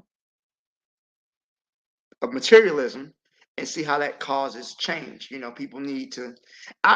You could even look at things like colonialism through a materialist lens. They wanted resources. They needed raw materials for the metropole.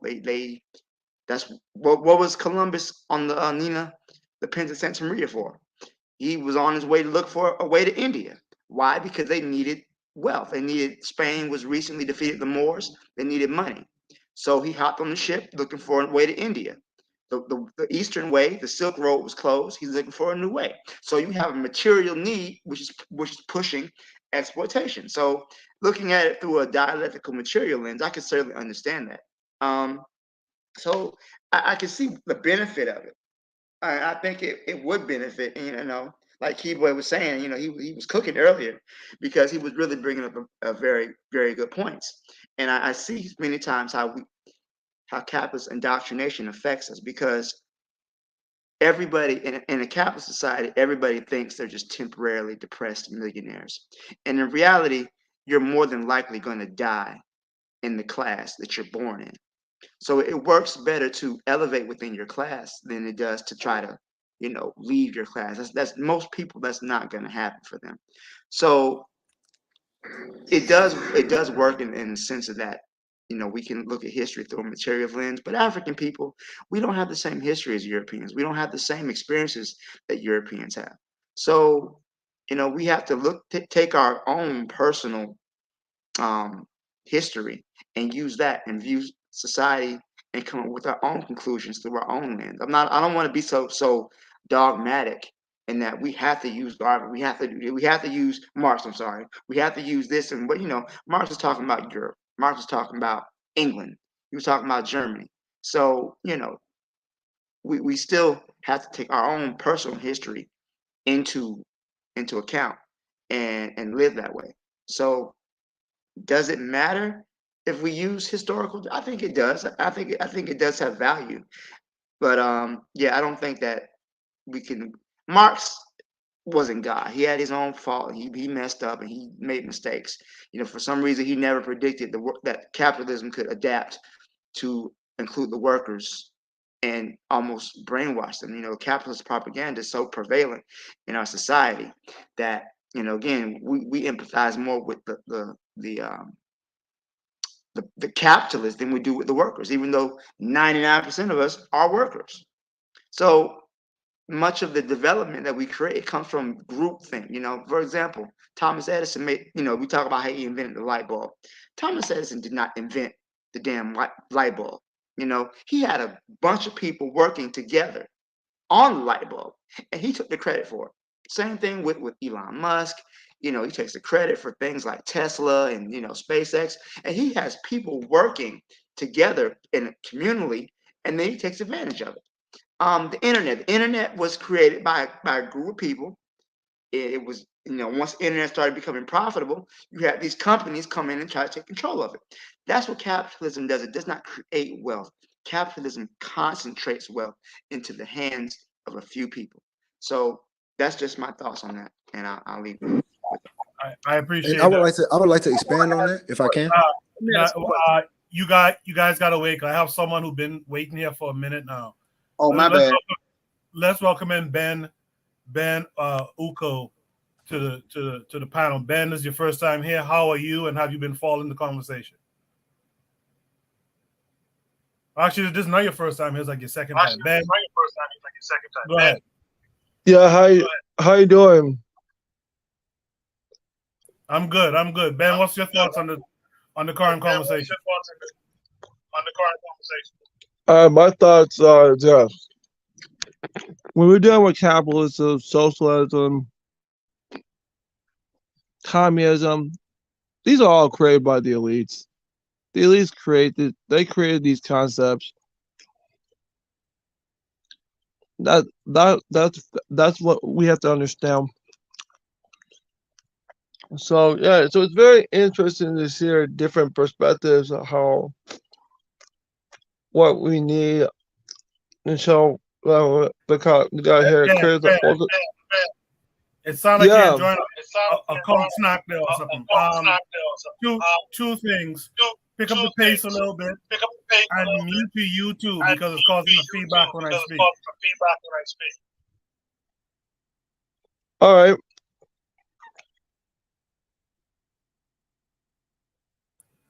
All right, Ben, go ahead. Okay, like I was just saying that you have there's different philosophies that they have. You have democratic socialism, you have socialist, you have there's a whole different things, like different types of communism. But what people have to understand is who created all of this? Who was the real creators? And what's their benefits? What was their pros and cons of it? That's what we have to understand. So there's lots of things that we're going to need to understand about knowing what has to be done with these concepts. So I'm just like to hear a little bit more on it and see how everything is going on it, and then I'll continue to talk. Okay. All right. Thank you for that. So can I speak on? Can I speak or? 1 second. Okay, in the chat, Afro Native World says, "Why do we spend so much time on Marx instead of re-Africanization, relearning indigenous African traditions and worldview? It takes a lot of time and huge distraction." So these were posted by Trigger Happy, to be honest, and this seems to be, something that he's interested in, and he's contributing topics. So I'm gonna oblige and post the topics. In fact, the next topic was supposed to be more Marxism, but I changed it to something a little lighter. What I would suggest, again, join the Discord and get your get your role, and you can post in the Shoot the Breeze topics area, and we can do re-Africanization. We could smoothen this out a little bit more. So do that for me, and then we'll be fine. Kibwe, and then short. Keep it short now because we're ending at 2. And we're still on topic number 3. So you got to keep it short for us. I want to move on to Should Breeze topic number 4. The Marxism conversation is starting to drag now. So Kibwe, and then whoever else wants to contribute after. Well, Kibwe is gone. I just wanted to No, I'm right here. I ain't going nowhere. Oh, my bad. I'm sorry. We here, we there, we everywhere. But I just want to respond to Afro Native World, and I want to touch on what my socialist brother said. And why do we spend so much time on Marx? Truthfully, I've never read Karl Marx. I understand, you know, his basic critiques of capitalism from just doing my own research about what socialism is. But socialism is so much more than Karl Marx. So that's why I don't call myself a Marxist or any of that. Socialism is not about Karl Marx. Just to answer why we have to talk about Karl Marx, we're talking about when I say we need to be dogmatic. When I disagree with the brother who said we shouldn't be dogmatic, we do need to be dogmatic. Not about Karl Marx. We need to be dogmatic against exploitation. We need to be dogmatic against the concentration of wealth. We need to be dogmatic about being against private ownership of capital. The private ownership of capital, capitalism, racial capitalism is the source of Black people's oppression. Capitalism, private ownership is Black people's oppression. Wealth inequality is Black people's oppression. And if we're going to be dogmatic against that, we have to be dogmatic about socialism, because that's organizing our economy in a way that does not reward exploitation. And Black exploitation has been the history, not just of America, but has been the history of the entire Western hemisphere, truthfully. And unfortunately, has been something that Black people have been going through for hundreds and hundreds and hundreds of years. So this idea that, well, you know, capitalism and socialism, they're both equally bad, we need to fall somewhere in the middle. No, we need to be dogmatic against private ownership and exploitation and greed. We need to be dogmatic about guaranteeing our people human rights like housing and education and universal health care. We do need to be dogmatic about those things. And that is what socialism is about. It's not about just Karl Marx. And I think that conversation can never dry up, in my opinion. No, it's a conversation that you could expand on all day. I agree. But for shoot the breeze, you know, we try to keep it snappy. So that's why I'm saying I think it's a little bit, you know, bogging it down, especially the fact that we have some capitalist pigs about the place here. No, we of course can move topics. I'm not saying we need to stay on this topic forever, but this idea that socialism is just about Karl Marx, I reject that. Socialism is really about us. That's what it is. Socialism is about what's best for our society. Capitalism is what's best for capitalists. And I think until we do need to be dogmatic about that. Okay, so Bakari next, and then whoever else wants to add their short last words to this one. Only thing I want to say is these socialists, they confuse Garveyism with capitalism, and most of them haven't even studied Garveyism. That's why they continue to talk about rich people like Bezos and other billionaire white folks who got their money off slavery. When I talk about Garveyism, we talk about how poor black people, not all poor folk, poor black people came together over here in this country, being oppressed, and created something and did for their people. So I asked them, stop comparing when we say Garveyism to damn capitalism with people like Jeff Bezos, in any of these other filthy rich white folks. You got to compare what poor black folks did. So when we compare what poor black people did, this is what I'm going to ask the Rainbow Coalition. That's what I call the socialists, because we live over here. We don't live anywhere. We live in this country. What did the socialists in this country, the Rainbow Coalition, what did they do for black people better than Garvey, better than the UNIA? Not a damn thing. That's false. That is false. Not a damn thing. That's false. Come on now. Are we really going to disrespect the Black Panthers? We're going to disrespect Fred Hampton. We're going to disrespect Shirley Chisholm. We're going to disrespect Kwame Ture and say they didn't do. We're going to disrespect the MOVE movement. We're going to disrespect Assata Shakur and say they didn't do a damn thing for black people.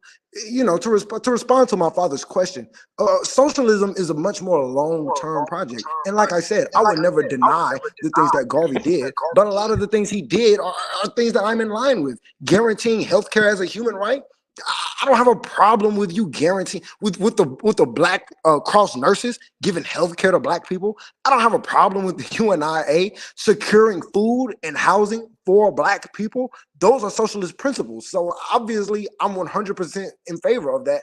And Marcus Garvey did great work in that way. But I think we need to address this idea that because a business is black owned or small, that it cannot be exploitative. Even if we take a business locally here in Atlanta, Phenomenal Seafood is owned by one person who does work there. I would never deny his contributions. He's in there cooking, he's in there fixing drinks, he's in there serving people along with the rest of the workers. So why does he deserve to get the surplus value they create as well? I mean, if the owner is functionally just going to be a worker, why do they deserve to control all the rules? Why do they deserve the surplus value and deserve to set the other workers' wages?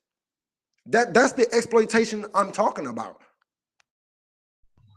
Here's what you gotta understand, and you gotta understand this: the most important thing when you're saying about you gotta understand the word socialism. You gotta know what that means. First of all, you have to know that it's sharing the wealth.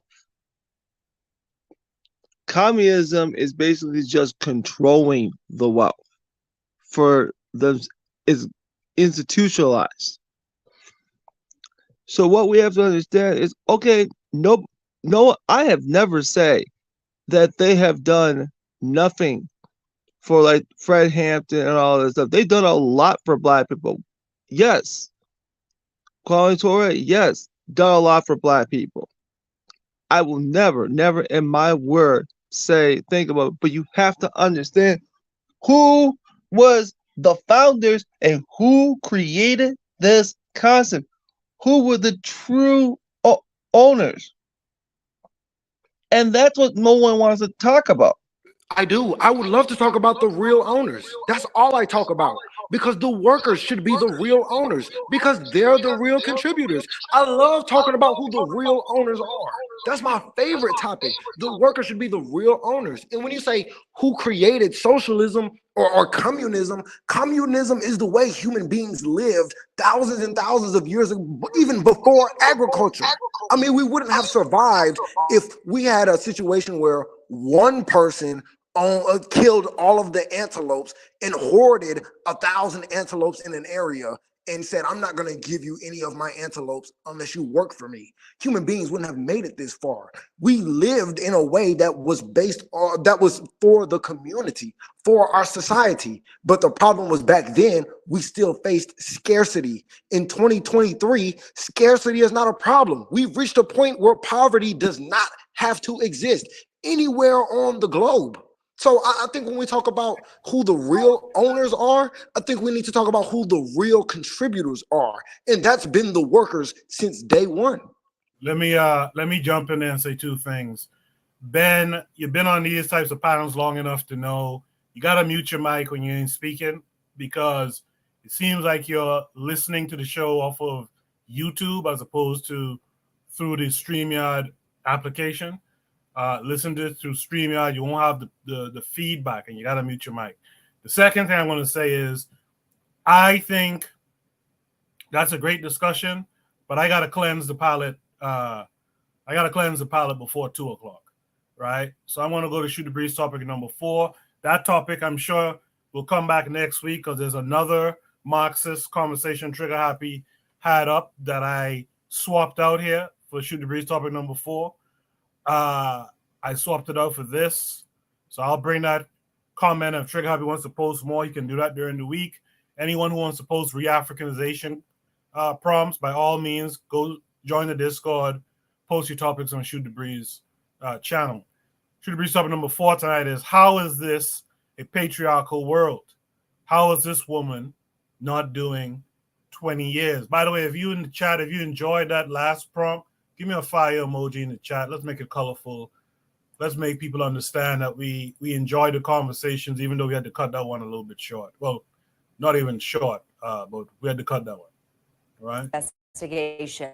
A 31-year-old who admits to having sex with a 3-year-old boy and then becoming pregnant with his child won't face any jail time under a plea deal with prosecutors. 11 Call for Action investigative reporter Matt Kroschel is joining us live tonight. Matt, 31-year-old Andrea Serrano was facing sexual assault charges, but accepted this new plea deal to stay out of prison.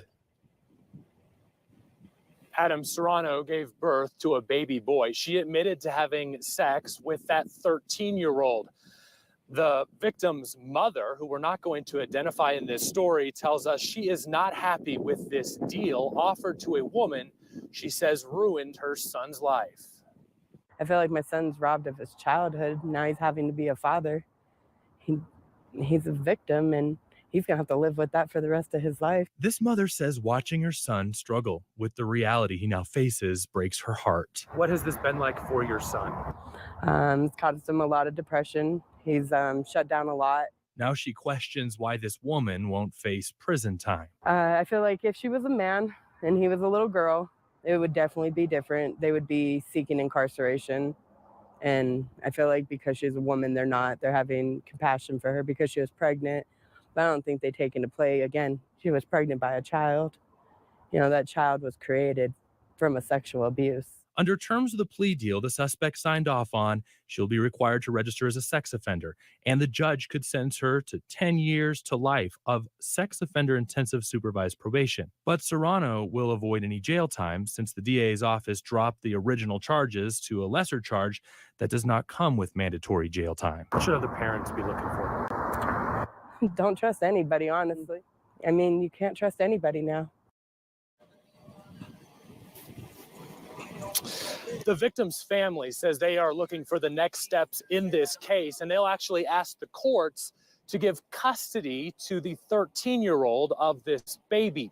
Adam and Lindsay, what we do know is that Serrano has a hearing coming up in May where she will learn how much probation time she'll have. Currently, Serrano has full custody of the baby. Back to you. Okay, we'll follow up on that case. Matt, thank you. A shooting in Pueblo is now under investigation. Yeah. In the chat, Gassam said 13 years old and paying child support till he's 31. This guy's a legend. Earlier he said, 13 years old, he got that potent seed. Then he said 13 years old and paying child support till he's 31. This guy is a legend. That's crazy. Lero says delete or delive those that harm children. Gas earlier said women's sex or sexuality is not a threat. So that's that. Lero says eradicate all chimos. And I got a few fire emojis. Shout out to Derico Cooper Photography, by the way, for your donation this week. Real Black Gentleman. Shout out to Marcus McGee, who's usually in the chat. I didn't see him tonight. And I did see Daily Affirmations by Pauline popped in. So shout out to her as well for coming through. This is Shoot the Breeze topic number 4. How is this a patriarchal world? How is this woman not doing 20 years? Let me see who I'll start with. Let me start with Kid Boy on this one. Kid Boy, what say you? Kid Boy, you're muted if you're there. If not, let's go to Carl. Carl, what say you? So wow, now I remember reading about this story on another YouTube page, the lead attorney, and he was talking about this woman not getting any jail time. This is Mary Kay Letourneau all over again. Mary Kay Letourneau, she was a white woman who had a baby from a young man who was underage, and she got 10 years in prison. She got out of prison and actually married the child that she molested. He was an adult at this time. So, this is just a rebranding of the Mary Kay Letourneau situation. But just looking at this situation, I don't think, a patriarchy, is basically a rule by men. But most men aren't patriarchs. You have a small subsection of men that are patriarchs. And I think part of it is that men, we don't really see women as a threat.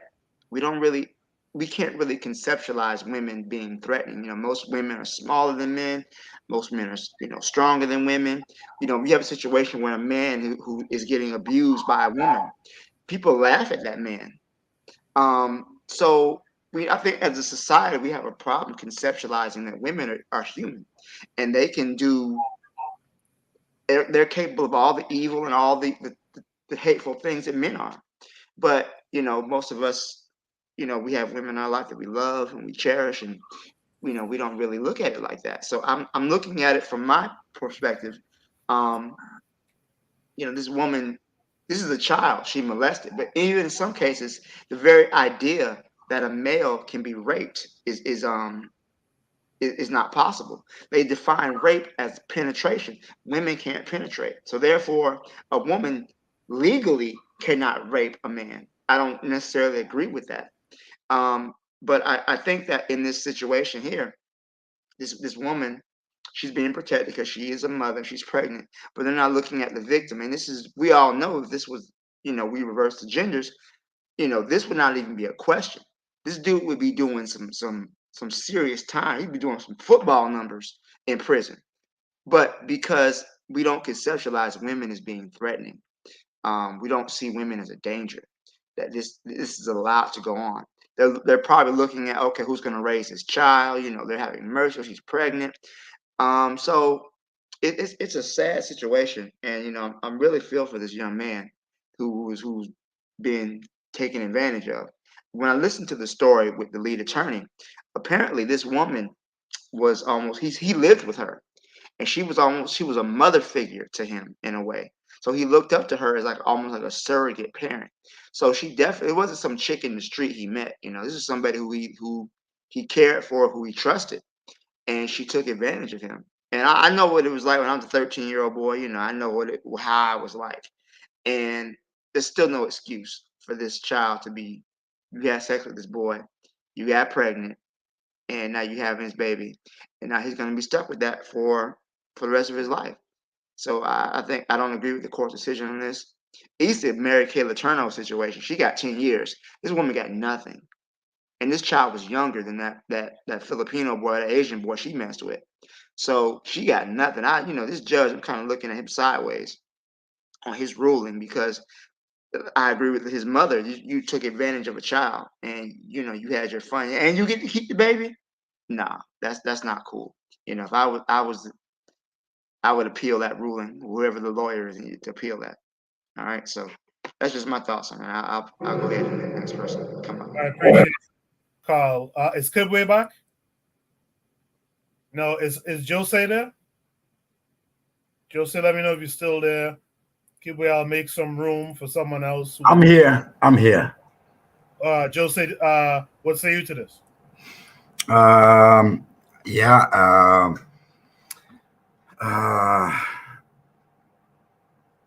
don't understand it.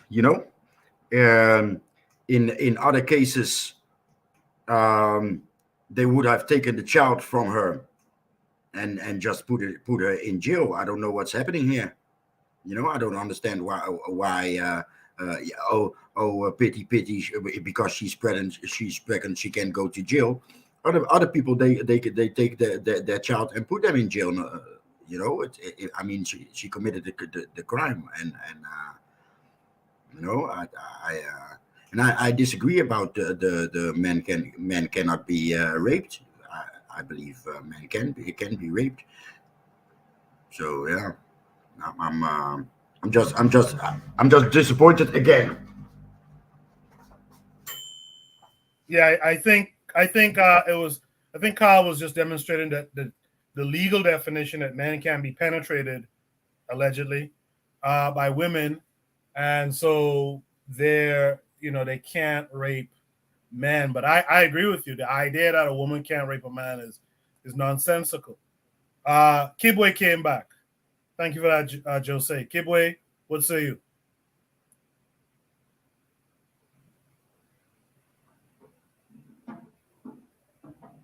Kibwe, you're kind of slowing it up now. What's going on, Kibwe? All right, let's go to Ben Uko. Ben, what say you?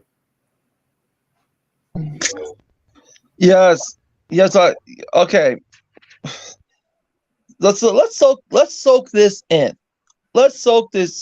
Number one, Where is the death penalty here? There's no way I wouldn't, not even done 20 years. They gotta be a death penalty. You hurt that child. You hurt some child. That's a child. You impregnated that child. There's no way I will let you walk. You gotta be a sickened person, male or female. No way. You pregnant a child, you deserve the death penalty. I don't care, because that's child abuse, and that baby has to be aborted. No way. No way. No way. No way. I couldn't. Thank you for that. Thank you for that, Ben. Yes. Let's hear from Carl. By the way, Lero says she likes your voice, so there's that. I tried with Kibwe. Holla. Lero, you heard it. Let me go to Real Black Gentleman. Hey yo. Yeah, it's sick. It's a woman, you know what I'm saying? Predatory, definitely this is using her faculties to try to get over on a situation. She got over on that 13-year-old boy. I mean, as far as, like, you know what I'm saying, development of people, I mean, I get it why, you know what I'm saying, 18 is, you know what I'm saying, you old enough, anything before that is just, the shit ain't right. You know what I'm saying? You don't mess with shit that ain't timely. But even then, like, this is why, you know what I'm saying, it's disgusting. Like, she should definitely oh yeah, she needs to be punished. You cannot have women who do that. It's not supposed to be. This is where it's like, I agree with equal across the board, where it's like, and just on any level, you do not sit up here and predate and, like, try to elicit a weak and, like, half-baked consent from minors at all. You don't do that. She don't do that. He don't do that. We're not tolerating, you know what I'm saying, this with the babies. You know what I'm saying? That's all, you know what I'm saying? Like, I'm not even one to sit up here and, like, be like, you know, rehabilitation. You know, it's kind of hard to, like, get into these kind of things. Like, these actions become irreversible. You know what I'm saying? That kind of, I mean, young people with our hormones, we are subject to a lot of things. You know what I'm saying? In a lot of ways, it would be better if, like, he was 13 and she was, like, I don't know, 14, because they would both be minors and you can kind of understand it. I would still, like, say, keep the baby as long as, you know what I'm saying, life is life and life is life. You know what I'm saying? But you honestly, to even prevent all that, you want to make sure that even children, you know what I'm saying, are, like, at least, you know what I'm saying, as young people, aren't even, like, led towards, like, sexual behavior, you know what I'm saying, until they're late teens, honestly. You know what I'm saying? You kind of want, it's just the nature of human development. You know what I'm saying? There's a window of these things, you know what I'm saying, humanity. You don't want to wait too long, but you don't want to start too early. You know what I'm saying? That's just the nature of life. Things are going to be inevitable, but as young people, that's the whole idea of innocence, is for them to not even be bothered with like, you know what I'm saying, the hormones, especially right out of puberty, are real harsh. You know what I'm saying? You don't want them just to act on that. You know what I'm saying? This whole, like, you know, mental and cranial development, you know what I'm saying? Like, people don't really develop their minds, their actual brains don't really develop until, like, they 25. You know what I'm saying? So, like, it's one of those things where it's like, always think about that. You know, we don't want to get, this is not like, you know what I'm saying, the old times or anything like that. Even then, you don't want to, I mean, I get the idea of fertility, but there's always a way. You want to let children grow up before they start getting into any kind of sexual activity, because, I mean, with women, it's just they're not developed. Their bodies haven't developed yet. You know what I'm saying? That's why you want to put that off. With men, it's just like they have not matured. I mean, you can be like in like older days, you can be 15 and be a soldier, but it's just that dichotomy. Like, let's slow it down. It's not that serious yet. You don't want to like facilitate, you know, hastening of these kind of things. So, like, she should definitely be punished. Send a message to, you know what I'm saying, people out there. You know what I'm saying? Just that's messed up, and you shouldn't abort the baby. You know what I'm saying? That's life. We don't want to, you know what I'm saying, make two wrongs here. You know what I'm saying? Like, as far as like, you know, I would say it has to be given up for adoption, or perhaps someone of the family can take care of it. But like that boy has no decision in that child's life until he's 18 or at least 17 or something like that. This is not what you need these young people to be doing. He's 13. He's not old enough to be a father. You know what I'm saying? In no kind of capacity. I'm gonna go ahead and yield. I appreciate that, real black gentleman. Yeah, pro-black perspective. I don't know if this is necessarily a black story. This might be Latino. I'm not sure. I'm not sure. In fact, let's go to Oni right now. Oni, what say you? Oh yeah. So I don't know. I thought we saw the back of the lady's head, the mother's head, and it looked like no. The mom of the son. Yeah, she looks like some other. Yeah, something like yeah, and then the whatever. Yeah, I mean, like when it comes down to it, I mean, obviously this lady did wrong, obviously.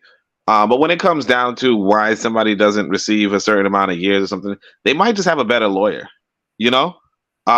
Like, because it seems like she got a really good deal.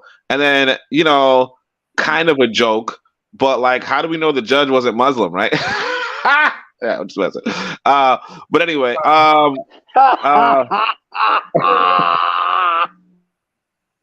who did that? But anyway, yeah, but like, let us simmer a bit. Others will catch up. Let us simmer a bit. But go ahead.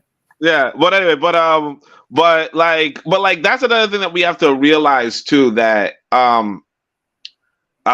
like culturally there is that. Like obviously for us, we're like, ew, 13. But like a lot of older civilizations or a lot of older customs would be like 13 is old. Now, obviously 31 and 13 is weird. But like I said, you know, in Islam, that was like a thing. But notwithstanding, I mean, like I said, I really just think maybe she had a really good lawyer. I don't know why she, like, I mean, that's probably like what it is ultimately. At first, when the story was coming around, I was like, maybe she's good looking. She's not. Because, you know, a lot of people, you know, pretty privilege is a thing, you know.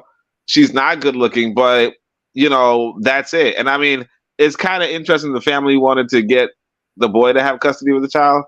But I mean, I think that's another part of it too, is that sometimes, like, if you're a mother, like I said, like realistically, you can like somebody, like for instance, me, let's say, if I were to shoot somebody in the face and I had a good lawyer, right, and I just shot him in the face for nothing, pretty much, right, and I had a good lawyer, and they didn't have a good lawyer, right, I could get away with it.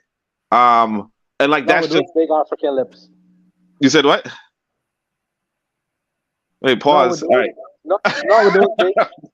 No, those big African lips. Pause, but that yellowish brown skin of yours. Yellow shit, right? Yeah, but anyway, but like, no, I'm just saying, like, generally, like in America, like you can get away with quite a few, like yeah, like if you, I don't even know, like she could have possibly had like the support of the community or some shit. I don't know why, but you know, it is what it is. I'm not, but yeah, I think obviously what she did was awful. But that's the thing I wanted to say. I used to be so fearful of pedophiles in America. I'm still fearful, but I was like way more fearful before I left the country. But like, yeah, that's the one of the things about, because if y'all are saying that this was like his babysitter or his nanny or some shit, and the thing is, that's what's weird about it is that, you know, when I hear that, you know, it could be his babysitter nanny, that's actually something that I heard happens in Africa. I didn't see it personally. I heard it happen some places in Africa where you might have the quote unquote house girl who's a lot of young men's first introduction to women is the house girl, which is wrong on both sides. Obviously, this woman's a grown ass woman, so it's even worse. But like, that's just a situation that happens with people. And that's why, you know, what the mother says at the end, which is you can't trust anybody with your kid. Like, that's a thing, you know. I would invest in a surveillance system. I would invest in having my child be open about, like, communicating with my child about, do not let somebody touch you. Do not touch somebody. And if somebody touches you or you touch somebody, you tell me right away. And this is actually a good case study into saying, look, there are consequences to coochie. You know what I mean? There's consequences to coochie. I'm not saying this boy wanted to have sex with this woman. I mean, maybe he did, but obviously he's too young to really understand, what you want versus what you don't want. But this is clearly why you do not have sex with just about anybody, because, if you're not an adult, you don't know how to not impregnate the person, and now you don't know how to not get a disease, and now you're messing up. Because that's another thing that we have to process here, is that this woman's not just having sex with a minor. This minor is not even wearing protection. Yeah, that's true. Yeah. So this is an old ass woman, right, having sex with a minor and not even trying to protect them. Now, granted, she could be like, "Hey, I'm safe and you're safe. You're clean and I'm clean." But again, this is a minor, and like he's not even like you know what I mean? Like he can't even like control his ejaculation yet. It's really like an abuse of the child. And I mean, like I said, I don't know how she got away with it, but like, yeah, I mean, again, like that's another thing like you take seriously, is that even if you feel like your case is like a win, like you can't lose, do not go to court without a good lawyer. Like, do not. Like my brother did that. He went to court without a good lawyer and he got screwed. Like, just generally speaking, do not go to, like, if you're one thing, you should have friends, like you should make a friend right now who's a lawyer, because you're going to need a lawyer at some, like if you ever need a lawyer at some point, you need that lawyer. Let's hear from Buana. Buana, how is this a patriarchal world? How is this woman not doing 20 years? In certain elements, the world is very patriarchal. In terms of the law, the law tend to favor women. I mean, that's just what it is, because when you look at any corporation up and down in the United States of America, they are primarily run and then controlled by white men. So I mean, when you're talking about money and things of that nature, that's the white guys got that on lock, unfortunately. But that'll change. When you're talking about in terms of the law itself, and how the law is applied when it's between men and women, the law is applied more in the favor of women. I would say that. But I have to look at the facts of this case, because I don't know how this particular lady got around the statutory rape. I mean, even if you have the best lawyers in the world, and even if that 13-year-old give consent, because 13-year-olds can't give consent under the law. They cannot give consent. So I don't know how the courts would have managed to get around the whole statutory rape thing. I don't know in prosecuting this lady. So that is a question in my mind. So like I said, I would have to look at the facts of this case. In terms of men being not being able to be raped, now men can be raped. Men can be raped. And so how is that possible? Well, a woman could tie down a man, man fall asleep, and she could penetrate him with her fingers. Or she could. Don't be describing no. Sorry. No, that's somebody else. Or she could use dildos, or she could use many things to get her sexual jollies off. So I mean, it's possible for a woman to penetrate a man now, so without his consent, so that is a possibility. So, and a woman can be charged for raping a man, and I'm sure that's happened before. But in terms of this, you speaking from experience, bro? No, I speak it. Only why you messing with me tonight, man? You know what I mean? I just get up. Anyways, what I'm saying is I have to see the facts of this case and how she got around the whole statutory rape thing. I don't know how in the world she did that. Like I said, I have to see the facts to really determine how she would have gotten around that. But I not even got into any kind of years. That's crazy. Yeah, that's crazy. But I'll just leave it there until I read up more in terms of what happened. So I'll stop there. So I was waiting for this. Let's get a woman's perspective on this. Let's see if it differs from anything that was said before. Tanzan, what say you? I say, this is what you get in a society that prioritizes, when the Titanic was sinking, who are the first people to go? Women and children. Women first, or women equals children. So in a society that puts women on the same level as children, they don't look at it as this woman took advantage of a child. They just look at it like, oh, the child got a favor done. And this is not just the women. This is not about patriarchy, because I would say that this is a man's world. It's not a boy's world. So in that sense, when you're a boy and you get, like, you know, if you're a young, let's say you're a young man and you get sent to a man's prison, you'll quickly learn, you know, that there's different rules to be followed here. So, you know, even men have no sympathy for the boys. This is why there's no the rite of initiation, where for a woman you are supposed to know how to conduct yourself. These women are still children. They did not get to be, you know, women, because they did not go through the rites of womanhood. This is a childish woman, but it's a child with the power to destroy, you know, somebody else's life, which is a child's, you know, life. I don't find anything funny about it. I don't think that there's anything like, oh, you know, and this is something that men have also cooperated in. Yeah. People will say that, yes, women don't have sympathy. And it's saddening also that women do not have sympathy for this child. Like they just say, oh, you know, things went on and so on. But the men have also participated in the downfall of the boys, because look at what Oni was saying, like, oh yeah, you know, this, and people are making fun of him and so on. But, you know, this is a child. A child is not, you know, it does not have the same capacity as a boy. And it's not just that. When people have even that Letono people react very differently when it's a boy being, you know, violated versus it's a girl. Nobody would ever make fun of, you know, a little girl being violated, even if she said, oh, you know, yeah, nobody's telling her, oh, you got a favor done by you, you know, oh, you should be happy.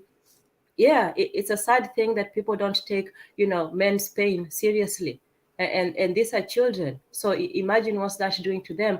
It's like boys are supposed to be, you know, men. As soon as they have the biology for it, they're instantly men. But women actually mature sexually faster than before men, and they're not expected to turn women as soon as they start maturing, you know, physically. So it's a very sad thing for this to happen, and for her to not just get by, you know, but also, you know, and the women only feel it when it's their own sons in danger. When it's the women, yeah, people hush it up and so on, but people will at least give her the sympathy. This woman is even afraid to speak about it, because she knows that, yeah, people are not going to give sympathy to the boys. They'll just say, oh, well, you know, he had his introduction early, so you don't know what kind of life he's going to have now that he's messed up in the head. And not only, some men can get away with it because, you know, especially when they're violated by another man, maybe, or it doesn't result in an obvious, you know, child or disease or whatever, you know, they might get to be quiet about it. And even men don't speak enough about it with other men. I don't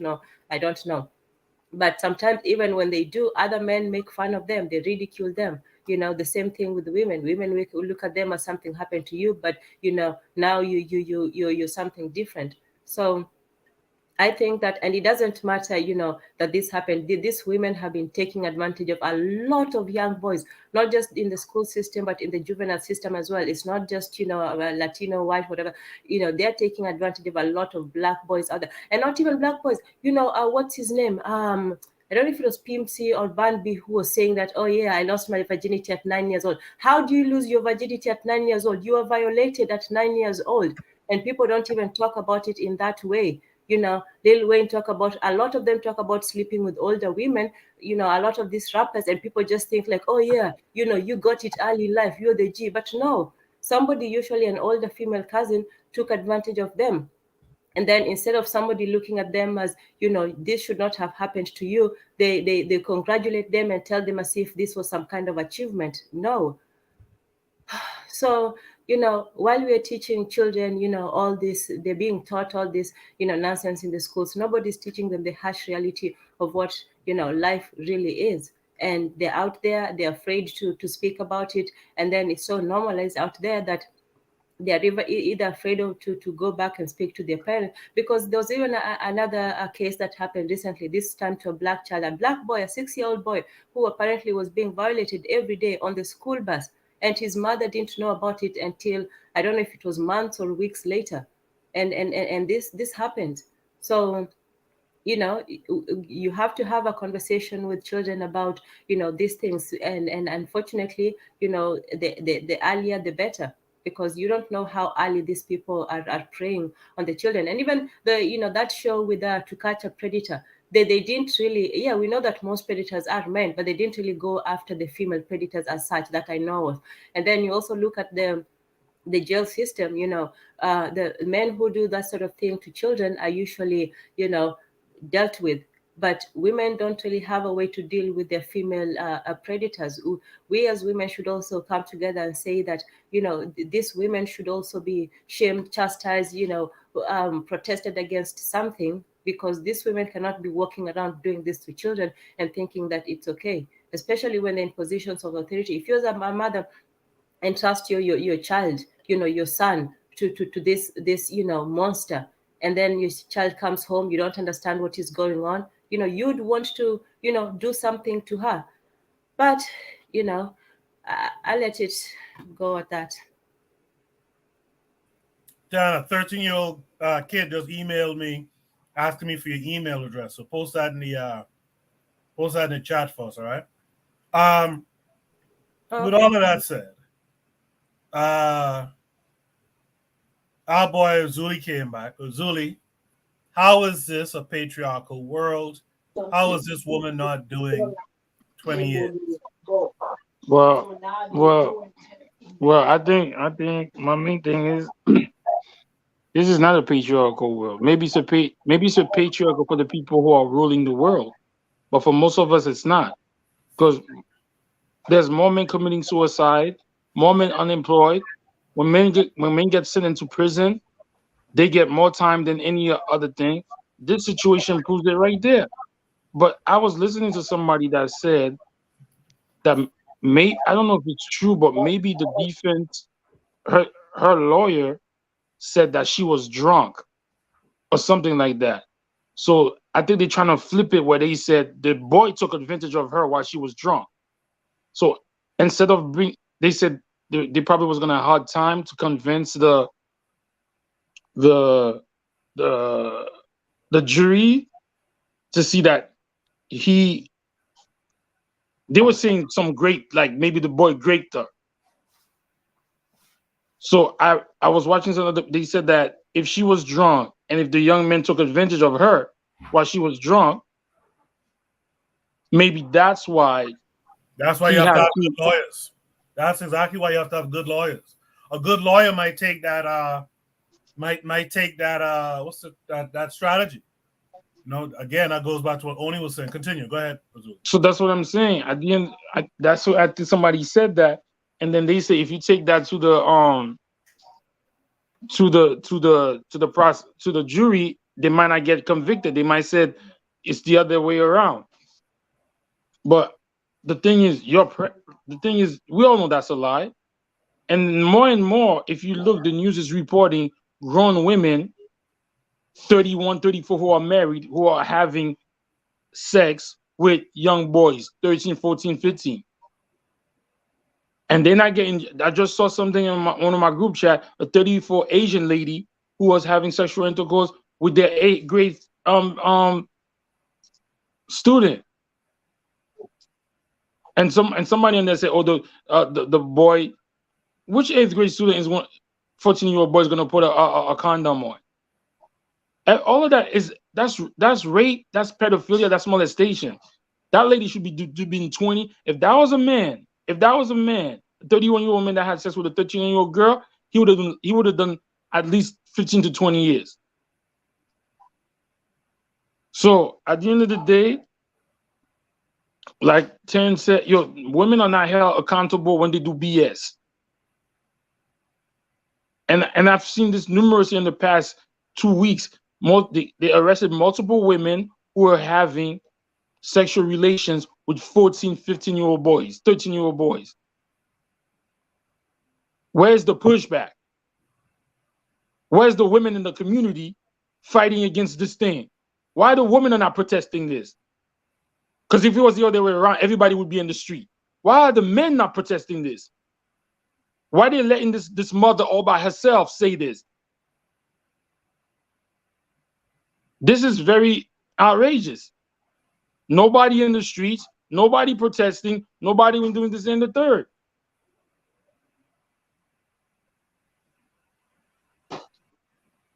Yeah, Oni, That's you're the right.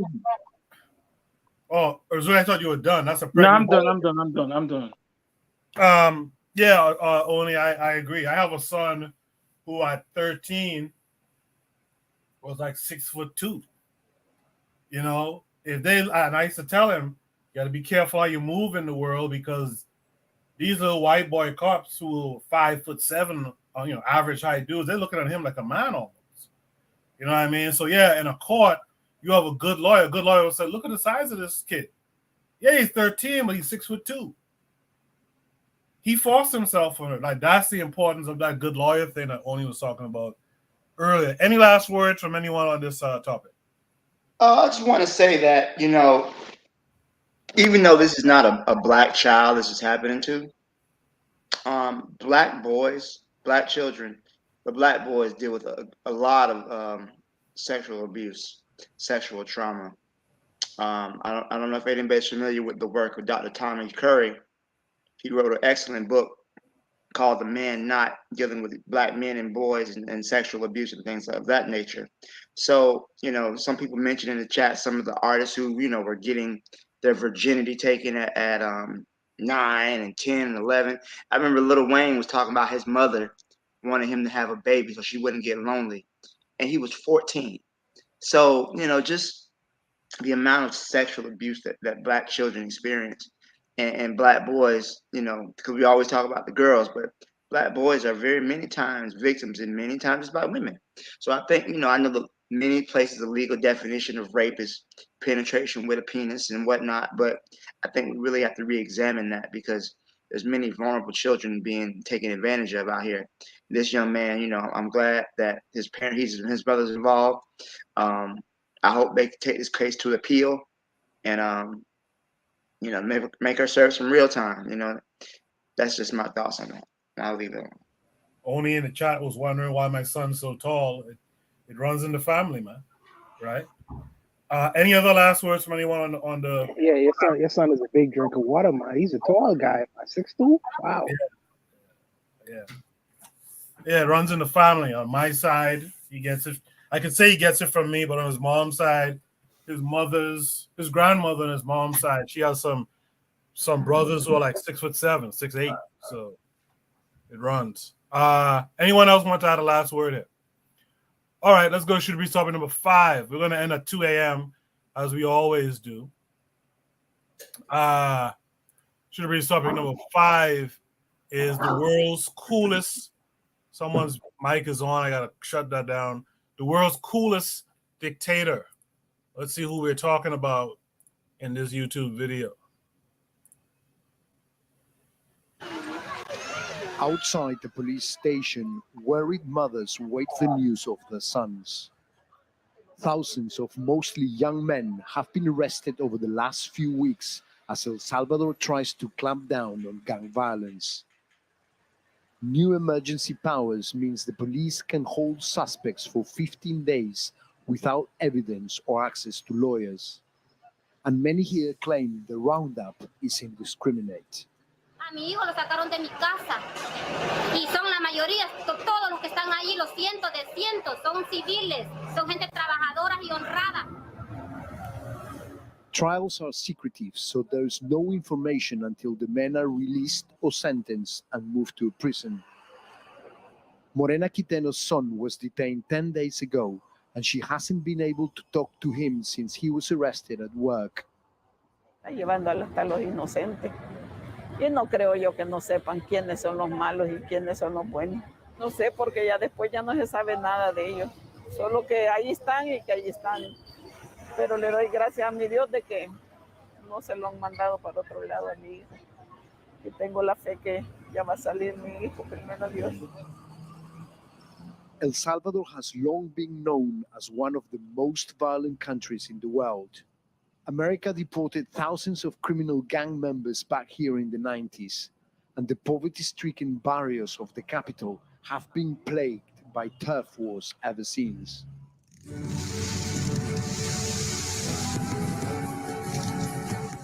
Enter President Nayib Bukele, El Salvador himself, or at least that's how many here see him, as the savior. The self-styled tech bro appears as a very modern president. He leads through his social media channels and has made El Salvador the first country in the world to accept Bitcoin as legal tender. But this millennial Dr. Jekyll has another face which he makes no attempt to hide.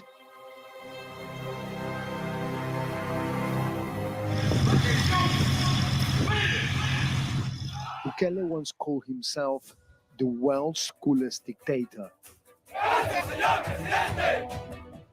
And since his election in 2019, he's been accused of grabbing power and dismantling democratic institutions.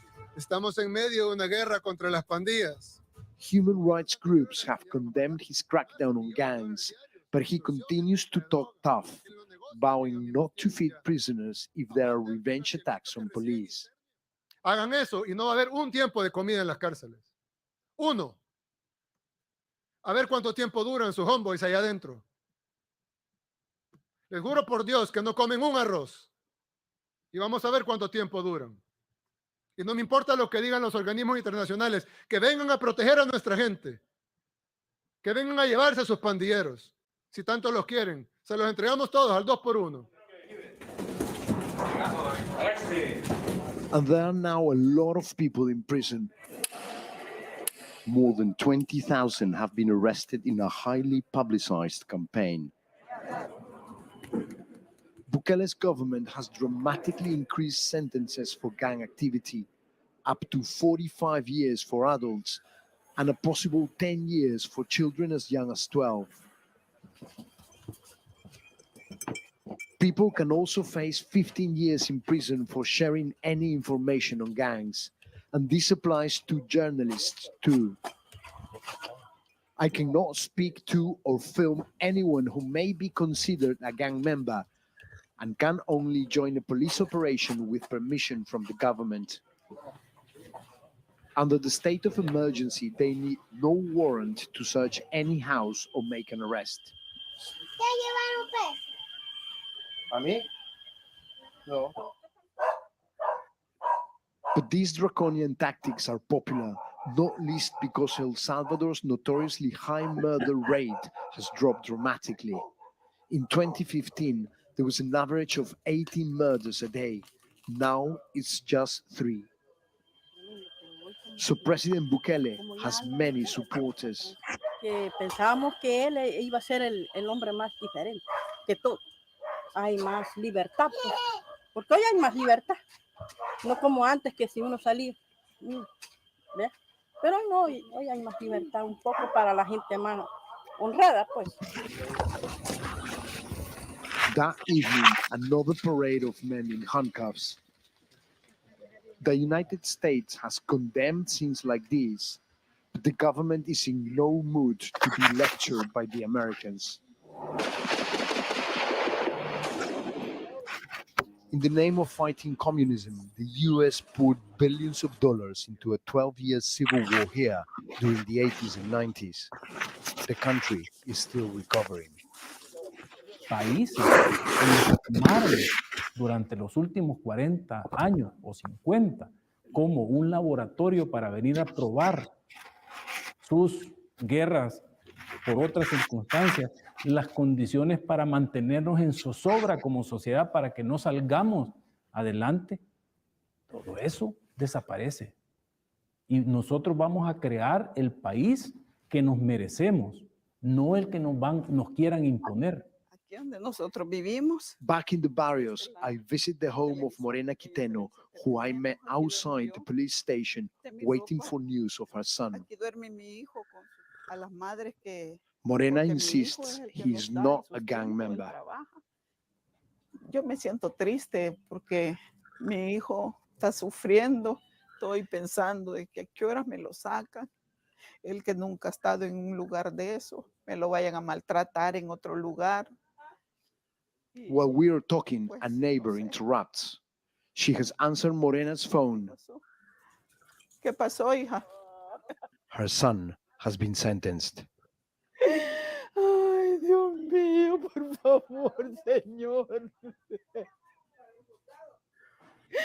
Ay.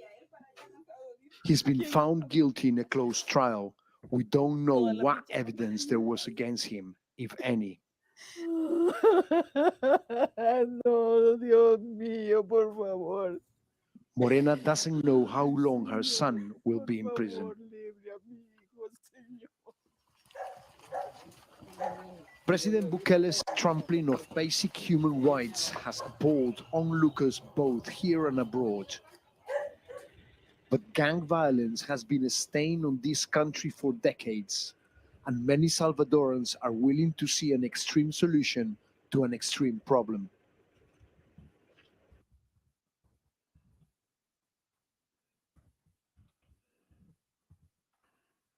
So I saw, who was it? Was it Nama X? Yeah, Nama said the Dominican Republic and Puerto Rico, 80 a day isn't that rare either. And, I never realized Puerto Rico had all of that violence. But I shouldn't be surprised because it's a sizable spot. So I shouldn't be that surprised. I remember a time in my hometown, 80 in a year was plenty.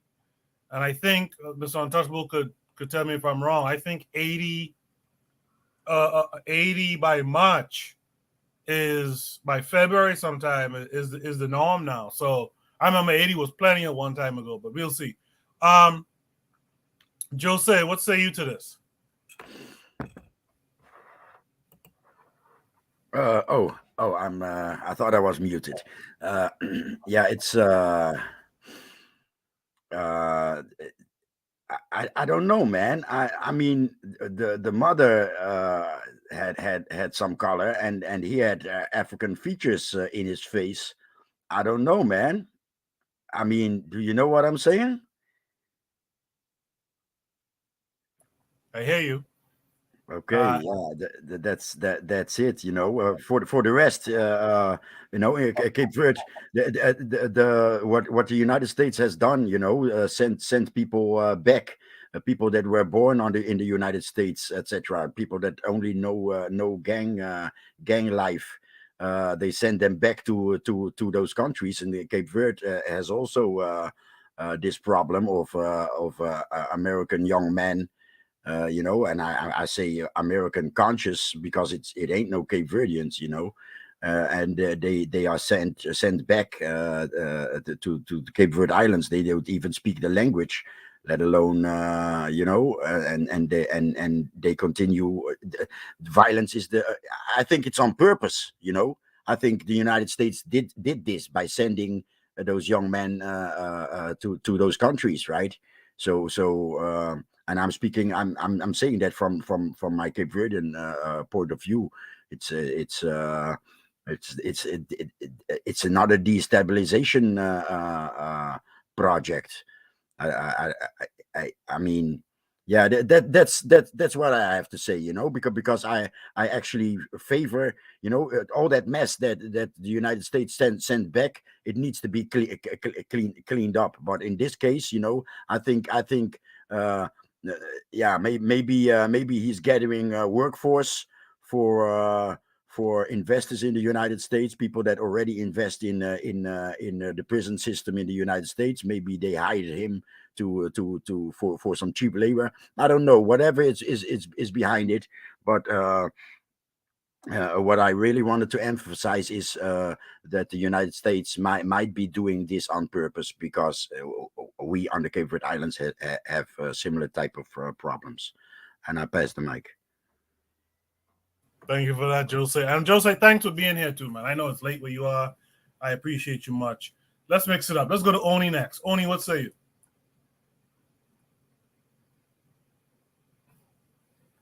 Yeah, all right. Yeah. I'm gonna disagree with Tan. Dude does seem cool, you know what I'm saying? Although I mean, me saying he's cool doesn't really mean much, right? But I don't know, right? Zing himself. I think I saw the video of him marching these prisoners out.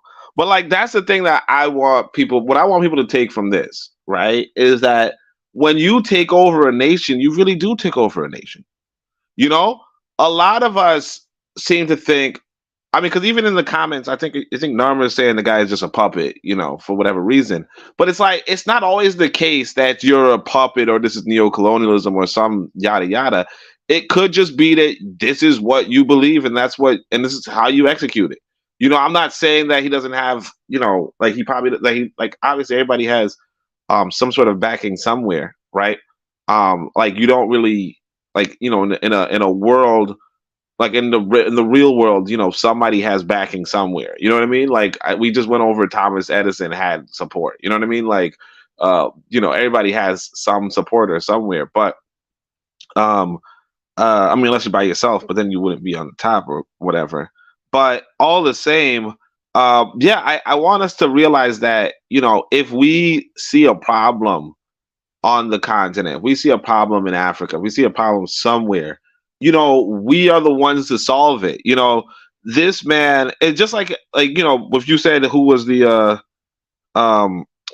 cool, by the way, I actually take issue with people saying something about why do they have guns if they don't have gun factories? I mean, because they bought the guns. You know what I mean? Like people with gun factories sell guns. That's what they do. They don't just keep them. You know what I mean? So people with guns factories are selling guns, and that's why other people without gun factories have guns the same way other people without car factories have cars, or other people without corn farms have corn, or you know what I mean? I mean, obviously I don't want to belabor the point, but what I'm saying is that I mean, you don't just have guns because you make them, just it's just we're in a global economy, and I'm not saying that people bought them or whatever, but I mean, they actually went over the fact that a lot of guns are remnants of America fighting a war there for 12 years, fighting a civil war there for 12 years, or contributing to the civil war there for 12 years, really the Cold War. But anyway, what I was saying was that we as African people, we have to realize that the destiny of our people could be in our hand, because just like Kagame came up in Rwanda during the during the Rwandan genocide and established his power there, from there, this individual could have been in a war-torn gang violence El Salvador and probably got his money somewhere and said, let me go back and try to bring my people out of this. And he does it. And that's the thing about real life, is that if you feel like you can, it's kind of like what Marcus Garvey said, you can accomplish what you will. And that's what we have to, I think that's the takeaway that I get from this, that, we as a generation of people, we can do stuff. Just like in Nigeria, Peter Obi, if he had won, I'm not saying that he would have been some radical, blah, blah, blah, but it's different from Tinubu winning. So, you just have to take that for what it is, I appreciate that, Oni. Oh, wait, hold on a second. Narma said, bought so that country controls you. No. You just bought something from somebody. It doesn't mean you. All right, anyway. All right, that's it. Sorry. You're there. I guess Trigger Happy has something to say. He says, so would you consider those mestizos black? Oh, no, he's talking to African. My bad. Thanks for that, Oni. This liquor starting to get to me, I guess. Let me, again, mixing it up. Let me go to Real Black Gentleman. What say you? Hey, I mean, how do I say it? I mean, there's always going to be dynamics. I mean, I don't really have any skin in the game per se. If you have, I mean, the question is, does the gang activity outweigh, you know what I'm saying, the actual country? I mean, people should not be, incarcerated for no reason without evidence or anything like that. I'm never for that. And then you're basically taking some of your most productive people who could potentially be, free, vibrant citizens outside of the society, and basically, they probably doing, labor in the prisons. They don't want to talk about that. I'm trying to figure out, it's always a thorny issue when you're talking about people who have popular support and they do things that other people who may not find that person agreeable more and more encroaching upon liberties of individuals. Like I look at this and it's like on the surface it looks bad. I'm not going to say it's all bad. I'm not going to sit here and vouch for El Salvador. I just this is precautionary of how you don't want to find yourself in situations where, again, we're talking about gang violence. You just people just what is the benefit of? I mean, I can understand young people. They gather together. I mean, it happens everywhere, but it never seems to be. I mean, the only reason that you would have young people do that is because they're trying to go out in their relative areas and make the most of it. You're going to click up and you're going to get into something. I mean, that's something that is something that I would not say. There's better ways to dampen that energy. I mean, I don't know what's motivating the murders there, but I mean, a lot of that has to do with poverty. You know what I'm saying? Trying to get something from someone else and willing to rob and kill in order to get it.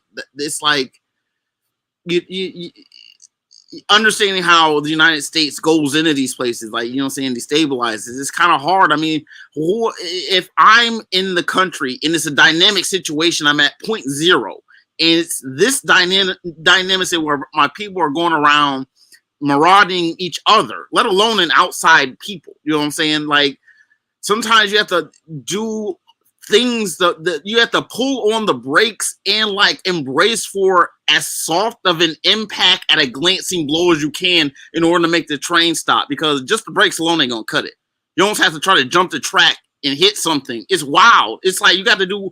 I'm just saying. And so like I would only encourage, that people who really are not guilty, I don't want them just to lock up young virile young men. That doesn't make any sense. I mean, you know what I'm saying? Let's keep it a buck. There's ways to throw in nuance in all of this, but I need those people who are just going around because they feel like they can do what they want. I mean, this is where, as when we're talking about manhood, like, you have to be able to constrain that stuff to a degree. You have to focus that energy. You have to, or otherwise you're throwing yourself into, I mean, which can be exciting, but is it productive? And that, you know what I'm saying? And I'm gonna yield. I've been appreciating your responses tonight. Real Black Gentleman a lot. I appreciate you being here. And by the way, Real Black Gentleman pops up on all these shows on KWAZ Radio. I would hope that, and NAMAX too. NAMAX shows up on probably all the shows out there. I hope you guys would start patronizing those other shows like Bakari's show, Considerate Cheek, Tanzan on Tuesdays, Forecast at random times during the week. And, I'm forgetting the Harsh Ali podcast. Support him too. When those guys come on, Lero's a part of that group. So support them. And last but not least, make sure you support, Oni as well, right? With that said, that was Real Black Gentleman. Let's hear from Bwana Hagaziki. Bwana, what say you? Yeah, so for me, I'm not first of all, let me make a declaration. I'm not a bleeding heart liberal person. I say lock these fuckers up forever. And the reason why I say that is, first of all, El Salvador was the country that had the highest murder rate in the world. And that's bar war-torn countries. El Salvador was awash with gang violence and things like that. People can't live a so-called good life because you have the United States, because they are primarily to blame for flushing the toilets at MS-13. MS-13 is, well, everyone knows what MS-13 is. It's a big gang, big Spanish style gang. So they learn many things in the United States. Many of these guys were locked up in the United States, and after their prison sentences, they was deported. So you have a big problem in this country now. Where you have some of these people they don't even know anything about El Salvador. anything about El Salvador. They grew up in the United States of America. You know, so you send them back now, and they engage in gangster lifestyles in this so-called poor country. And the people them don't know what to do about the situation because they ain't never seen this type of violence before. Never seen it. You know, and what it would do, it would undermine the civil society. So if the United States government, in solving their problem in the United States, are having MS-13, if they flush the toilets of the prisons and allow these people to come, deport these people back to these countries, and these people not understanding what these guys was getting into in the Americas, the solution is to lock their asses up. Lock their asses up forever. You know, because when the mother go into the grocery store, she get raped in El Salvador. You think the Americans care? Or when the little child get his head blown off, you know what I mean, for just walking to school in the morning, the Americans don't care about that.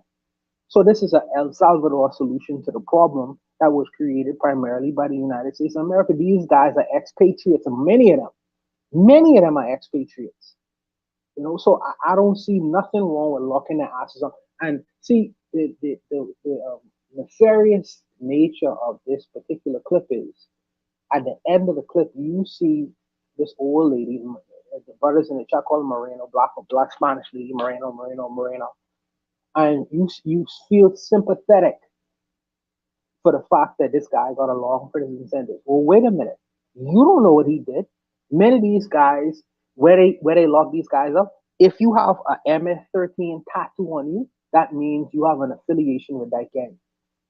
You know what I mean? You have an affiliation. And usually, to get in these kinds of gangs, you probably would have had to murder someone. And some of these mamas, they cloak these little gangsters. You see it all over the world. Women cloak their sons, girlfriends cloak their boyfriends. And you go to any prison, you see on the outside of these prisons is you see women, older women, younger women, waiting to see their boyfriends, their sons, their whatever. But while they were committing these crimes, you didn't hear the outrage. You didn't see them bring them before the police departments and say, well, hey, this my boy just murdered someone for a color TV. There it is. You know what I mean? Or my boyfriend just gave me this gold chain. Who he pop off a woman's hand while she was trying to get to her job in the morning. He steal a purse. You know, you don't hear the hue and cry from these women because they benefit.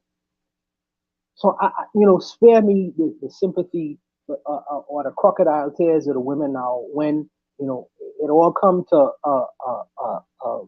a zenith point where they're locking up these men for committing outrageous crimes in the societies, which some of these women have been benefiting from for years. You know what I mean? They'll lay down with the man who murdered a couple of people because they benefit off of it. And are we supposed to feel sorry for her crocodile tears? Spare me. If they come to the country and try to mash up the society, well, this is the consequences of that. If you want to live in a civilized society, well, here's what we do here. So I applaud this man. I think that more African countries and even America, well, I mean, even go to America, but I think more, even Caribbean countries need to do it. Lock their blood clot asses up. Because I see many expatriates come to this country as well and try to mash up the island too. It's not to suggest that the inhabitants of these places don't commit crimes either. But sometimes you see the crime and it escalates because they learn things in these so-called first world countries that they wouldn't necessarily know in the so-called third world countries. And the police them pulling their hair out trying to resolve these issues because they don't want to seem to the rest of the world like, oh, we are transgressing human rights. Oh, these guys are civil rights. These guys they acting like animals. If you act like an animal, I'm gonna treat you like an animal. Lock their blood clot asses up. Why? Because let me tell you something. If they murder my mom on the streets of the Bahamas, my brother, I ain't getting to the release. I'm not getting the release to find you. Even if you in the house with your mom. So it would be better for him to resolve to this kind of resolution rather than the people taking it upon themselves to exact what they consider to be justice. And you really have a situation on your hands.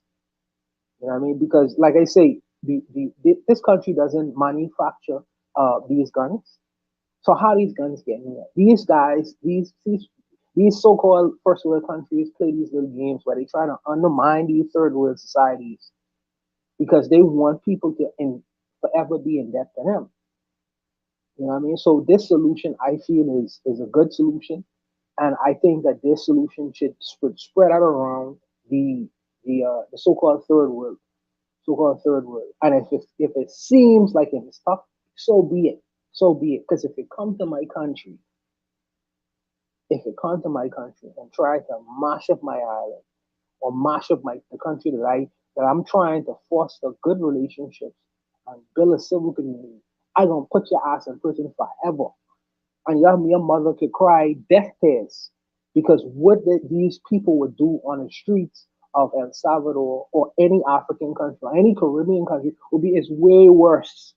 It's way worse. That's the part of the story you don't hear. So these people talking about, oh, he's being a dictator because he's trying to definitely these guys civil rights, as if they was angels. As if they was angels. All these guys are imprinted, they tattooed up, ready to blow your head off or your grandmother head off, you know what I mean, to take what she has, you know, to give either to themselves or their girlfriends or their mamas. I have no kind of sympathy for what's going on in these countries because I understand it, you know, but I'll stop there because I'm on a rant right now. No, Bonnie, you good. Bonnie, what's the murder rate right now in the hometown? That's a difficult question. I think it's maybe like, maybe 200. Whatever Jamaica is, we go down, we like 10% of that.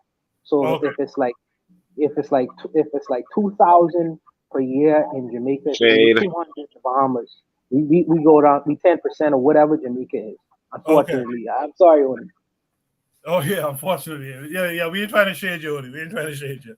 And I could remember, Bonnie, when I was a kid. Man, I can remember the numbers to be like 12 and all kind of stuff like that at some point, you know? It's crazy to see how things have changed. These guys, Coco, these guys on the streets right now, they have military style assault weapons. Yeah. How do you go up there? Because the regular policemen on the street used to have one pop gun, you know what I mean? Revolvers. How do you go up against somebody with a military style? Come on, man. You outgunned. So what's the solution?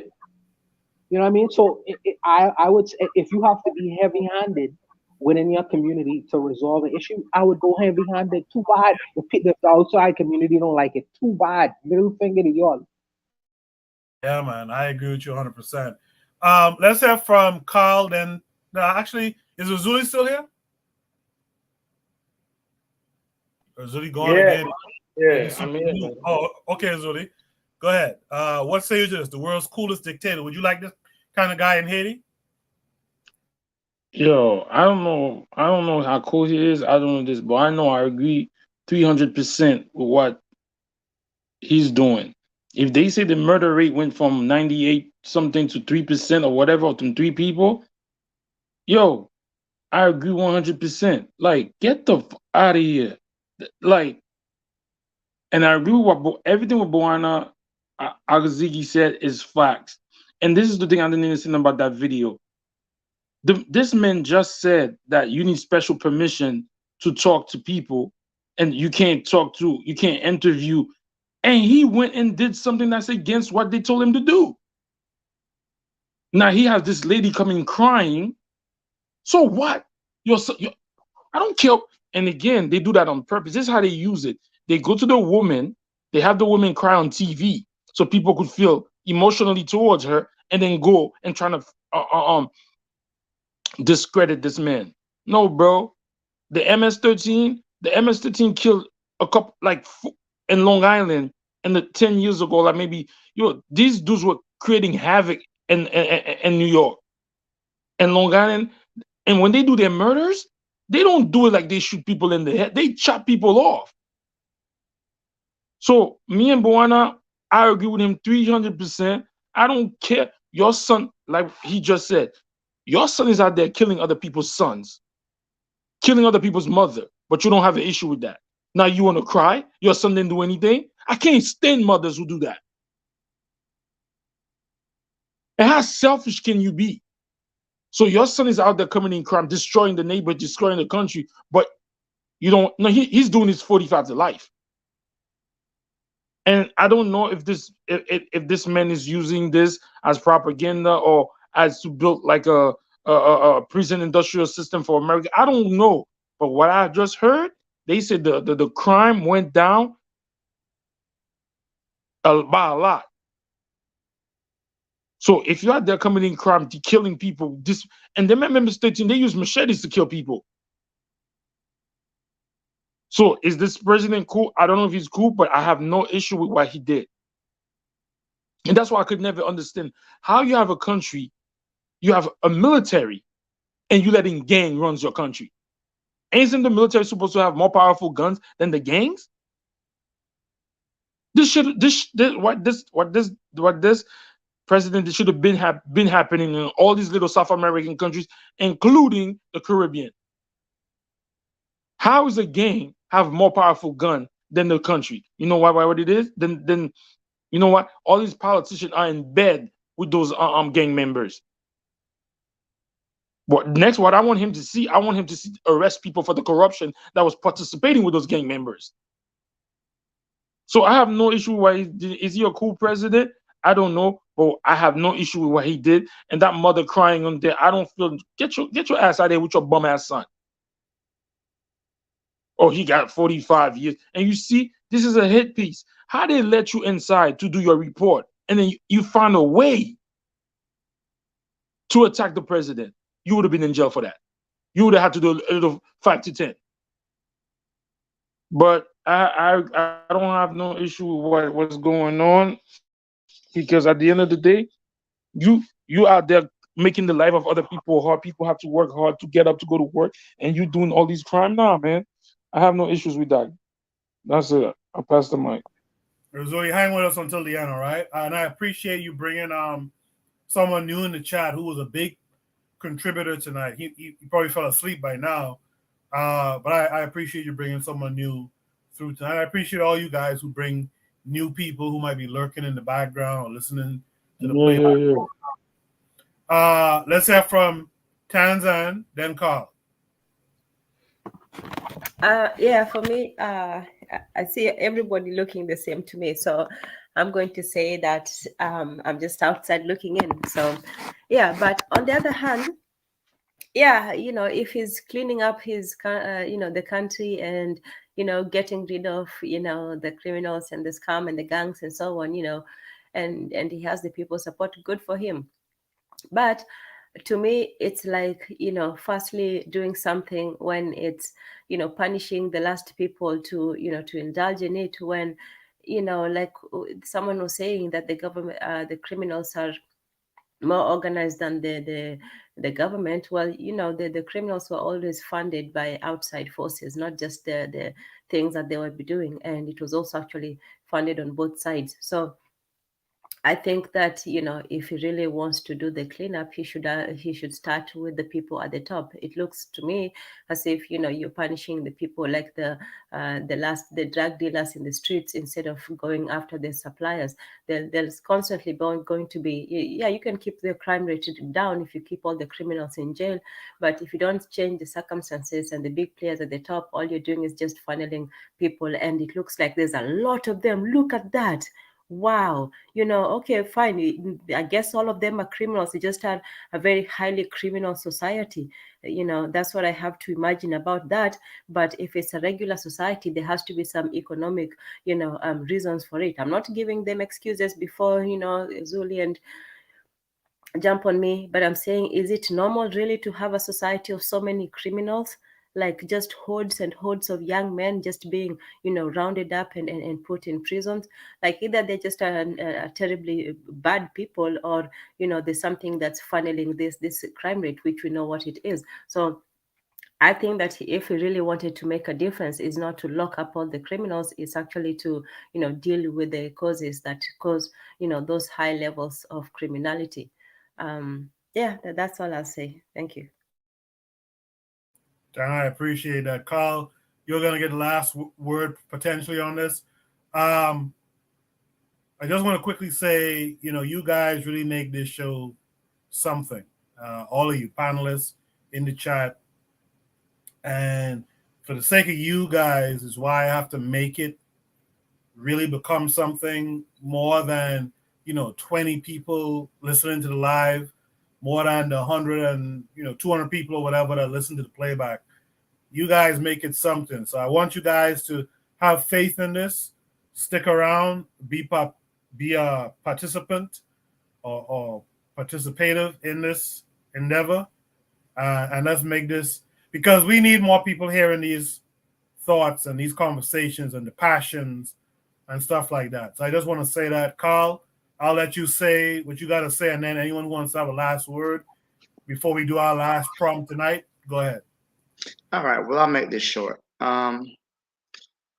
As some of the other people have said, El Salvador has one of the highest murder rates on earth, and of course, this is a horrible situation in this country. MS-13 originated in El Salvador. It originated in the United States. People brought back that violence to El Salvador. The country is awash with guns from the Civil War. Many times, the United States, the U.S. helped fund one side of the in the conflict because it was a war. Basically, some Salvadorians decided they wanted to have socialism, especially during Ronald Reagan's time. That wasn't going to happen, so they funded the right-wing forces, and they brought war to this country. So, long story short, this is a bad situation because you do have this outrageous crime and people getting murdered and a high murder rate. But at the same time, I'm looking at with this young man's mother. You have a secret trial where you don't have any evidence. You're not allowed to see the prisoner. So all we have is the state's word that he did this. And I'm looking at all these people who are getting locked up. I don't see any white people. I'm seeing all indigenous people, all Mazitos. I'm seeing all of I don't see any, people of a lighter skin color getting locked up. So while I understand the need for progressive measures, and I do understand that this is a very serious situation, we can't just lock up people, lock them in jail without any evidence. You walking down the street, hey, get that guy. He's probably doing something. He fits the agenda. That we can't. That's not right, And living in the United States, I'm not gonna be one to really, I can't really criticize another country because look at us. America does that shit all the time. So, and we don't have anywhere near the murder rate that El Salvador does. So drastic times call for drastic measures, but at the same time, I don't want to have people's rights. You have innocent people get locked up and there's no evidence that they've committed a crime. And if you have evidence they did something, show it. Why have a secret trial? Why have it so but people can't speak for them? If they did something, prove it. If this man is gang affiliated and he's done something wrong, then prove it. Prove your case, let him go to jail.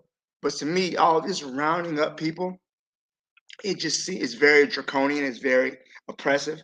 And if they did the crime, lock them up. But to me, you have show the evidence you did the crime. Don't just lock up people. And then you don't even know how long they're sentenced for. All they're gonna do is go to jail.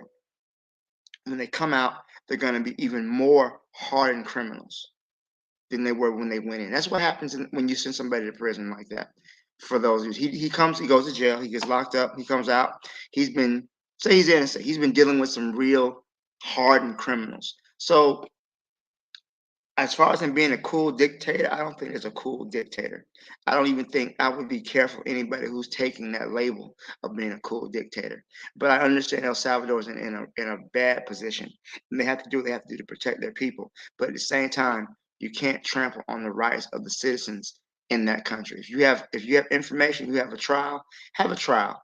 Do things the right way. But that's just my thought. I'm looking at it from living in the suburbs in the United States. So maybe I don't know what I'm talking about, because I'm not dealing with that level of violence that they do on a daily basis. I don't have to worry about my mother, for the most part, getting shot while she's at the grocery store, or getting attacked and robbed like that. So from the outside looking in, I don't want to be too judgmental, but just when you're doing your cleanup, you still have to protect the rights of your citizens, and that's all I'm gonna say. I appreciate you, Carl, for that insight. Jose, you want to talk about his name. His name is Naib, I guess. What did you want to add? And then anyone who wants to add anything after Jose speaks can add. Jose, what did you want to add there? I want to add that you need a non-native leader for those draconian types of laws, because you're not connected. And Najib is North African Middle Eastern name. His father is Palestinian Christian who converted to Islam. There you go. So you need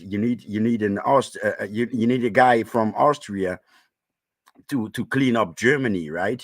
If you know what I'm saying. So you need a guy from the Middle East to clean up this country, right? That's a good point. Go ahead, Jose. Talk your shit. Go ahead. Yeah, that was it, yeah, and again, also another connection is, of course, with Tunisia. I mean, people picked that up, right? What's happening in Tunisia? Expand on that for me, Jose. The prime said that something about the demography changing because of Black Africans moving into the country, and people started attacking blacks after the prime minister said that. So there you go. An ancient enemy is rearing its head. Yeah. I wanna respond to what Carl said just now, because go for it. His commentary was very measured, and I appreciate what Carl said. Because he understood that he is looking from primarily an American lens, and I understand his perspective, having lived in the United States. So I understand his perspective, and it was extremely measured. You want to ensure the so-called the human rights and civil rights of individuals, and you want to ensure that due process is exacted on individuals. I understand that from his perspective, but I understand my man's perspective too, because when you live in a guerrilla style society, what I mean? I'm looking at the first MFer who I see with an MS-13 tattoo on him, and I'm saying, yeah, well, this gang is a murderous gang who rapes and pillages, and I don't give a shit about your human rights. You know what I mean? Because I have to live the experience. You know what I mean? So, and I understand that there are certain things that's gonna get curtailed, like so-called human rights and civil rights and shit like that. I don't need to run the gambit of that. That takes too long for me in my particular situation. But looking from an American lens, you have to go through that process. So I really appreciate the things that he said, but I could see things from the two perspectives, because in his society, in Car's society, there are checks and balances, and in the United States, they ensure that the checks and balances, for what it's worth, for whoever you want to put it on, black people, white people, you ensure that the checks and balances happen to individuals. But in some countries, they call it third world or banana republic or whatever, them checks and balances are not there. So when they are not there, how do you resolve or bring about a solution to an immediate problem? So how you go about it is going to be different. So, but I appreciate his commentary, but I understand both perspectives, but I'll leave it there. Let me just add. I want to say, one, I could have told from this lady's body language, that her son wasn't innocent. You know what I mean? Like I knew that from just body language. I was thinking that. But go ahead. I don't know. Like, look at this boy was already in a prison jumper or something. He's already in stripes now, Justin. But like you know, like her, because it's like she's way too nervous. She's like, oh, my son was picked up. Because if your son's innocent, I mean, yeah, if your son's innocent, you already know. Like you're not even tripping. But I'm pretty sure whatever. What I could say is this though. I'm surprised that the resident communist, the resident communist doesn't want state, the state to have too much authority. No, but for real though, I think what capitalist, right? Huh? The resident capitalist, you mean? No, communist. I'm talking about Carl. Carl was like the states. He's like, the states are stretching too much. I don't trust the state. And you're like, what? But no, but like, I mean, like even to what Carl was saying about, you know, the because I don't think they said that the state had no evidence. I think they just said it was a closed trial, which is a thing that, you know, happens. Like not everybody has access to court cases, especially of court cases of sensitive information, especially in you know, what would be considered martial law. You know, like if America announces martial law tomorrow over whatever reason, it's not going to have open trials. You know, because, you know, in a situation like that, you can't use the same peacetime customs because one, you don't know, like you have active gang members who are going to be looking to see what evidence is out there, you know, investigating. And they murder witnesses, Tony. They murder witnesses. Yeah, exactly. Like if you know who the witness is, exactly. Like there's so much. Yeah, there's so much in play that you wouldn't, so on and so forth. So I think that the state did have evidence. I think that the state just and look now all of a sudden I'm agreeing with the state, right? No, but I think the state had witnesses. I mean, had evidence, had witnesses. They just had closed trial because again, they have so many gang members, and the gang members have so much weaponry, you know. And not just that, as Barna was pointing out, these gang members are not even like your run of the mill. Like they are chop your body up gang members. They're not, you know, pop you 2 times or accidentally shoot you, you know, like straight bullet kill you. These are so. I mean, didn't they just kill those? I mean, I don't know if it's the same gang. I know it's in Mexico, but they just killed like 4 Americans, you know, Black Americans. Killed 2 of them and a lady down the street, a Mexican woman down the street, just over some bullshit, you know. So it's like, yeah, you can't. It's kind of like the whole, you know. I think George Bush said you can't negotiate with terrorists, you know. So when we talk about, you know, rights and whatnot, I mean, I'm not saying I'm against rights or whatever, but, you know, it's like the ends justify the means. People are trying to live peacefully. And I would just want to just emphasize and stress again that it's sometimes the mothers, right, who are, you know, who are harboring these criminals, harboring these gangbangers. And then when they get arrested over it, right, instead of clapping and applauding, they you know, oh well, you know, my boy's not that bad. No, your boy is awful. You know, my good son. They say my good son, not my good son. I don't know, you see how she showed a picture of him? She showed a picture of him from like when he was like 4. You know, like you showed like a 4-year-old picture. Like this boy is 20-something years old. You know he ain't no damn good if the only good picture of him you got is when he was 4 years old. You know what I mean? Like, come on. I mean, 14 or whatever, but still, like clearly, you know, the dude is doing what needs to be done.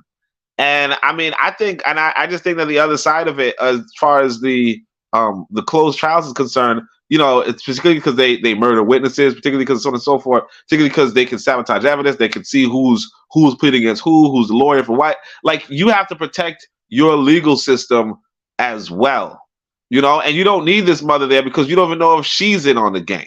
And I'm not saying that she is, but what if somebody she knows is, or her brother is, or so on and so forth? Like there's so much at stake. And so I think that everything that's being done right now, like the guys just do, like the end justify the means. And I think that he's showing that. Because, I mean, he's not like he didn't reduce the crime rate.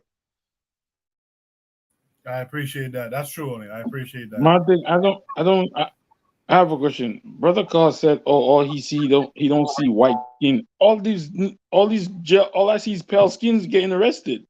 I don't understand why he said he don't see or he sees dark people. Where the dark people he talking about?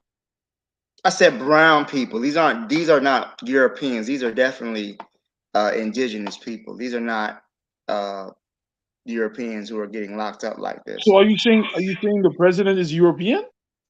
Yeah, he doesn't look. Does he look like he's from Latin America? I mean, does he look like he's of any type of So indigenous? if he was born in El Salvador, if he's second generation El Salvador, from El Salvador, that doesn't mean he's from the country. I don't get it.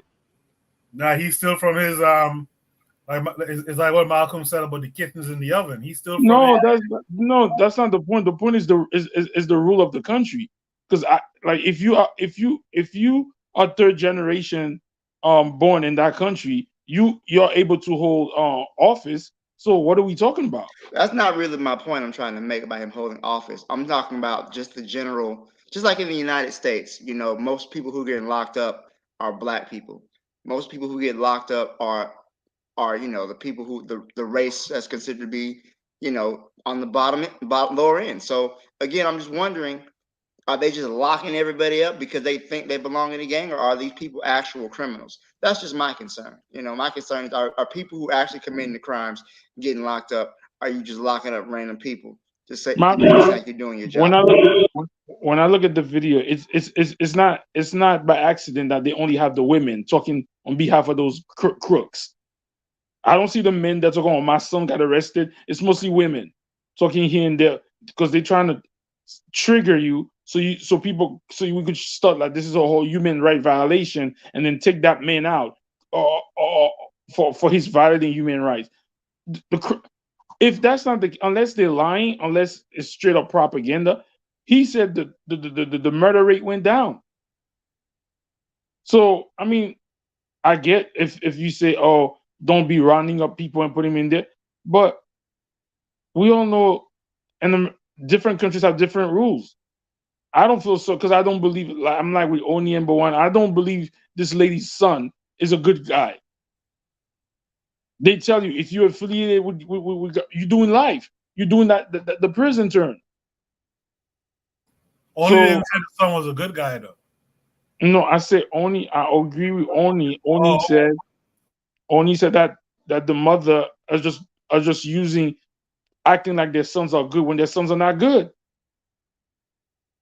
And I don't think you understand. have enough information to make that determination, though. I mean, where do you get your information that they railroaded him? I never said they railroaded him, but you are talking. I'm saying if the people are. If you have evidence that he committed the crime, show it. Then we can make the determination. But what I'm saying, both of us, you saying I don't have enough information. But where do you get your information to imply that you feel like they're railroading him? Again, this is I'm speaking from a purely American perspective, and technically, and I know it's not real, but a person is innocent until proven guilty. So if he's guilty, if he's committed the crime, let's see the evidence. And then lock him up if it shows he's guilty. But to throw somebody in jail, you don't let him speak to a lawyer, you won't let his family speak to him. I don't know. I got a problem with that type of method. But there's nowhere they say in there that he did not speak to a lawyer. They say they have a closed trial because, like Oni said and Bawana said, these gang members intimidate people's lives. A witness could get killed.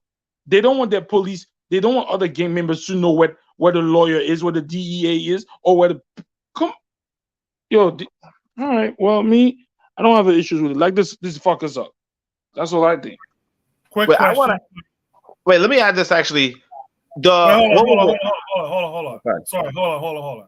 I'm gonna let you say a piece, but I have a quick question for the panel after Oni speaks and for the chat. I have one more topic I could do. Do you want to do one more topic after Oni speaks? It's up to you guys, or you want me to cut it off at 2 a.m. and call it a night? I'll let Oni speak, and then I'll see what the answer is at the end. Oni, go ahead. Yeah, so there was that guy. I can't remember his name. The pedophile. I think he was a pedophile. He was. He had an island. And he got suicided and. Epstein. Yeah. So I think it was like the judge for Epstein's case. Like some assassin came over to her house and tried to kill her, but ended up killing her husband or some shit like that. The son, I think, right? Yeah. Yeah, the husband and the son, I think, right? Or just the son, and then the assassin killed himself or some shit like that. Like that's the real world, you know? So I mean, again, like when Carl says, let's see the evidence, right? It's not saying that there's nobody says that there is no evidence. What they're saying is that it's a closed trial. And they're saying that the evidence is presented in the trial, and then the person is either found innocent or guilty. You know what I mean? I would imagine. I mean, obviously, I'm not there. I would imagine they're very meticulous. They're very discriminating. They really want to see who's innocent versus who's guilty. And as far as the question of why is the ethnic makeup not, you know, European American or whatever, or European whatever. I don't know what the ethnic makeup of El Salvador is in terms of Europeans. But also it's like, you know, just common sense for me is that white people are, while they might participate in drug trafficking, right? They're not necessarily the underlings in the drug enterprise.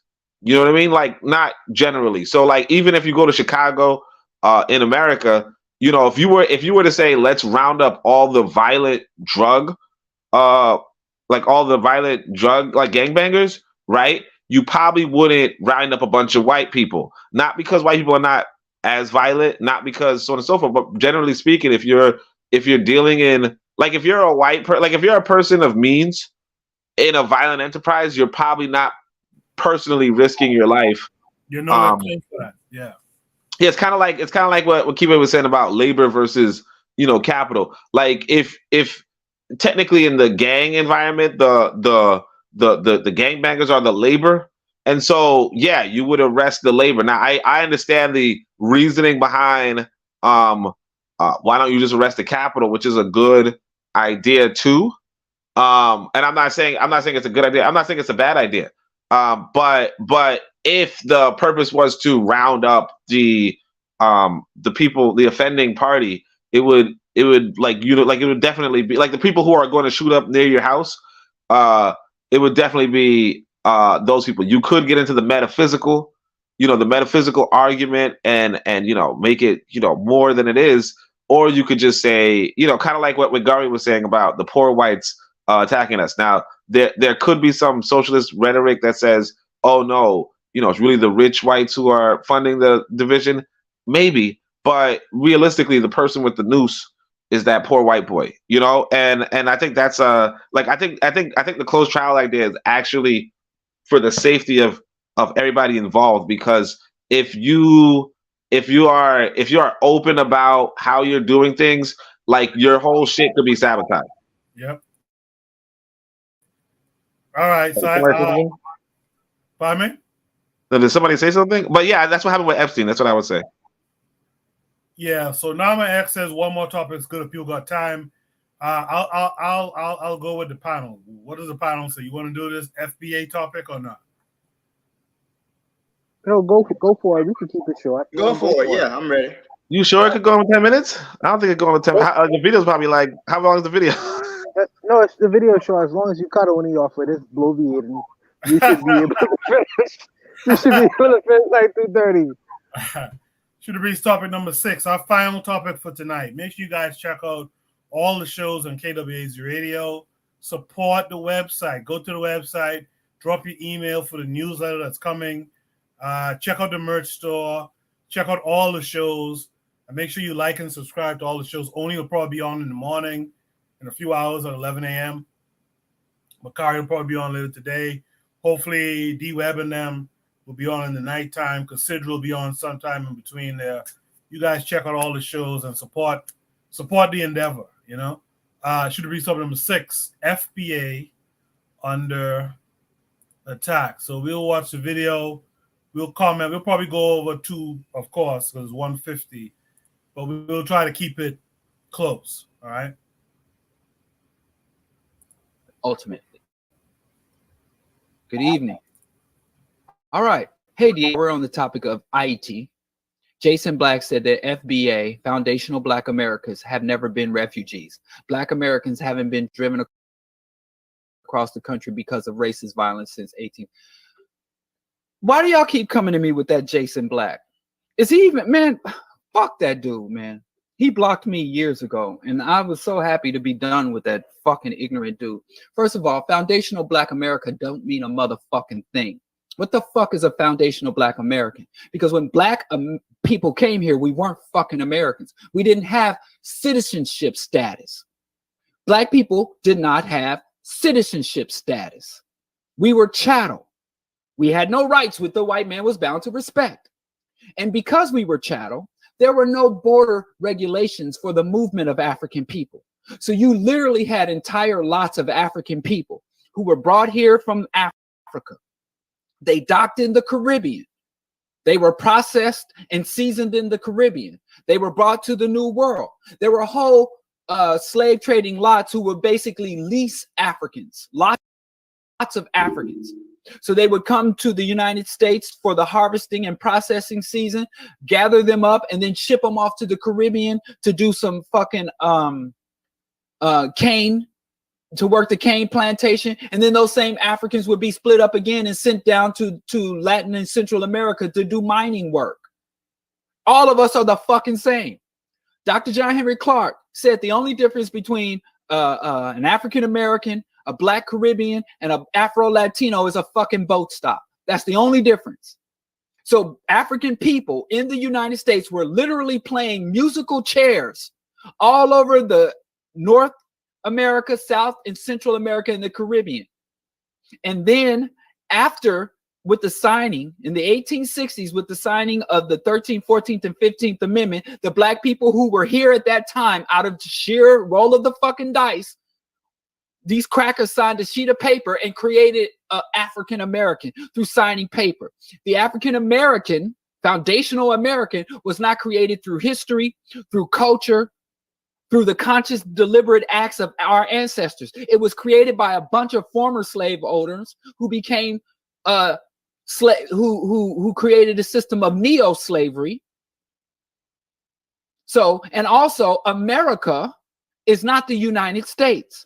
America is Canada, the United States, Mexico, Central American nation, and the Caribbean and South America. That's all. So foundational Black America means literally fucking nothing. It is just a self-hating title. It's a way to say I fucking hate people who look like me without having to acknowledge that. So first of all, fuck any Black person that embraces the title or the identity of foundational Black America. They are Uncle Toms, they are sellouts, they are race traders, and that goes along with the FBA was birthed from ADOS, because the ADOS started squabbling. White folks started giving ADOS some attention. And so then they started squabbling over the money and shit. And so then it was birthed the bastard child, which is FBA is the bastard child of ADOS. And I don't like entertaining them, shun them. They have nothing of substance to offer. I call that prosperity politics. They have basically assert that the whole future of Black people must rest in getting a shit ton of fiat currency from white folks. And if we don't get that, then there's no hope. So they want to put, and then they want to guarantee white folks, if you give us money, we're going to behave just like you. We are loyal to America. We accept America. We will be enthusiastic participants in the capitalist economy. And thus we are enthusiastic, patriotic participants in U.S. militarism and U.S. genocidal, ecocidal agendas. We will join you. We basically, it's a mercenary ideology. Pay Black people with U.S. citizenships to become mercenaries for white power across the globe. It's fucking disgusting. So fuck him. And Black people are, we are prisoners of war. Black U.S. citizens are prisoners of war. And we are what is called internalized refugees. I was born and raised in Missouri. My ancestors came from the Virginias, were enslaved on Virginian plantations.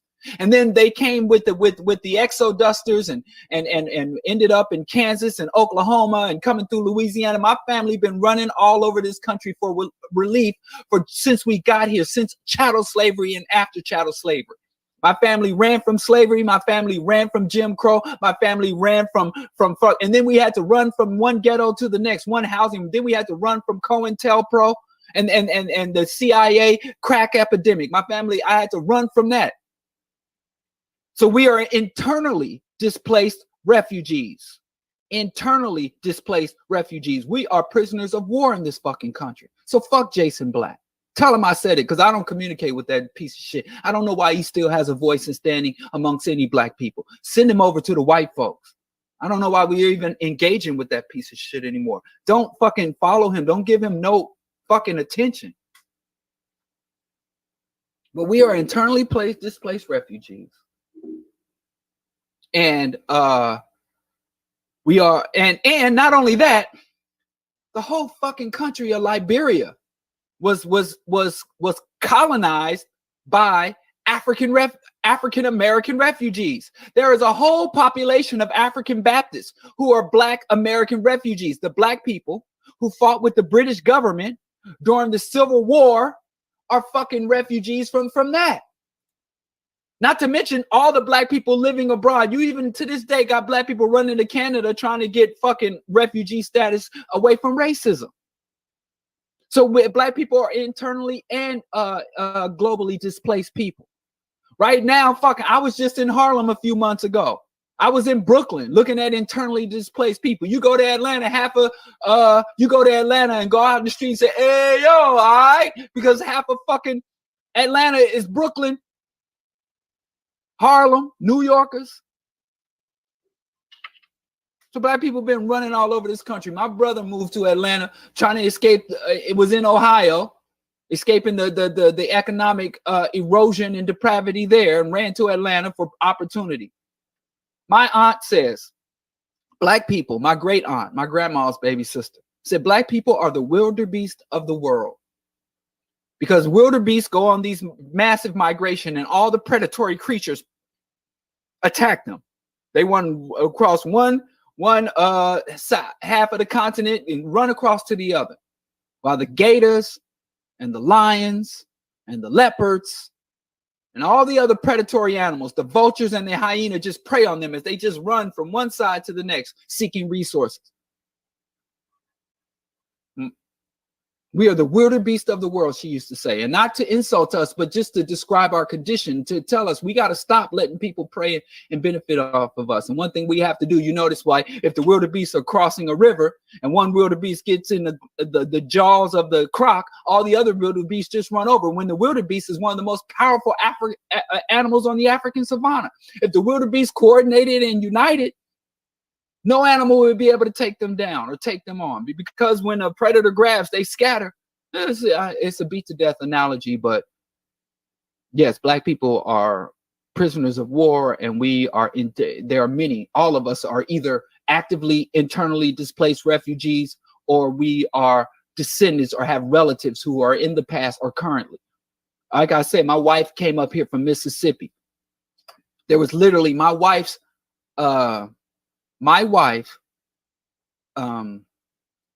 maternal grandfather literally left the South fleeing a lynch mob.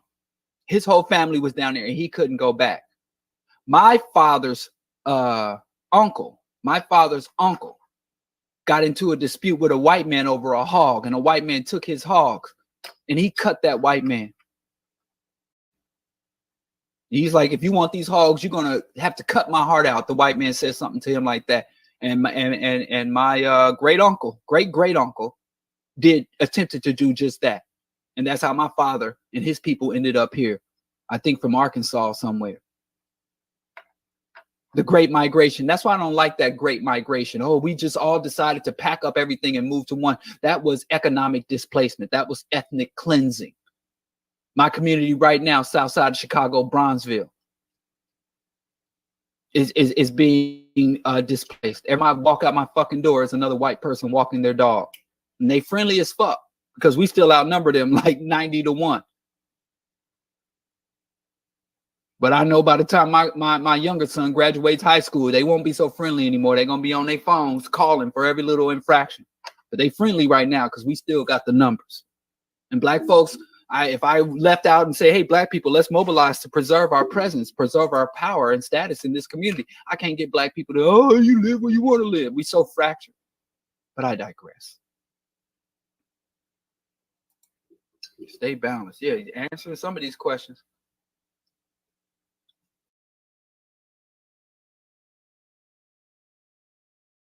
So I apologize to you guys. I didn't realize until I think it was Afro Native World who mentioned it, that time was changing tonight. So we just spring forward and lost an hour here. So I do apologize for that. I should have shut it down earlier had I realized it. Had I known that going into tonight's show.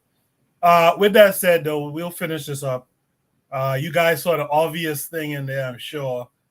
We'll talk about it in a second. Erzuli, are you familiar with this Better Call Joseph guy? Nah. No, I don't know who that is. Say? I don't know who that is. That's the first time I'm hearing him, but I'm familiar with the guy he was talking about. What's his name? Professor Black or whatever. I'm confused. Who's Professor Black? Who's Black Troop? The Black Authority. I don't know if those guys are the same thing, but I agree with what the brother said, man. I think FBA is there to cause division between black people, and especially the leader being Tariq Nasheed, quote unquote. I don't even like. I think he works with them people. I don't trust him, and especially with what's been going on with him for the past month or so, they're really exposing him. So I don't get it. I think that man is been put there to create division, to keep black people from uniting. And I get it. Black people are very tribal from the beginning. That's why somebody said, "Oh, Trinidad." Yeah, you might have different nationalities, but you're still the same race. You understand what I'm saying? So, and I'm not saying that Tariq Nasheed didn't have some points about how black foreigners come here and some of them shit on black Americans, but that is not the majority. And also, what he has to understand is the propaganda that is shown to the people from different countries about black Americans. But at the end of the day, I don't rock with FBA because their leader I think he's a coon, or not even a coon. I'm not even going to use that. I think he's an agent. So I don't see anything that he say, especially the Black Authority and Professor Black Truth. I don't know if they're the same people, but they speak the same way. You never see their face. They see the same way, and all of a sudden, Professor Black Truth or whoever he was talking about he jumped on that bandwagon with Tariq Nasheed because, like he said, ADOS was the movement prior, and I always found it like very demeaning to call yourself ADOS. What is it? American Descendant of Slaves. Like, there's something weak about that I didn't like. I didn't know how to put like. So, and Tariq Nasheed was trying to be part of that, and then because it didn't let him come through the way he wanted to, so he created his own thing, FBA, Foundation of Black Americans. What does that even mean? What does that even mean? A lot of the people, because Tariq Nasheed had the nerve to try to play Malcolm X, because Malcolm X's mother, I think, or is it father, is from Grenada or Guyana or something. There's something wrong with that guy. He refused to recognize Malcolm X as part of the movement. So I don't know, man. I don't see anything wrong that brother said that was wrong, but maybe somebody else could see it. But I agree with what he said. Thank you for that, Erzuli. Let's hear from Tan. Let's hear from Tan a little early tonight. Tan, FBA under attack. What say you? Well, I don't know if that's something new, but from what he was talking about, it seems like it's been an ongoing attack. So I think he was challenging the narrative of, oh, FBA don't flee and so on, which, yeah, you can have both.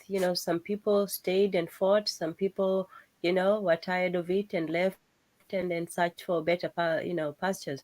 You can't blame, one or the other. You can't tell somebody that. And some people did not, it was not always like a choice, oh, shall we stay or shall we go? For some people, I know that there were incidences where, entire towns were burned to the ground, people were terrorized and so on. So in that instance, it's not whether you're fleeing or fighting and whether you're a coward or not.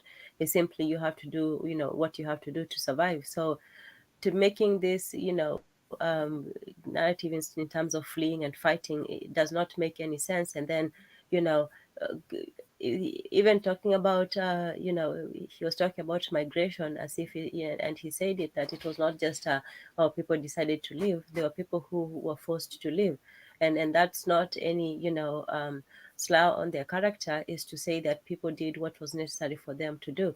And also when he talked about earlier the history of the foundational aspect of it, it's easy now to say in retrospect, oh, you did that and that and the other, and because now you can't choose. But there was a time when there was no choice. It was not that, oh, you're going to be foundational this, you're going to be foundational that. Your life, your citizenship, your freedom was not in your own hands. So I think it's also romanticizing the past a bit, as if everybody was just standing up and doing the right thing. I think people did what they could, and to the best of their ability, and there were all kinds of different situations. So yeah, it's always been under attack, but the attack was not by immigrants or foreigners or whoever, which seems to me like, well, that's what their concern is about. They should be more concerned about the people who who brought them here. Yes, I know about the wholesaling thing, but once you're in this land, let's just say now you're foundational, so you're going to be concerned about the people who are here. You can't always still be saying, oh, well, you're here, whose boot is on your neck the whole time, who deprived you of your rights and freedom and your children's and so on. That, I think, should be their main concern and their main area of defense if they're truly under attack. So I don't think the focus should be on, oh, the immigrants and doing this. And then even if it's the immigrants, focus on the right immigrants by numbers, by influence, by power, by the privileges given to them, and you'll find that it's not the people who come from Africa or the Caribbean or anywhere else. You'll find that the person attacking FBA and everybody else has always been the same: the people who started this country, the actual people who founded this country. So yes, I'll just say something real quick. The problem with the African soulless narrative, there's two big problems in that. Is that a lot of those Africans are y'all. A lot of those Africans were transported out here themselves. Like they're part of us. They're in the diaspora. And the other part is Africans didn't maintain you in subhuman bondage for almost 300 years. And in fact, closer to 400 years if you add in Jim Crow, subjugation, all that kind of stuff. So what do the Africans have to do with that? Why don't y'all go hard body against the Europeans who kept you from the beginning in those stages? You see, these guys don't have the smoke for the white boy. Like you see Tariq agreeing with, like Bakari said earlier, Tariq this week agreeing with a white boy about being buck broken. I don't agree with that bullshit. We are buck broken people, and we must admit that. I don't agree with that bullshit. And you pushing these ideas, these white boys pushing. Why don't you get up on them? Why don't you get up on them? Trigger Happy 262 is adding to my point. Africans didn't make an insulated slave breeding system in America. Okay, you want to fault those original ones who sold you for a mirror or some shit? Yeah, I have a problem with them too. But a lot of them, if not all of them, were transported out of there too. And us in the diaspora, we come from those same people too. But it's this white boy who's held us down institutionally from the inception of this country. By the way, is this white boy's America that goes into Africa, that goes into the Caribbean and exports his nonsense including Black American nonsense. So when you see Africans say, stay away from Black Americans, I'm sorry to tell y'all, and actually I was pleasantly surprised. This brother Tahaka Bey was talking about that this week. I had to comment on his video.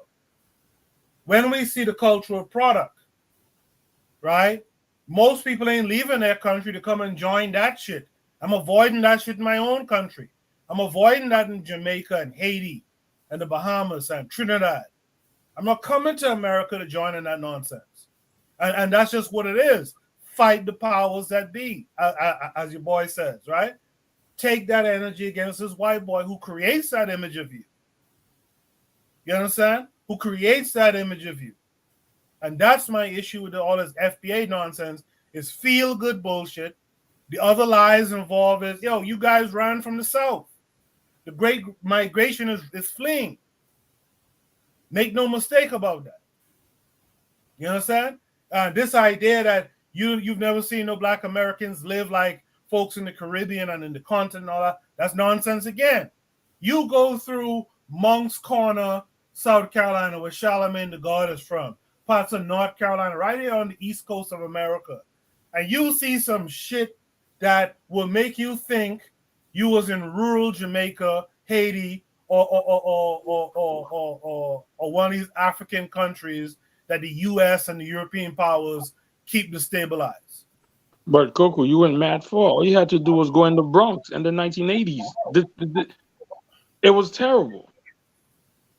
Terrible, right? And it's this white boy who making it that way, right? The reason why Black folks are leaving their countries and coming to America is this American white boy, as well as the European powers, who make it where they get that brain drain.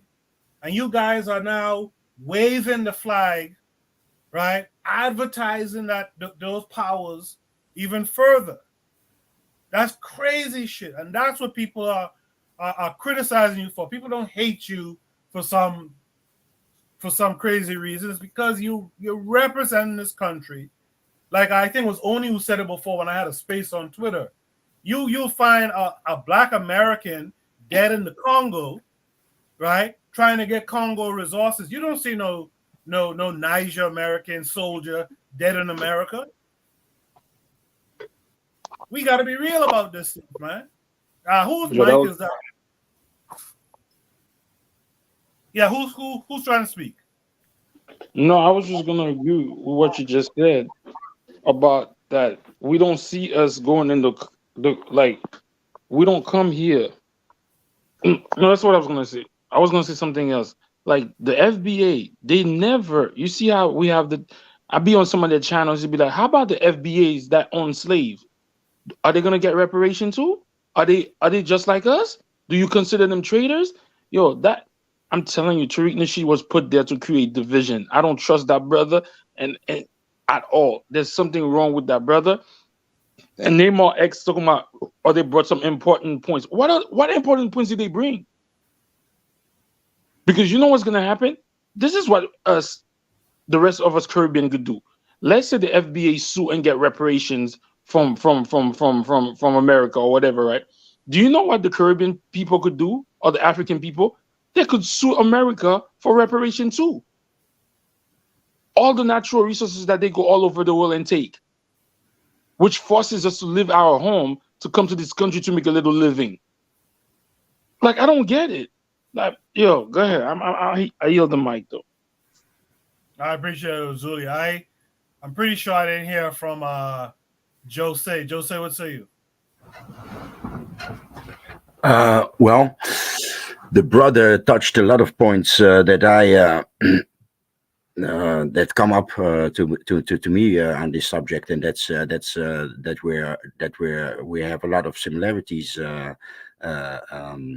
Immigrants born or raised in the West, and descendants of the transatlantic slave trade. And he checked a lot of them, and what was it that I wanted to say? Yeah. What? Yes.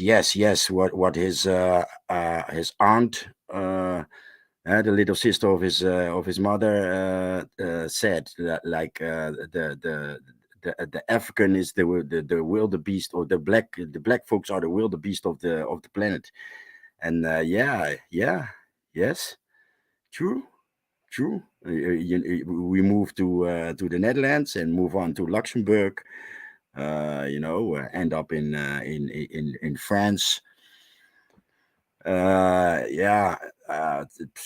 mean, all the examples that he gave. I see that. I see that around me. We are one people, right? And by the way, FBA under attack. I think the nonsense started in North America. They weren't answering to being called what is it, Akata and all that. They hijacked. They even hijacked it to just to become a victim again in some sort of angle. And I believe some Somalians have responded, etc. But that's after years of ADOS and FBA insults, and all this FBA. What FBA does is prove that white supremacy ain't a thing. White supremacy does not exist. Everybody is happy to have somebody under him, and everybody agrees that the bottom is Africa.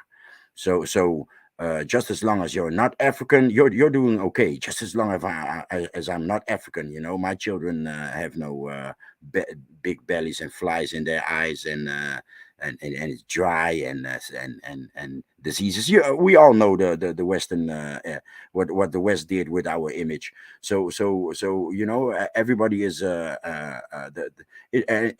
again, and that on its own proves the weakness of the white man. Because if it was a single man, he would be a gossiping hater, right? But since we are talking about nations, he looks powerful with his slander and back talk and attack on the image of the only man on this planet, and that's the black man. People, everybody is looking, even we, because I speak in first person when I speak of North Africans, North Americans, or Caribbeans, or Brazilians. It's we. So even we look for somebody under us instead of fighting the power. So that's yeah. It's people should feel ashamed for associating with with either of the two. And I pass the mic. I appreciate that, Jose. Thank you for your insight there. I just want to add something too. America has a strong way of exporting. I'm gonna use a gas term here. That juju that they do, man. I remember, I'll tell y'all something. You guys know where I'm from. Where I'm from is many islands. So I'm from the capital, like Buana, I assume. In the north, there's an island called Grand Bahama.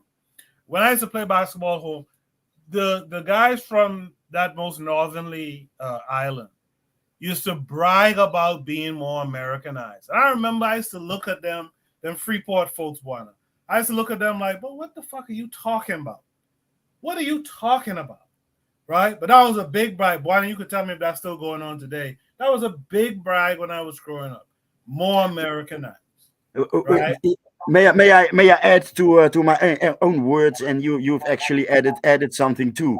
All these side similarities, right? So you speak of the northern island where they act more westernized. That's on the Cape Verde Islands too. But what I forgot to add to my words about this subject, I want to emphasize on something. The Immigration Act of 1965. There was something going on globally within the capitalist or Western countries, and I mean on the financial or industrialized level, because they needed the workforce. They were doing it with here in Europe. They were doing it with Southern Europeans, but they probably needed more people in factories, because in the 65 Immigration Act.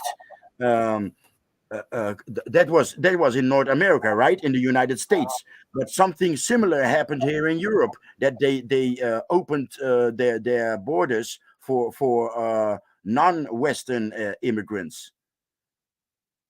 So yeah, there's a lot of, if you would see Europe and Africa as the North and the South in the United States, again, that North and South factor. We actually made the same move around the same period. It's not completely comparable, but it is. Thank you for that, Jose. Did I hear from Real Black Gentleman on this one yet? Real Black Gentleman, what say you?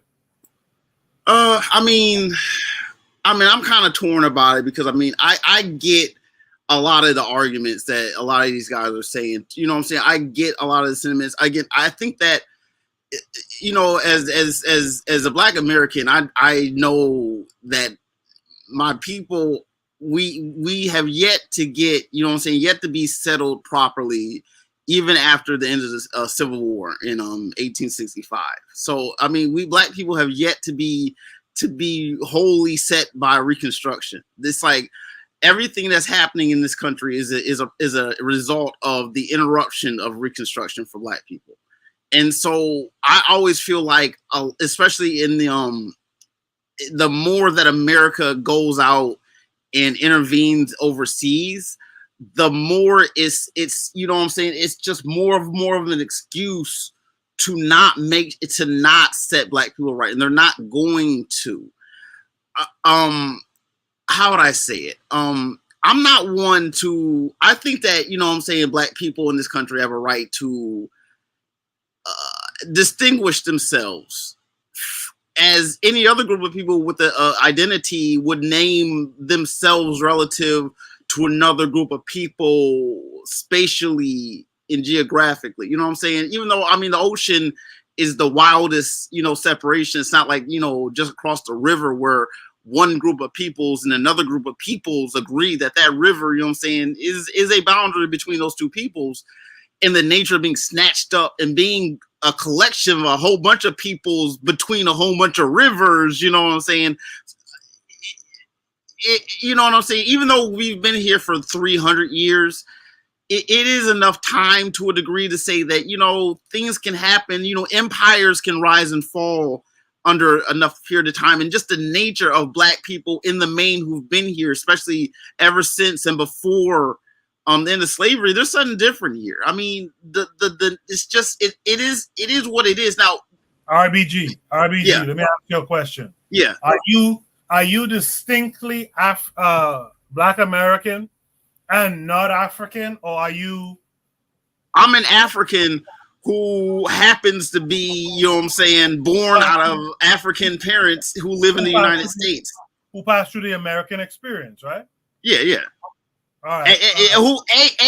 Not the, again, I'm not going to say it's the American experiences. You know what I'm saying? I'm not even going to amplify it like that. In just in this place called the United States, you know what I'm saying? I don't want to give it weight. I don't try to see just the nature of geography and the consequence of the United States and of slavery does say that Black Americans have a distinction, but it's not to say that we are un-African. I am not un-African. I am not, you know what I'm saying? I'm not going to go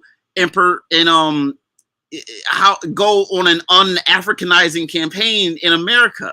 I think that part of it is that a lot of what people are saying, and that, you know, what Tariq is, a lot of it is petty. Some of it, though, it is Black people just trying to assert themselves and to make sure that we're not an undifferentiated mass of Blackness who just happen to be here in the wealthiest country in the world, which is why a lot of people would be here from African lands and black lands far in, and why and it's all about if I think the main argument is that if you come to this country, don't be afraid to distinguish where you came from. Don't turn into I'm black like you.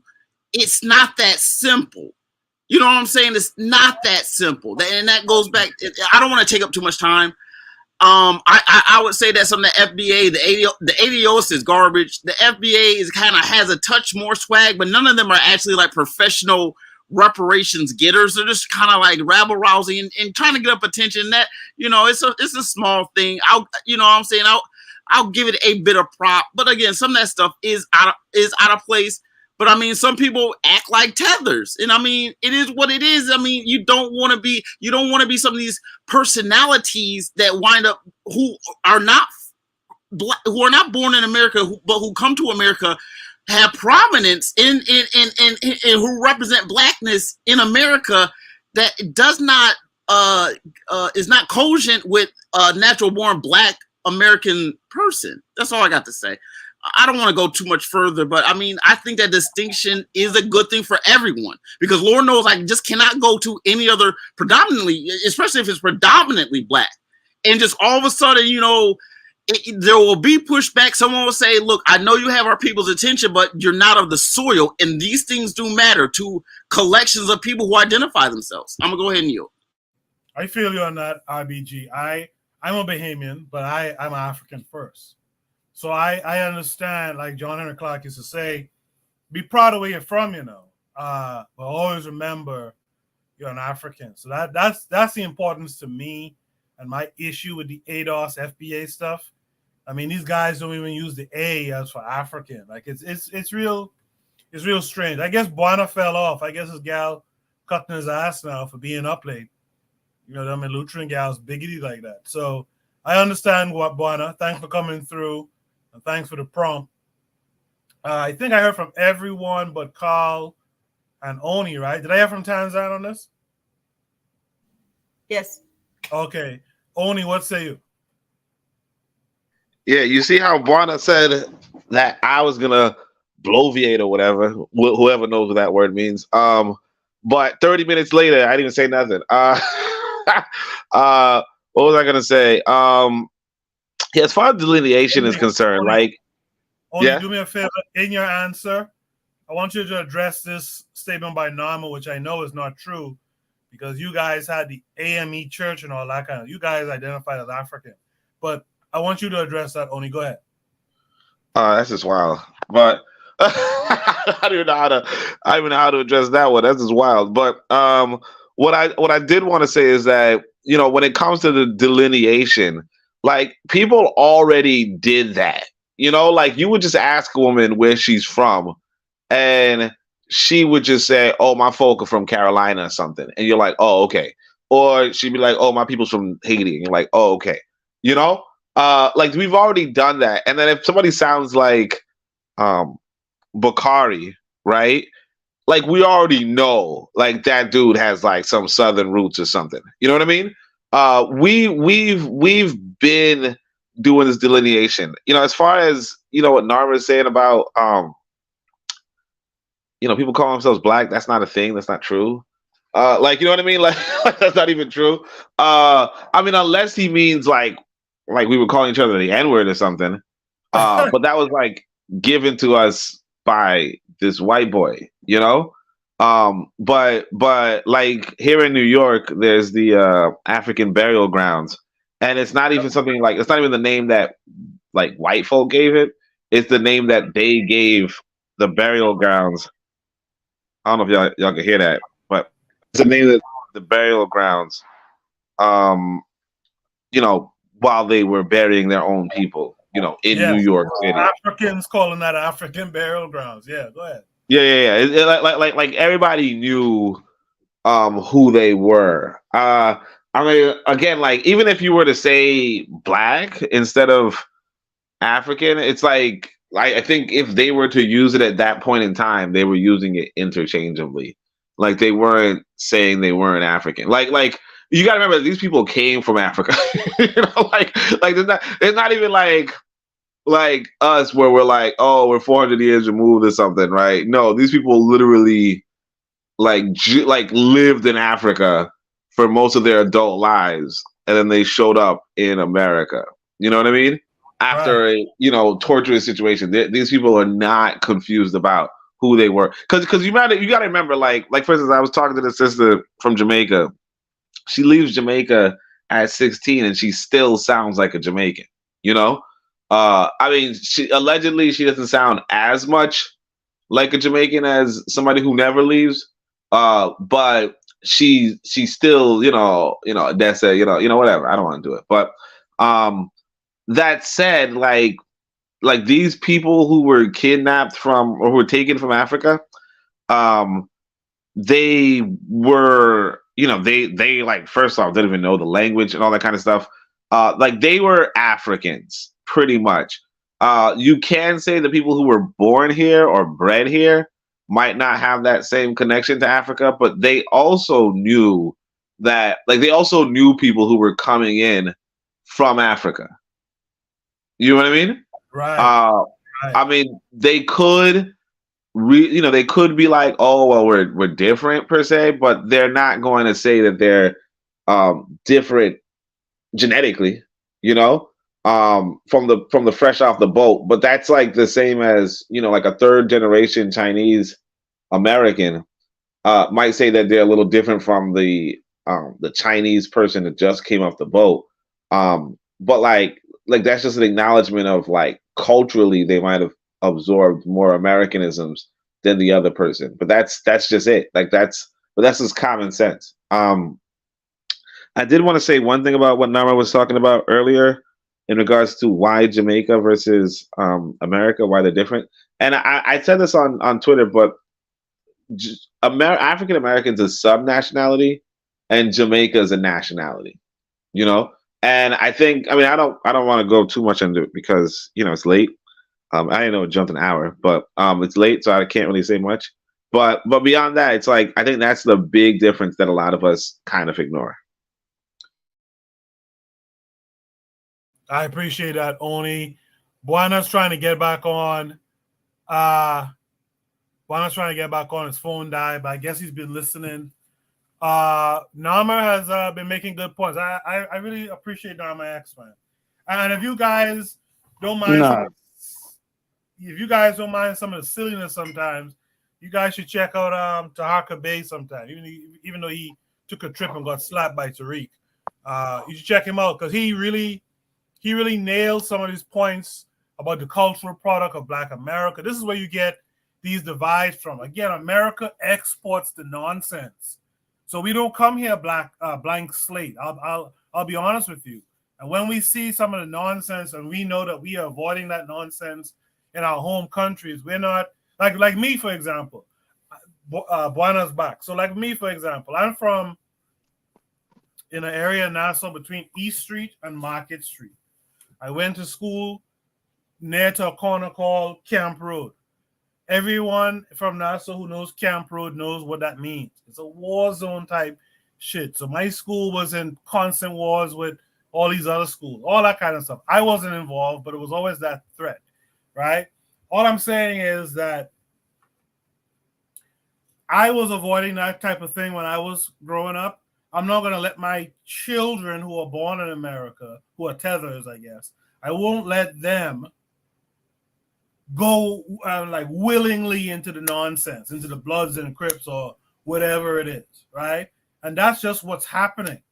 That's just what's going on. We're not, we are avoiding that nonsense. So no, we don't want to go into the nonsense, that is being exported across the globe. So I just wanted to add that too. We got Buana back. Let's hear from Buana. Wait, before that, just quickly, I didn't realize Nama was talking about ancient. I thought he was talking about African Americans. It looks like he was talking about things. But also, I just want to say, if I wanted to watch somebody who got slapped in the face talk, I would watch the Chris Rock special. Right. No, not the fellow talk a bit. I actually caught him during the day. I think it was this past week. He had a a Twitter space and a live stream, and I think it was that day, and he broke down, and I was surprised because you don't usually hear folks, black folks in America, Africans in America, really break it down. Like Ben Eichel, mute your mic when you come in, man. Now, right? You don't really hear them admit to that. You understand? The Nigerian who comes here already has an idea, to the point where some Nigerians are emulating what they see Black Americans, or Black Americans take it as we're copying them. That's not really what's going on, but whatever, right? It's important to understand this stuff. So let me go to Buana now. Buana's back. Buana, what say you? First of all, are you familiar with what I was talking about with the Freeport folks? Oh yeah. I'm very familiar with that. You see, the Freeport people used to clown us, because they used to say, well, they're more American. But the funny thing about it is, after the hurricane, they will be more behaving, eh? They will be more national-centric. Exactly. Go ahead. But I am glad that you was able to get out, Coco. Get out the Camp Road and that area, Market Street, them business, and move to the United States, and have a better life in America for whatever that's worth. Because if people don't understand the immigrants' struggle, and I think that sometimes that needs to be explained, to come from a so-called third world country, it's very, very, very small country in the Atlantic, to go to New York City, where you have millions of people, in a first world country. That takes a lot of courage. That takes a lot of nerve. That takes a lot of balls. And not all of us have the tenacity to do that. The immigrant struggle, I feel, is sometimes left out of this equation when it comes to these kinds of back and forth between indigenous or local Americans and people who would have migrated there. That's left out of the conversation sometimes. And sometimes I wish that is included. However, I understand. I am sympathetic to FBA in some regards. And what I mean by that is, I understand that you feel the Black Americans, the local Black Americans whose family has been in the country for generations, they feel like they have priority within that country. Because, like the brothers used to say, they fought in wars, they bled for that country, so they should have priority over the newcomers. I understand that. I truly do. You know what I mean? On the face of it. There are some other things that I believe will go into that argument, but I understand that argument, in fact. Because when people come here and achieve status in this country, there are arguments to say, well, y'all are newcomers. We sons of the soil. So we should take precedent and priority in our own country, respective countries first and foremost. So in that regard, I understand that. However, I believe that in this discussion with FBA, I feel sorry for them because many times when I hear their arguments, a lot of it is ahistorical. They don't understand their own history.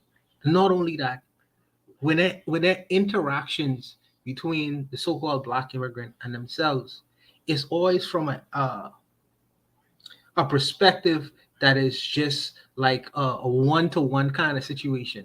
They call it, I forget the word I'm looking for right now, but your experiences does not supersede the vast number of Black immigrants who enter into the country. So just because you may have a negative interaction with a Black immigrant, that doesn't speak to the vast numbers of people who come into the country. So you can't label your one small interaction and say that all the immigrants think just like that. That's very unfair.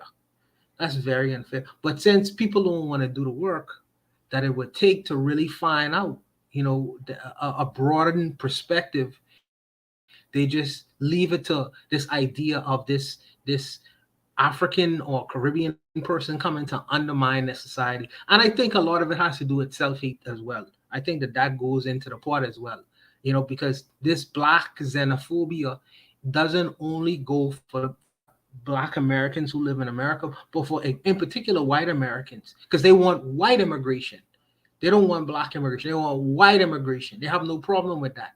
Because with all this immigration talk, I barely hear arguments talking about the white people coming from Norway trying to undermine black society, or even Mexicans who are in larger numbers. I don't hear these kinds of arguments when I hear these things forwarded. So I think that it's a disingenuous conversation for a particular reason. And the reason is to FBA, flex bank account. So he want to foment these black hatreds between one another because it causes him to become enriched. He become a wealthy after all is said and done. Tariq Nasheed will be laughing all the way to the bank because he understands that there is money in black hatred, self-hatred. There's money in black self-hatred. And that's the unfortunate thing that we have not really understood yet. There is money in black self-hatred. So, and because the rappers have become rich off of it. Black self-hatred has caused many people to become billionaires, you know, propagating that nonsense.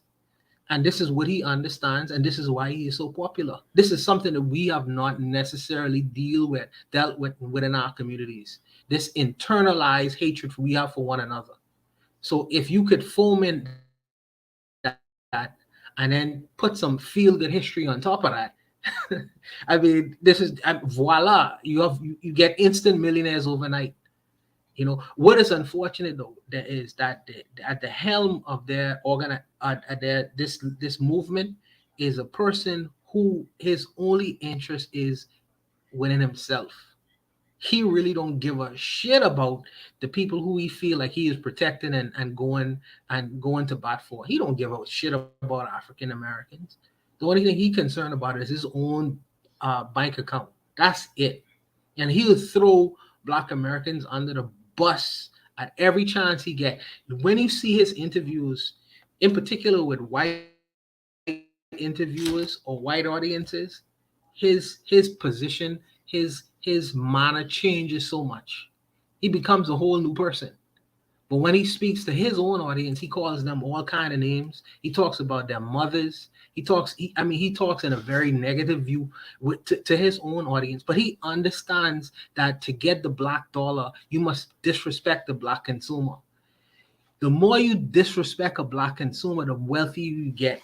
And that seems like counterintuitive, because you would think that if you insult the black consumer, whatever he consumes, you would think that he would not give you money.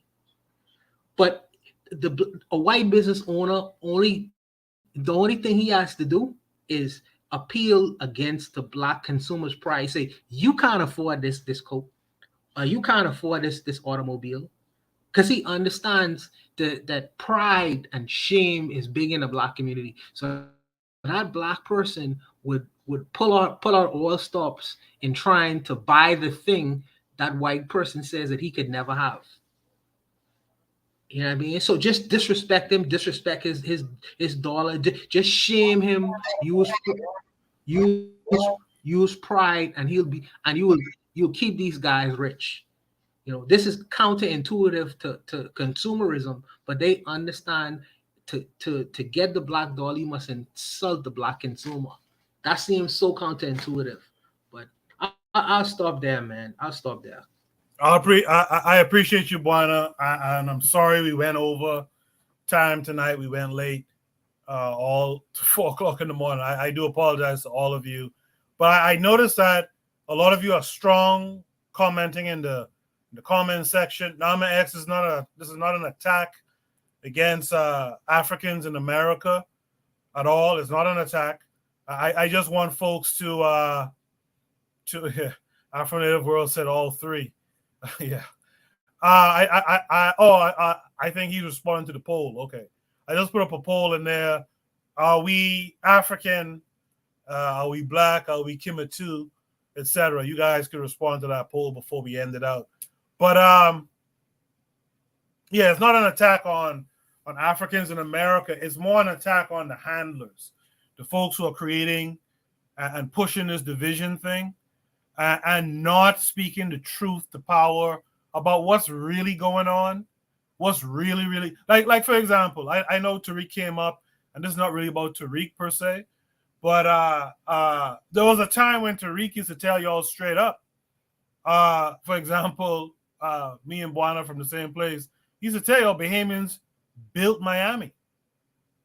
You know, and what people don't tell you is like Bahamians spilled, as well as other Caribbean folks, spilled blood in America too, building America also. I'm not saying we were the first, but we came along and we helped contribute to this nation too. In fact, if you look up the history, there's a couple of cities in Florida, in Miami area, that were Bahamian completely, and the Ku Klux Klan protested and killed Bahamians down there back in the day, back in the 1920s. You know what I'm saying? So it's not an attack, but let's be real about what's really going on. Not just the little microaggressions, but what America is doing completely to our folks from Africa around the globe. You know what I mean? So that's what this is about, really.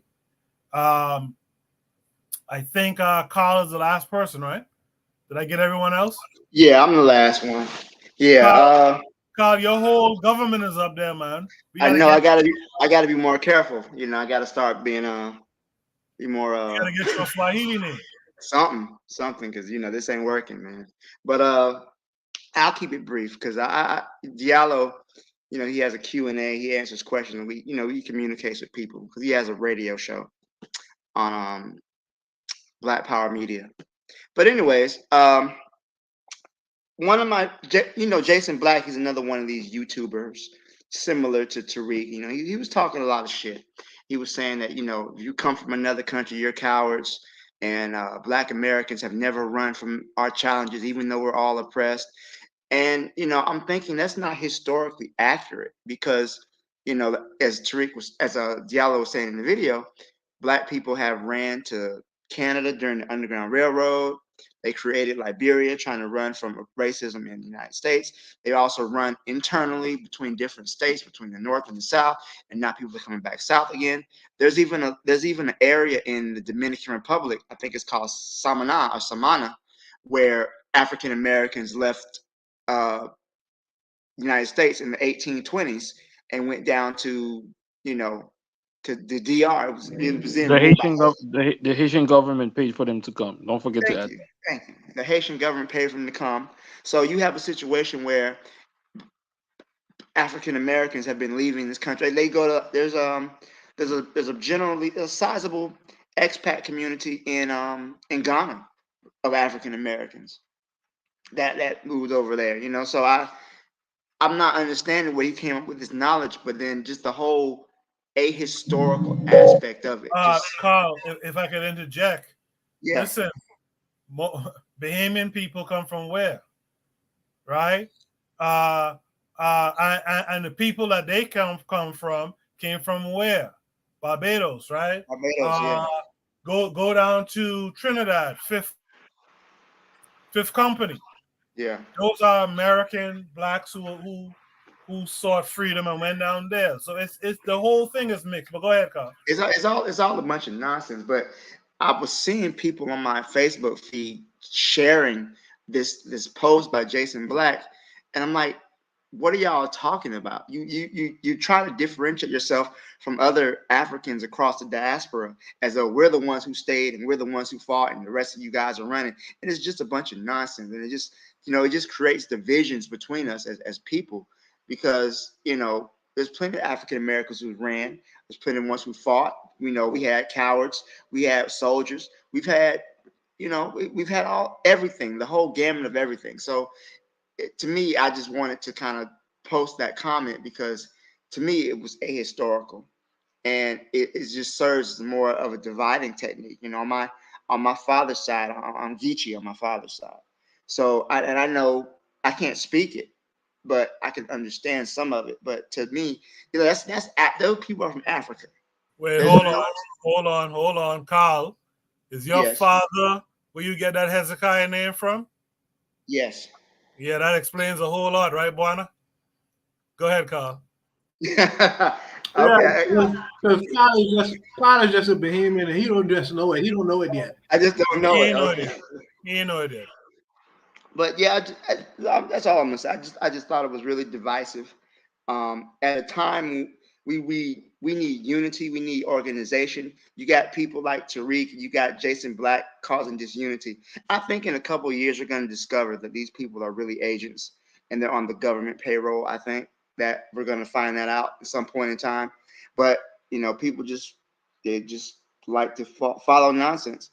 All right, and I know it's getting late, so I'm going to end it there. I appreciate that. I forgot Ben. Let me get to Ben in 1 second. Let me just quickly say that Oni says that Tariq admitted to being an agent. I didn't know that. I'm not surprised, but he's definitely an agent. And it's so simple. So shout out for two reasons. Shout out to Brandon from Pan-Africanism Strikes Back. I saw him show up on Bakari's channel on Friday with Buana. I was very impressed by that because a lot of guys start to get these bigger channels and they don't really mess with the smaller channels. I appreciated that from him. I appreciate what he's doing and calling out the grifters. And shout out to Tahaka Bay. Even though I put up that short about Tahaka Bay getting slapped, shout out to that guy too for what they're doing. Ben, you heard everything everyone had to say. What say you? Yeah. Can you hear me? Yes, go ahead. Okay, this is what we have to understand. Tariq has always been a plant. Because when you go back and look at it stuff, the way he moves, it's very funny. He's funny at what he does. It's so amazing to see that Tariq, like the way that Brandon exposed them is like, wow. I already knew this guy was a plant, but the way that he was just getting the money for that museum. First of all, he didn't even have them. He didn't even get that museum. He said it was gonna be bigger, but then he got a small. Then he got like a little small, dense thing, and then he invited people like Vivica Fox. How are you getting all these connections to get Vivica Fox to go to your museum? Then you have Riza Islam never showed up. This is from Taka Bay. If you were watching it, Marisol Dixon, like most of all the people that were speaking back in November, none of them even showed up. Not even one. Not even one of them showed up. But here's another thing. Why has Yvette Carnell, why has Tone Ties, why had they not said anything? They're afraid of her. Really? Oh yeah. Well, it makes sense because they'll be involved in this too. This makes sense because they were doing the xenophobia, they were disrespecting, they were doing, and these other YouTubers have been silent too. Oh, that you know what? You want to know why they're quiet? Because all the grifts will come known. All the grifting they've done through these Cash Apps and these GoFundMe's. That's why. That's all it is. But it's like the way Tariq, he's basically just collapsing in front of us. After he lost that trial, we knew Tariq was gonna just collapse. He's just collapsing as he is, and should be. Yeah, I agree, Ben. I think what those guys are doing is good stuff. The problem is that black folks value entertainment a little more than seriousness. And so, like Carl said, it'll take another 60 years when we're all dead and the FBI releases the fact that they had these paid agent provocateurs out there. And then black folks will be like, oh, goddamn, he really was an agent. It's too late by that time. The damage is done. The damage is kind of done now, to be honest. Damage is completely done.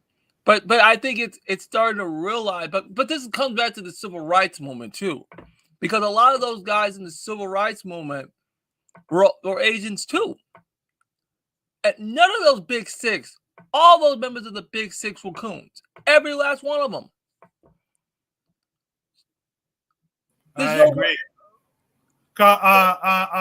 Ben, give your last thoughts on this, and we'll wrap it up. I know you got to wrap it up. Like I said, the ADOS movement, the FBA movement, it's all Asian. But and then I know this video that he said, it's great that he's exposing the fact that it's exposing right wing. Okay, yeah, because you have to understand it's a deeper background. You got to go back to groups like the John Birch Society. You have to go back to organizations like the Council for National Policy. When you look into those two organizations, the John Birch Society and the Council for National Policy, you will understand where this goes from. Say things like America First, the American Security Council. When you start doing that type of, then you're going to understand where this ADOS, FBA, and then you see from that right-wing perspective, and then you see the left. This is a bipartisan fraud. They use both the left wing to victimize and then the right wing to spew out their anti-black hatred. This is bipartisan. Period. End of story. I appreciate that, Ben. Only, I know you have a show in a few hours. Only, do you have that PDF of that book from Chinwezu that they were talking about in the chat? Do you have that? Is Only still there, or did he drop off? Maybe he only dropped off. My bad. Only you can answer that. Pardon me? Wait, sorry. What's Chinwezu's book? What was the name again? It was talking. Trigger Happy then wanted to know if someone had it on PDF.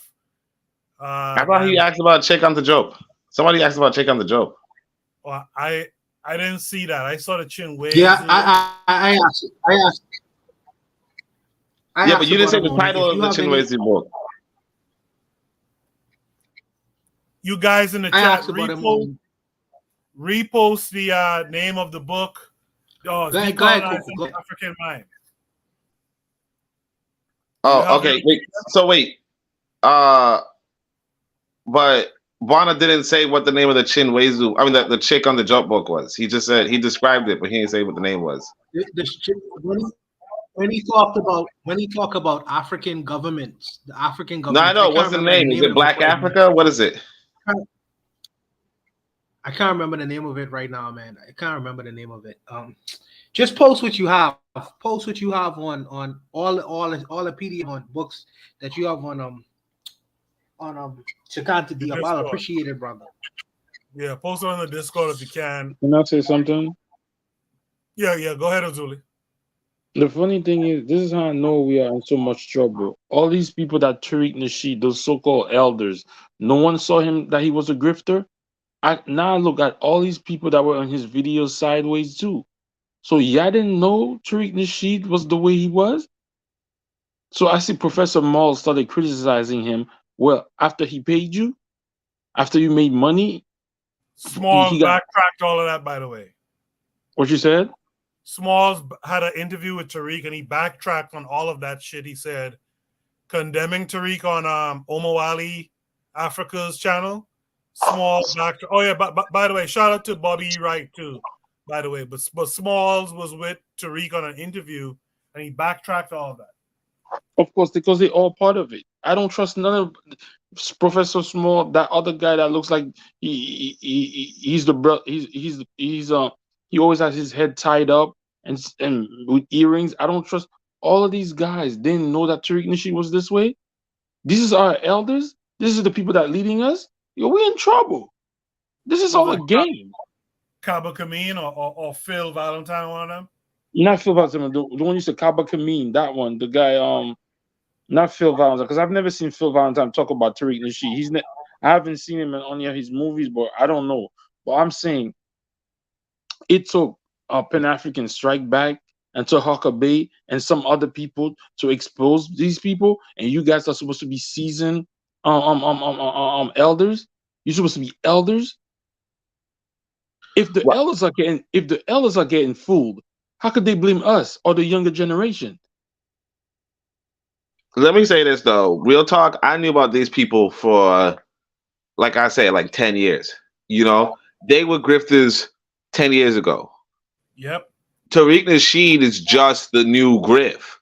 You know, I knew about Kaba Kameen 10 years ago. I knew about Professor Griff, Professor Griff too, right? But yeah, Smalls. Like I knew about him from jump, and I don't know if y'all were paying. Like when I was saying it, like when a lot of times a long time ago, I would say stuff like, "Oh man, I don't trust these people," blah blah blah blah, and people would be like, "Dang, Oni, you sound like a hater." Back then, so I kind of toned down on it, and now everybody else is catching up. But if people actually were to look in like my old stuff, yeah, man. Yes, that's true. Oni was talking. You know what? He is 100% right. I remember like maybe a year or so ago, Oni was going in on Professor Schwartz. And I'm like, man, why Oni going at Professor Schwartz? Yo, I remember that, Oni. I remember that shit. Nah. I'm talking about like a decade ago, right? Or not even just a decade ago, but like even like 5 years ago, like early Twitter and all that kind of stuff. I would just go in on these elders, and people would be like, "Why are you going in on elders? Those are the blah blah blah. These are esteemed blah blah blah. Who the fuck are you?" And all that shit. And it's like, yeah, they've been because I'll tell you, I was in. Because I was in Harlem, I was in Brooklyn, I was in the movements, and you would see these guys come up and ask for money all the damn time. Every meeting, they would like it was either Smalls or this other guy, Clyde. No, some other guy who looks just like him. Oh, James. They're both named James, but they would just like beg you for every time you had a meeting. They just beg you for money, all that kind of stuff, and so. Tariq Nasheed, just like, because like what happened was homegirl, Yvette, like got money from ADOS, from doing this hashtag ADOS. We talking, if you watch her lives, she's pulling out, I'm not saying money, but she's pulling out like, I don't know, maybe like $3,000 or some shit, every podcast or some shit, So Tariq Nasheed is looking at it like, let me get on that. And now that Tariq Nasheed got it good, other people are like, let me get in on that. That's it. Like all these guys are sustaining themselves. I think one of these brothers in my Discord actually pointed out that Booker T. Washington was saying there's a lot of people who make a lot of money from talking race, and they don't want to solve the problem because it's how they make their bread and butter. Yvette Carnell's to do nothing. Yeah, Yvette Carnell's to do nothing. How is she gonna be pulling in $3,000 a day or some shit? She's not gonna do that with whatever skills she has. She's gonna get that from just talk, and all she gotta do is talk shit about immigrants, talk shit about people that sound like Buana. That's easy. You know what I mean?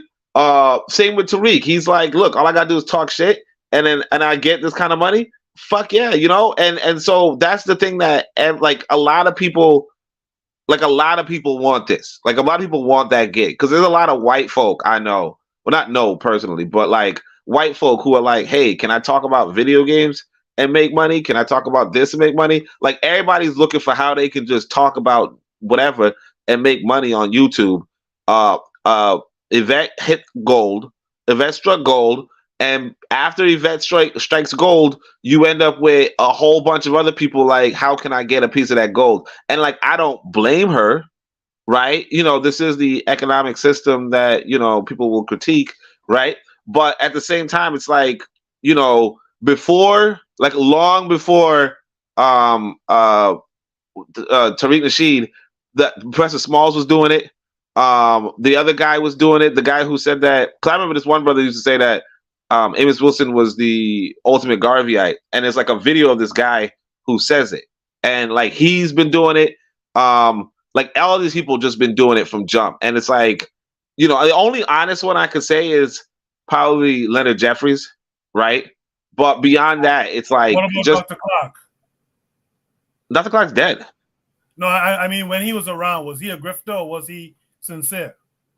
He was a socialist. I think he was a sincere socialist. But like, I didn't really follow him because he was, like I said, a socialist, and like he was always talking about Christianity. Like him, Dr. Ben, they were good. Like they were good people. But like there are the people who like just kind of bit their style and made it about some old bullshit. And I'm not saying all of them, but for the most part, like they all come from the same cloth. But like everybody knew Tariq Nasheed. Tariq Nasheed's a freaking pimp. Like he's a former pimp. You just went on his shit, or like a former wannabe pimp. You just go on his shit because he's he could reach a wider audience, and if he could reach a wider audience, like that means that you can grift better. You know what I'm saying? Like, and like everybody knows that's how the world works. It's like if Jay-Z says, "Hey Oni, can you talk in the beginning of my video?" Like, yeah, I know exactly what I'm talking in the beginning of this video. You know what I mean? I'm not personally doing that. Jay-Z's not gonna ask me, but you know, I completely understand why somebody would take that opportunity. So so that's all I'm saying. Like everybody knew this guy was thing. And like another example of somebody everybody knew, just to cut it short, was Al Sharpton. Everybody knew Al Sharpton was a grifter. Like they knew him from childhood. Like he was like an up to no good child. But like they still, like I said, like if somebody can get you a bigger platform, you know, you go with it. You know, I'm not gonna say that that's always a bad thing, but it always screws you over. And you know, like disaster, like this is what it is. Tariq Nasheed, like everybody knew. So we're done with the show tonight. Hold on, one real quick. Neymar said, "Don't you make it blake." Yo, how are you an elder? You claim to be elder.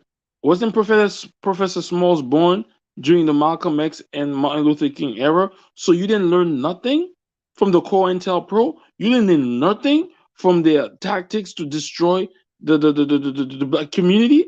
I don't understand why he's saying, "Oh, we make it," or Tariq Nasheed were well guarded. Why are you there for as an elder? They're not elders. They're not elders. These are suckers. But see, this is a lot of things a lot of people have to understand. A lot of people over the age of 50 have been groomed through this civil rights stuff. Have been groomed. They've been completely groomed through the civil rights nonsense. But that goes on today. But we don't got time. I can go over that next time. But Khaled was under Louis Farrakhan, but we see the difference. But Khaled was actually more real than Farrakhan. And Farrakhan's another grifter we don't talk about. Yeah, we got to talk about Farrakhan a bit more. In fact, we should do a prompt. Anyone who's out there who wants to post this on the Discord, we should do a prompt about the grifters, because something I notice is we don't talk about the grifters in MLK's day or the grifters in Garvey's day. And I think we need to take account of that too. We need to expose the grift. What is the sleight of hand that these guys are doing? It's not just the ego boost thing. There's more to it. But for time's sake, we got to end it here. Oni has a show at 11 a.m. Correct, Oni? Oni taking long to respond. Urzulius, you want to shout something out this week? Yeah, man. Urzulius, No, do you want to shout I'm something good. out? Go ahead, Oni. No, I'm good. Good conversation. All right, go ahead, Oni. Yeah. I think I'm actually wake up. I have to wake up in 7 hours. But shit. Yeah, I got a show. It's gonna be about I'm actually gonna probably the first time. Well, I guess not the first time. Promote some white boys book apparently. Okay. I know. Shit. More later. Okay, The Wealth of Nations, I'm guessing. But okay. Nah. Okay. I'll be there. Technically, it's 3:00 in the morning. Stop talking about like it's really 4:00 in the morning. Stop. Yeah, my show's at 11, my guy.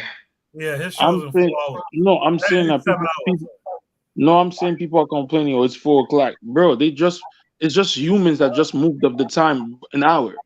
Like, can stop it? Like, but go ahead.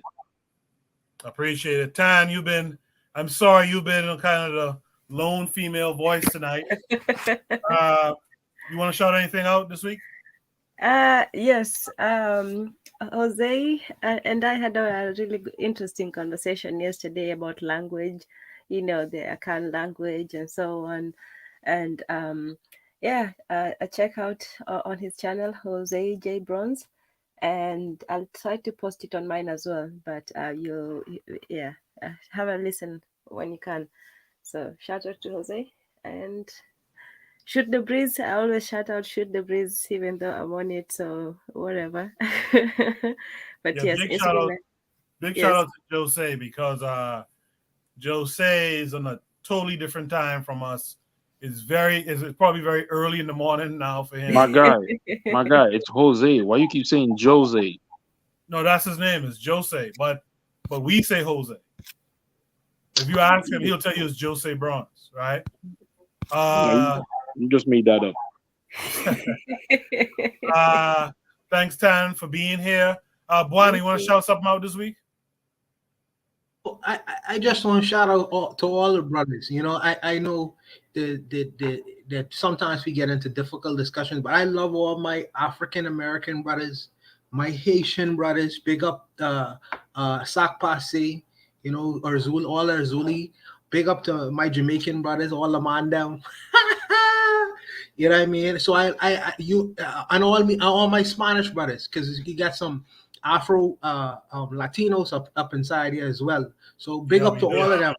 Yes, big up to all of them. You know, I love you all too. You know. So I just want you all to know that as a Caribbean man, and also this one go to Urzuli. You know, Urzuli, you need to wife up Tan. You know, because Tan seems to like bad boys, so you need to wife that. You need to wife that. So I'll leave it there.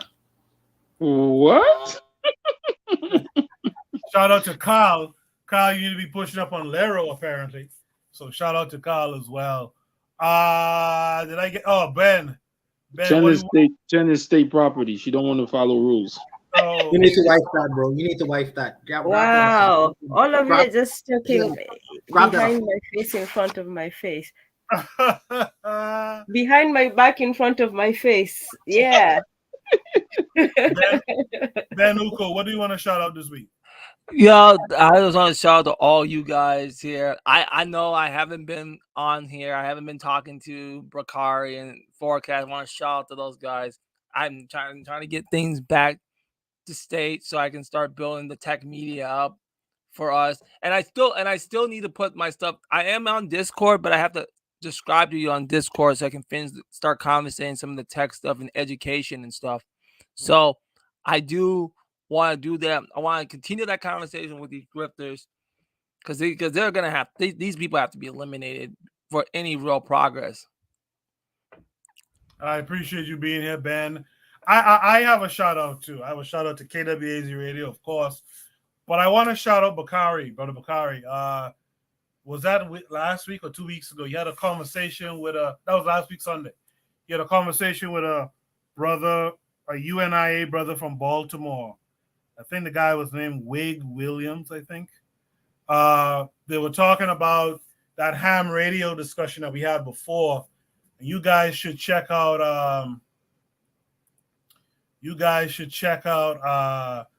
my community tab.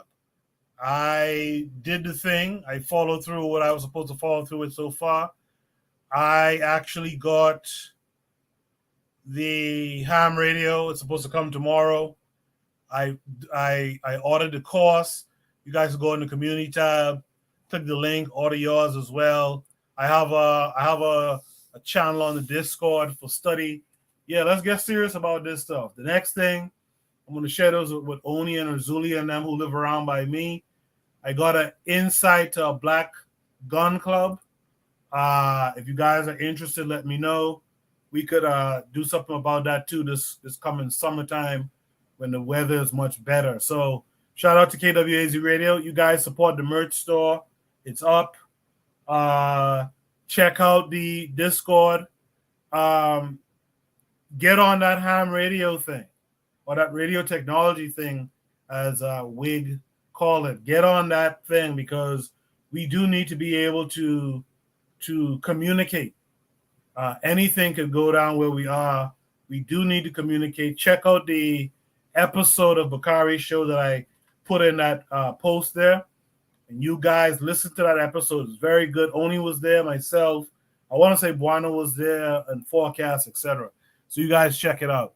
I think I got everyone tonight as far as shout outs. Did I get Real Black Gentleman? I'm guessing I did. Oh yeah. I just want to shout out oh man. I'll be tongue tied. I mean, I just want to shout you out, you know what I'm saying, say it up another hour longer than you had to, hour 15. So I'm just thank you, Koku, you know what I'm saying, everyone's for staying up that just a little more later than we usually would. That's all. Yeah, it wasn't intentional, but I appreciate the conversation. I appreciate everyone in the chat. Erica went to sleep, woke up. We still here. Yeah, we are. We finishing up. Shout out to Afro Native World. You guys killed it tonight in the chat. Nama X, Lero, the matron was here.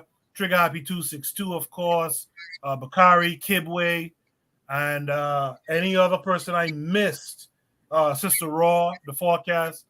I apologize if I missed anyone else, but thank you guys for being here. Shout out to everyone. We'll be back next week. But I really want y'all to come back next week and say, hey, I got involved with this ham radio thing. Where's the channel for study? Let's get into that study. And lastly, let's also study this economic situation that we need to conquer. All right? You guys be good. I'll see you next week. I'll probably see you during the week on some other KWAZ radio show. Until then, you guys be good. I appreciate all of you. Peace. Bye-bye.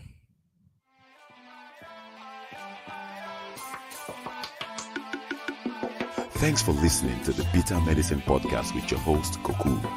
If you like what you just heard, we hope you pass along our web address, bittermedicineblogs.com, to your friends and colleagues, and share our show to all your social media. Be sure to check out our archive section on our website for previous podcasts. This has been a KWAZ radio production. Join us next time for another session of the Bitter Medicine Podcast. Follow us on Facebook at Bitter Medicine Show, Twitter, Bitter Meds, Tumblr, Bitter Meds, Instagram, Bitter Medicine.